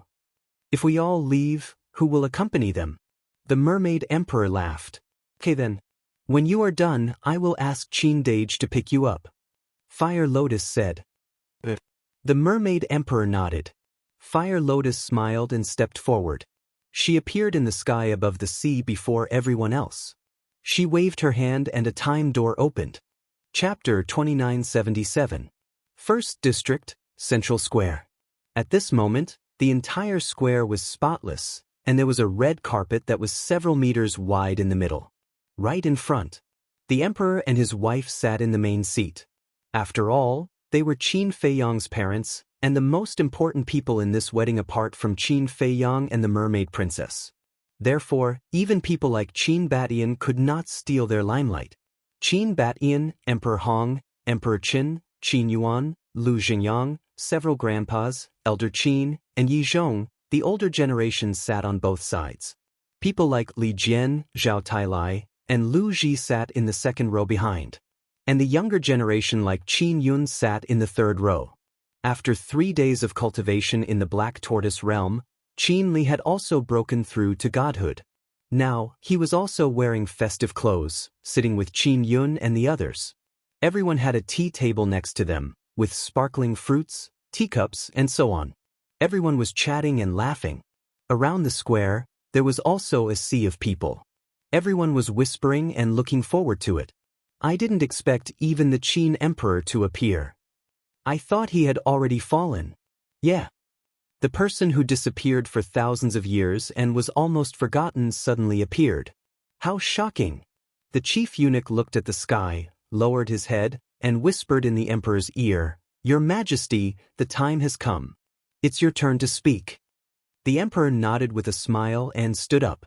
Immediately, whether it was the people on the square or off the square, they all quieted down. The emperor cupped his hands and said, "First of all, thank you for your love for the Qin clan." A smile appeared on everyone's face. My son, Qin Feiyang, I believe everyone here is familiar with him. Not only did he save the great Qin, but he also saved the forgotten continent. Once, he sacrificed himself to revive all the living beings in the 9 continents. Everyone sees him as their guardian, respects him, and worships him. But in my eyes, he will always be my son. So at this moment, I am very happy. Because this is what I and the Empress have been waiting for. We just want him to have a family and a good wife to accompany him and take care of him. Today, we have finally reached this step. We have finally fulfilled one of our wishes. The Emperor smiled. His voice was not very loud, but it was clearly heard by everyone. Everyone's face was full of smiles. My second wish. Great Qin has been around for more than 10,000 years, and even though we've gone through countless storms, none of them have affected Great Qin's fate. We believe that in the future, Great Qin will become more and more prosperous. Every citizen of Great Qin will be able to live a happy and peaceful life in the future. Di Wang said. I will. The crowd roared. The emperor smiled and said, As for the third wish, I hope that these 2 children would help each other in the future and love each other for the rest of their lives. If they could quickly give birth to a granddaughter or grandson, that would be the best. Everyone laughed. Is this funny? It's not funny. Although I'm the emperor of Great Qin and seem unapproachable, I'm actually just an ordinary person. So, like all of you, I hope that I can have a grandchild soon and enjoy the rest of my life. The emperor chuckled. Outside the arena, someone laughed and said, Your Majesty, you should urge them more. Times are different now. If the young people are not willing, what's the use of urging them? So, let's leave it to fate. The emperor waved his hand. Everyone looked at the emperor on the arena. They never thought that the ruler of Great Qin would look so amiable. All along, in the eyes of the world, the emperor represented supreme authority. He was dignified, cold, and unsmiling. But now, in front of so many people, he was talking and laughing without putting on any airs. It was a blessing for Great Qin to have such an emperor. Clang. The emperor was about to speak again, but at that moment, a deafening sound suddenly rang out in the sky. The emperor looked up and revealed a smile. He looked around and said with a smile, Then I won't say much, lest everyone find me long-winded. Now, let's invite the 2 newcomers to the arena. As soon as he finished speaking, everyone looked up at the space-time gate in the sky. What? With the howl of a wolf and the roar of a qilin, the white-eyed wolf and the blood qilin fell to Qin Feiyang and the mermaid princess and walked out of the space-time gate side by side. It's the guardian deity. A qilin ride, this is really a big deal. Are you kidding? Don't you know who the master is today? Facing the guardian deity, isn't this a piece of cake? Everyone laughed. What? Suddenly, another dragon roar sounded, and the five-clawed golden dragon revealed its true form and soared into the sky. Look, it's the divine dragon. At that moment, everyone was startled. The five-clawed golden dragon was tens of thousands of feet long. It circled above the imperial city and danced in the sky. Divine light sprinkled down, enveloping the entire imperial city. Five-clawed golden dragon. This is the symbol of the royal family. And this is not an illusion, it's a real five-clawed golden dragon. Oh my God! This is the first time in my life that I've seen a real divine dragon. The five-clawed golden dragon has appeared, and the great Qin Empire will prosper. Everyone cheered as they bathed in the divine light. Those who were injured were quickly healed. Those who could not cultivate were reborn and stepped onto the path of cultivation. This auspicious scene caused the entire imperial city to be in an uproar. This guy, Qin Feiyang, shook his head and laughed. He looked down at the white-eyed wolf and said, "Let's go." Boom. The white-eyed wolf and the blood Kirin looked at each other and landed on the plaza. 54 divine generals landed and stood at the edge of the plaza. Although they suppressed their energy, the people outside the plaza could still feel a terrifying pressure. Qin Feiyang jumped off the white-eyed wolf's back. He raised his arm and reached for the mermaid princess. The blood Kirin lay on the ground. The mermaid princess reached out and grabbed Qin Feiyang's hand. Then she walked down from the blood Kirin's back. Fire Lotus looked at Qin Feiyang and the blood Kirin.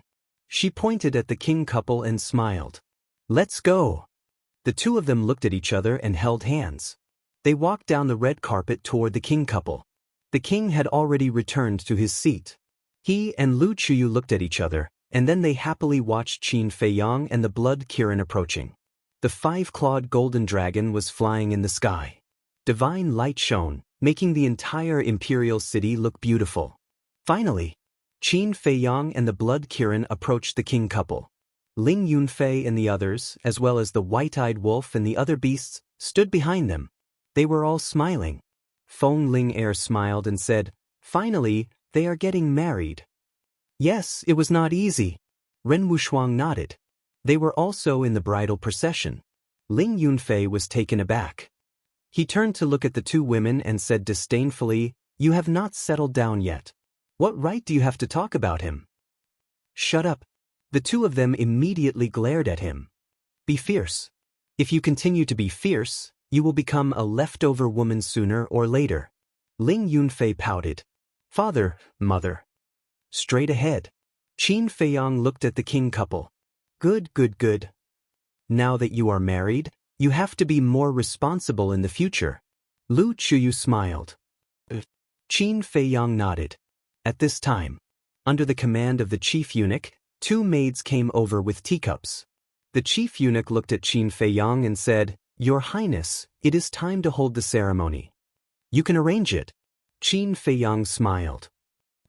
The chief eunuch nodded and said with a smile, "Now let's invite the two newlyweds to face the people of the world." Qin Feiyang and the mermaid princess turned around and looked at the crowd outside. "First bow to all the people in the world." The chief eunuch shouted. The two of them bent down and bowed to the people outside. Ling Yunfei asked suspiciously, "Why is it a bow to all the people in the world? Shouldn't it be a bow to heaven and earth?" "Don't you know? Little Qin Zi has never bowed to heaven and earth, so he changed it to all the people in the world." The white-eyed wolf transmitted the message. "I see." Ling Yunfei nodded. He had nothing to say about bowing to all the people in the world. The chief eunuch smiled and shouted again, "Second bow to the parents who raised you." Qin Feiyang and the mermaid princess turned around again, knelt on the ground, and kowtowed to the king couple. Good. The king couple was overjoyed. Third, bow to the elders and relatives. The chief eunuch said again. Qin Feiyang and the king couple looked at each other, and then bowed to Qin Batian, Lu Xingyang, Yi Zhong, Qin Yuan, and the others. Qin Batian and the others were also full of smiles. The chief eunuch paused and then said with a smile, "Next, the couple will bow to each other." The two of them turned around, looked at each other, and bowed to each other at the same time. After Qin Feiyang and the king couple bowed to each other, the chief eunuch said casually, "Let's send them to the bridal chamber." The bridal chamber? Everyone was stunned. Hem. The chief eunuch coughed and looked at everyone awkwardly. "Sorry, I'm a little confused by the change." Everyone burst into laughter. The chief eunuch smiled apologetically and said with a serious face, "The two newlyweds serve the tea." The two maids immediately took the teacups and walked to Qin Feiyang and the king couple. Qin Feiyang took the two teacups and said to the king couple with a smile, "Father, mother, please have some tea." The couple took the teacups, took a sip, and put them aside. The mermaid princess also took the two teacups and respectfully handed them to the couple, saying, "Father, mother, please have some tea." "Okay." The two of them smiled happily, took the teacups, and took another sip. The chief eunuch said, "Let's toast to the elders here." Qin Feiyang and the king couple got up and walked to Qin Yuan first. Logically speaking, Qin Yuan was the junior of Qin Batian and the others, so it was not his turn to be the first. But no one had any objection to this, because they all knew the relationship between Qin Feiyang and Qin Yuan. The second was Qin Batian and Tan Tai Li. Next was Lu Xingyang, followed by Emperor Hong, Emperor Qin, and the others. The ceremony is done. After the tea was served, the chief eunuch said with a smile, "Now we can send them to the bridal chamber." Why are we going to the bridal chamber so soon? Let's play a little more," Fatso suddenly said. Everyone looked at Fatso in surprise. "That's right. It's such a good day. What a waste of time," Ling Yunfei said with a smirk. "What do you want? I'm warning you, don't mess around." Qin Feiyang looked at the two of them warily. "We're not messing around. We're just messing around." The white-eyed wolf smiled slyly. "Yeah, it's not fun if we don't mess around." The golden leopard nodded. Qin Feiyang swept his gaze over these guys and finally understood what was going on. This was premeditated from the start. "Look at these young people, sigh. I really don't know what to say about them." Old Qin shook his head. Qin Batian smiled slightly and said, "As long as it's not vulgar, it's fine as long as they're happy." It seems that we really came at the right time. Just when Ling Yunfei and the others, the white-eyed wolf and the other beasts were about to make a move, suddenly, a burst of laughter sounded in the sky. Chapter 2978. Hearing this voice, everyone was slightly taken aback and looked up suspiciously. This was because this was a very unfamiliar voice. Immediately, above the plaza, two figures appeared out of thin air. It was an old man and a young man. The old man was 8 meters tall and wore white clothes. He held a horsetail whisk in his hand and looked sage-like. The other person was a young man. He was also 8 meters tall and wore a purple robe. He had a tall figure and a dignified appearance. He gave off an extraordinary aura. Just as these two people appeared, Qin Batian, Yi Zhong, and the others suddenly stood up and stared at the old man and the young man with a trace of shock in their eyes. At the same time, Qin Feiyang's pupils constricted. The young man's cultivation had actually reached the initial stage of the imperishable realm. The white-robed old man's aura was even more unfathomable. Even he could not see through it. The emperor asked doubtfully, "Feiyang, are they your friends?" Qin Feiyang shook his head. He had never seen them before. He had originally thought that they might be from Great Qin or the Forgotten Continent, but after seeing through the young man's cultivation, he realized that these two people's origins were not simple. Great Qin and the Forgotten Continent did not have such experts at all. "They're not?" The emperor was slightly taken aback. Qin Feiyang nodded. Although Great Qin did not have any imperishable realm experts, there were many in the ancient world. There were even some hidden experts that he had never seen before. Could it be that these two people were the experts of the ancient world? Feiyang, they're not from the ancient world. Yi Zhong's voice suddenly sounded in Qin Feiyang's mind. What? Qin Feiyang's gaze trembled. They were not from the ancient world? Indeed, they're not. I basically know all the experts of the ancient world. There are no such two people. Moreover, that old man has half-step sovereign realm cultivation. Qin Badian thought. Half-step sovereign realm. Qin Feiyang's gaze trembled. That's right. His aura is even stronger than dragon sovereigns. He must have surpassed the imperishable realm and stepped into the half-step sovereign realm. Qin Badian said. Half-step sovereign. Qin Feiyang couldn't believe it. Even in the entire ancient realm, there were no half-step rulers. Just who were they? The purple-clothed young man looked at Qin Feiyang and the others and said with a smile, "We came all the way here, aren't you going to invite us to your wedding banquet?" He looked very amiable and didn't seem to have any ill intentions. Qin Feiyang cupped his hands and said with a smile, "Everyone who comes is a guest. As long as the two of you don't think it's shabby, it's fine." The purple-clothed youth glanced at the square and shook his head.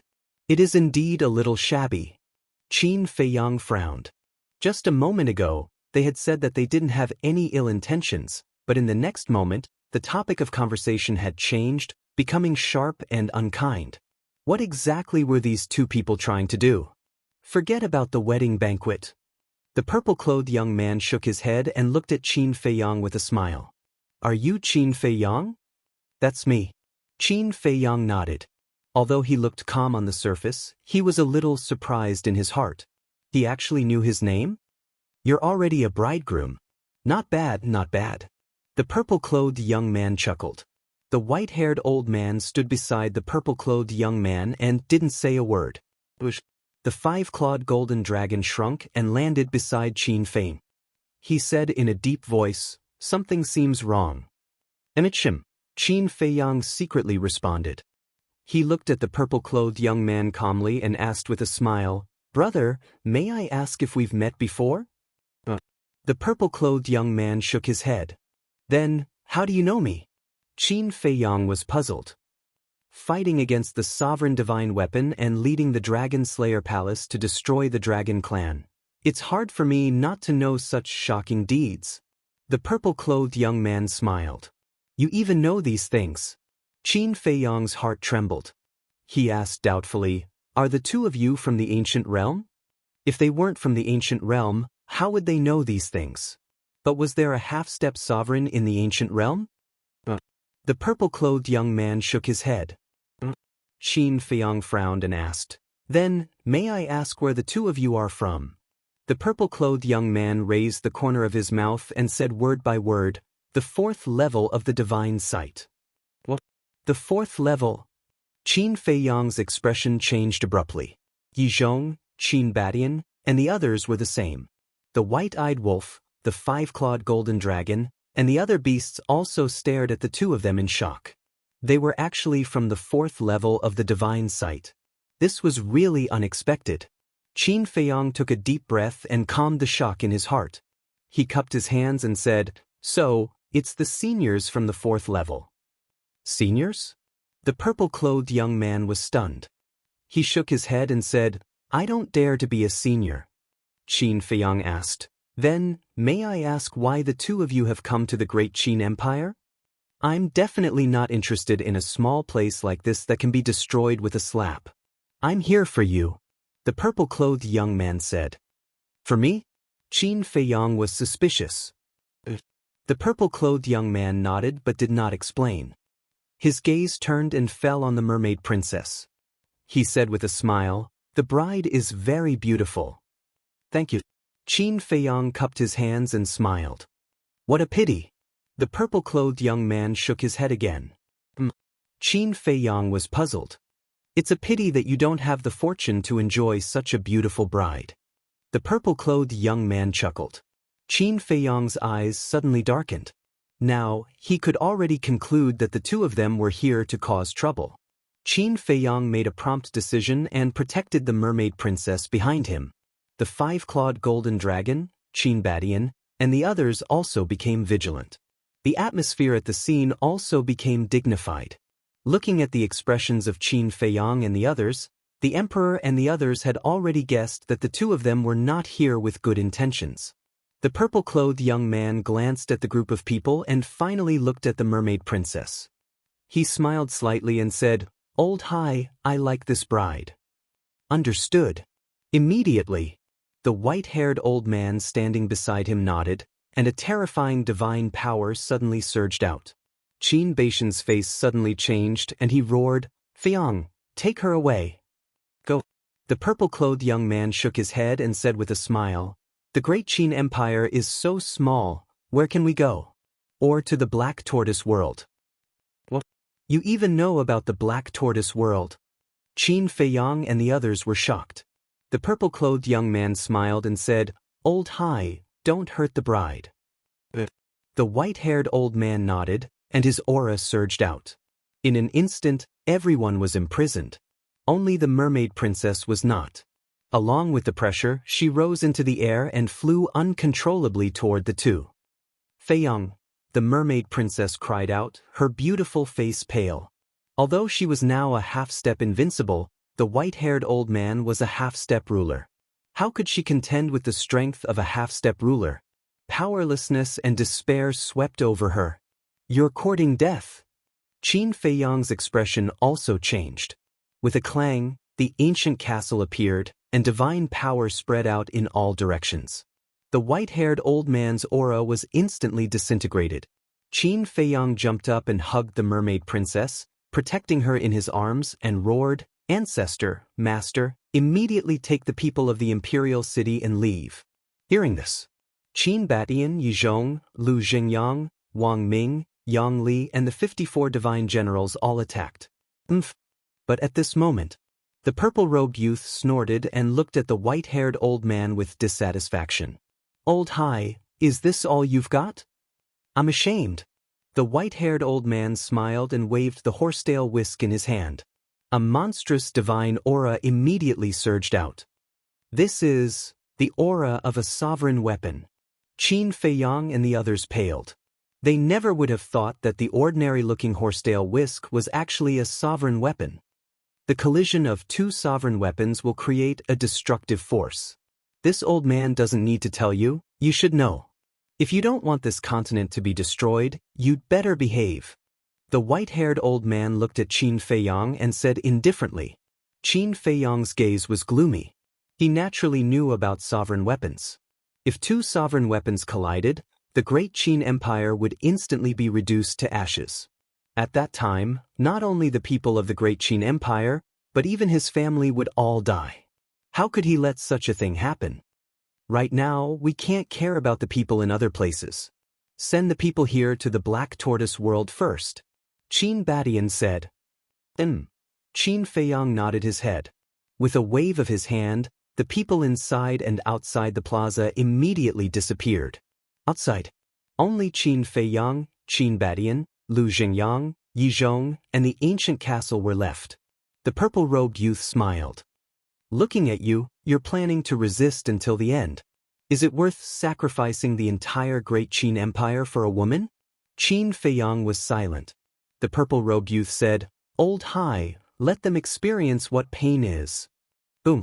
The white-haired old man waved his hand and a divine light shot out, blasting toward the 9th district. In an instant, with a loud bang, the entire 9th district was reduced to ashes. Countless people died tragically. Not even their bones were left behind. The 8th district was also affected. Houses collapsed one after another. It was a scene of devastation. Qin Feiyang was seething with anger.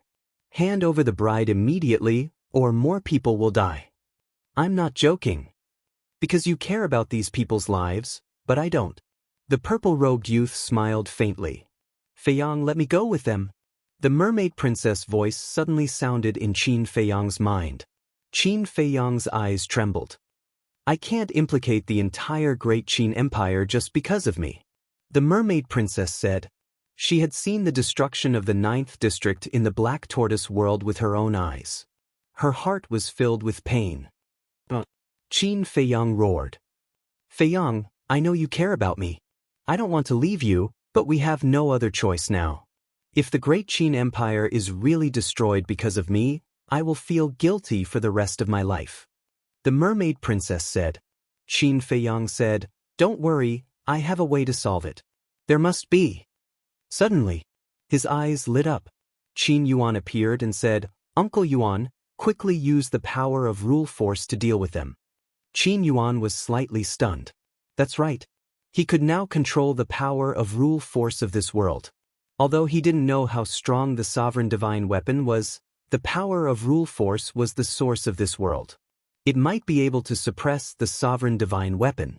Immediately, he waved his hand, but in the next moment, his expression froze. What's wrong? Qin Feiyang asked. I can't control the power of rule force. Qin Yuan shook his head. Could it be that the small beast lied to us back then? It didn't give you and the white dragon this authority? Qin Feiyang was bewildered. Chapter 2979. No. When we were given this authority, we tried it. We can indeed control the power of laws. I think the reason is because of them. Qin Yuan looked at the purple-clothed young man and the white-haired old man. Qin Feiyang was stunned. They could even interfere with the power of laws? Our methods are not something you can imagine. The purple-clothed young man chuckled and said, Old Hai, let's continue. The white-haired old man nodded. Wait. Qin Feiyang hurriedly shouted. Have you thought it through? The purple-clothed young man smiled slightly. Qin Feiyang said in a deep voice, Are you related to Ice Dragon? I said it's not important. The purple-clothed young man said. Then why did you take her to the 4th level? Qin Feiyang looked at the purple-clothed young man gloomily. Didn't I say? I like her. The purple-clothed young man chuckled. Qin Feiyang clenched his hands tightly. You're helpless, right? You clearly have a sovereign weapon, but you can only watch us do whatever we want. The purple-clothed young man laughed. Let them go. Let's go somewhere else. I'll fight you however you want. Qin Feiyang said in a deep voice. Somewhere else. The purple-clothed young man smiled playfully and said, Then let's go to the Black Tortoise world. You? Qin Feiyang glared at him. Didn't you say we should go somewhere else? Well, now I agree. Are you still not happy? The purple-clothed young man chuckled. The Black Tortoise world. The white-eyed wolf stared at the purple-clothed young man and roared, I really want to beat his face up so he can't laugh. Calm down. Not only is there a half-step sovereign, but there's also a sovereign weapon. Even if we give it our all and fight with everything we have, we might not be able to defeat them. Fire Lotus said. The mermaid princess muttered, The best way is for me to go with them. Don't even think about it. We won't allow it, and neither will little Qin Zi. The white-eyed wolf looked at the mermaid princess and said, Sighed. The purple-clothed young man looked at the silent Qin Feiyang and said with a smile, Great Qin or the bride, you can choose. You can only choose one. Qin Feiyang roared, How could I possibly make such a choice? All right then, I'll help you choose. Old C. The purple-clothed young man said indifferently. Understood. The white-haired old man nodded. With a wave of his wizened arm, a spatial crack appeared. Not good. Yi Zhong's expression changed. This was the law of space-time. Qin Feiyang's expression also changed abruptly. He hurriedly entered the Black Tortoise realm and saw that the white-robed old man had already appeared beside the mermaid princess. Stop him! Qin Feiyang roared. The 5-clawed golden dragon, Wang Ming, Yang Li, the white-eyed wolf and the others immediately pounced on the old man in white. Hence, the white-haired old man said indifferently and waved his hand. Without any strength, everyone was instantly sent flying and vomited blood. Immediately after, the white-haired old man grabbed the mermaid princess and disappeared into the spatial crack. Damn it, damn it! Qin Feiyang roared and instantly appeared outside. He saw that the white-haired old man was already standing beside the purple-clothed young man with the mermaid princess. Bastard! Qin Feiyang grabbed the castle and charged at the purple-clothed young man. What an affectionate person! The purple-clothed young man shook his head and smiled. Old C, let's go! Old C waved his hand and another spatial crack appeared. Don't worry, we won't hurt your bride. We'll wait for you on the 4th level. But if you don't come, I'm afraid your bride will be in danger. The purple-clothed young man looked at Qin Feiyang and smiled, then turned and stepped into the spatial crack. Old C also stepped into the spatial crack with the mermaid princess. Feng, take care. Mermaid princess turned and looked at Qin Feiyang, who was flying away. 2 drops of tears fell from the corner of her eyes. No, Qin Feiyang roared and the castle attacked the spatial crack, but it couldn't stop the 3 of them. Bastard, bastard. Let's go, we'll go to the 4th level now and kill them. Black Tortoise Realm. The white-eyed wolf roared, his anger overflowing. Outside, Qin Feiyang lay in the void, his eyes filled with pain. Suddenly, he waved his hand and kept the castle. At the same time, Qin Yuan appeared. Feng, Qin Yuan was about to comfort him. Qin Feiyang said, Uncle Yuan, bring me to the demonic dragon island. Qin Batian flew up and said to Qin Feiyang, Feiyang, you won't be able to catch up. Yeah. That person called Old C is already a half-step sovereign. He must have completely comprehended the space-time law. Lu Xingyang also said. Qin Feiyang said angrily, Are we just going to watch her be taken away? Qin Batian and Lu Xingyang looked at each other and nodded at Qin Yuan. Qin Yuan waved his hand and disappeared with the few of them. Who on earth is this person? Even the Qin the Arch and the others aren't a match for them. As soon as they left, the imperial city was in an uproar. Demonic Dragon Island. Qin Feiyang looked around and saw that there was no one. He went straight to the bottom of the sea. Beside the altar, Qin Yuan looked at Qin Feiyang worriedly and transmitted his voice to Qin Batian and the others. I can't leave the great Qin. Look after him. The 3 of them nodded. As the altar opened, Qin Feiyang walked up with a gloomy face. Qin Batian and the others followed closely behind. After the 4 of them left, Qin Yuan sighed deeply. Couldn't the heavens be nicer to this child? The 2nd level. Above the altar, Qin Feiyang and the others appeared out of thin air. However, when the 4 of them appeared, they found the fire python lying beside the altar with injuries all over its body. Brother Fire, what happened to you? Qin Feiyang's expression changed. He quickly landed beside the fire python and asked. The fire python was extremely weak and its vitality was fading. Seeing that the situation was bad, Qin Feiyang hurriedly took out a large number of divine-grade life divine pills and stuffed them into the fire python's mouth. Boundless vitality instantly exploded in the fire python's body. Its injuries were recovering at a speed visible to the naked eye. The dissipating vitality also stabilized. After the fire python recovered, it immediately looked at Qin Feiyang apologetically and said, I'm sorry. I couldn't stop them. You've seen them? Qin Feiyang asked in a deep voice. Not long ago, they suddenly appeared on the 3rd level. I immediately asked them. They said they wanted to go to the Great Qin. I thought, why do the people on the 4th level want to go to the Great Qin? So I stopped them and didn't allow them to go. But they were too strong. I couldn't stop them.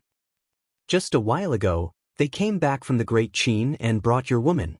I immediately realized that something was wrong and stopped them, asking them to put down the mermaid princess. But not only did they not listen, they even attacked and almost killed me.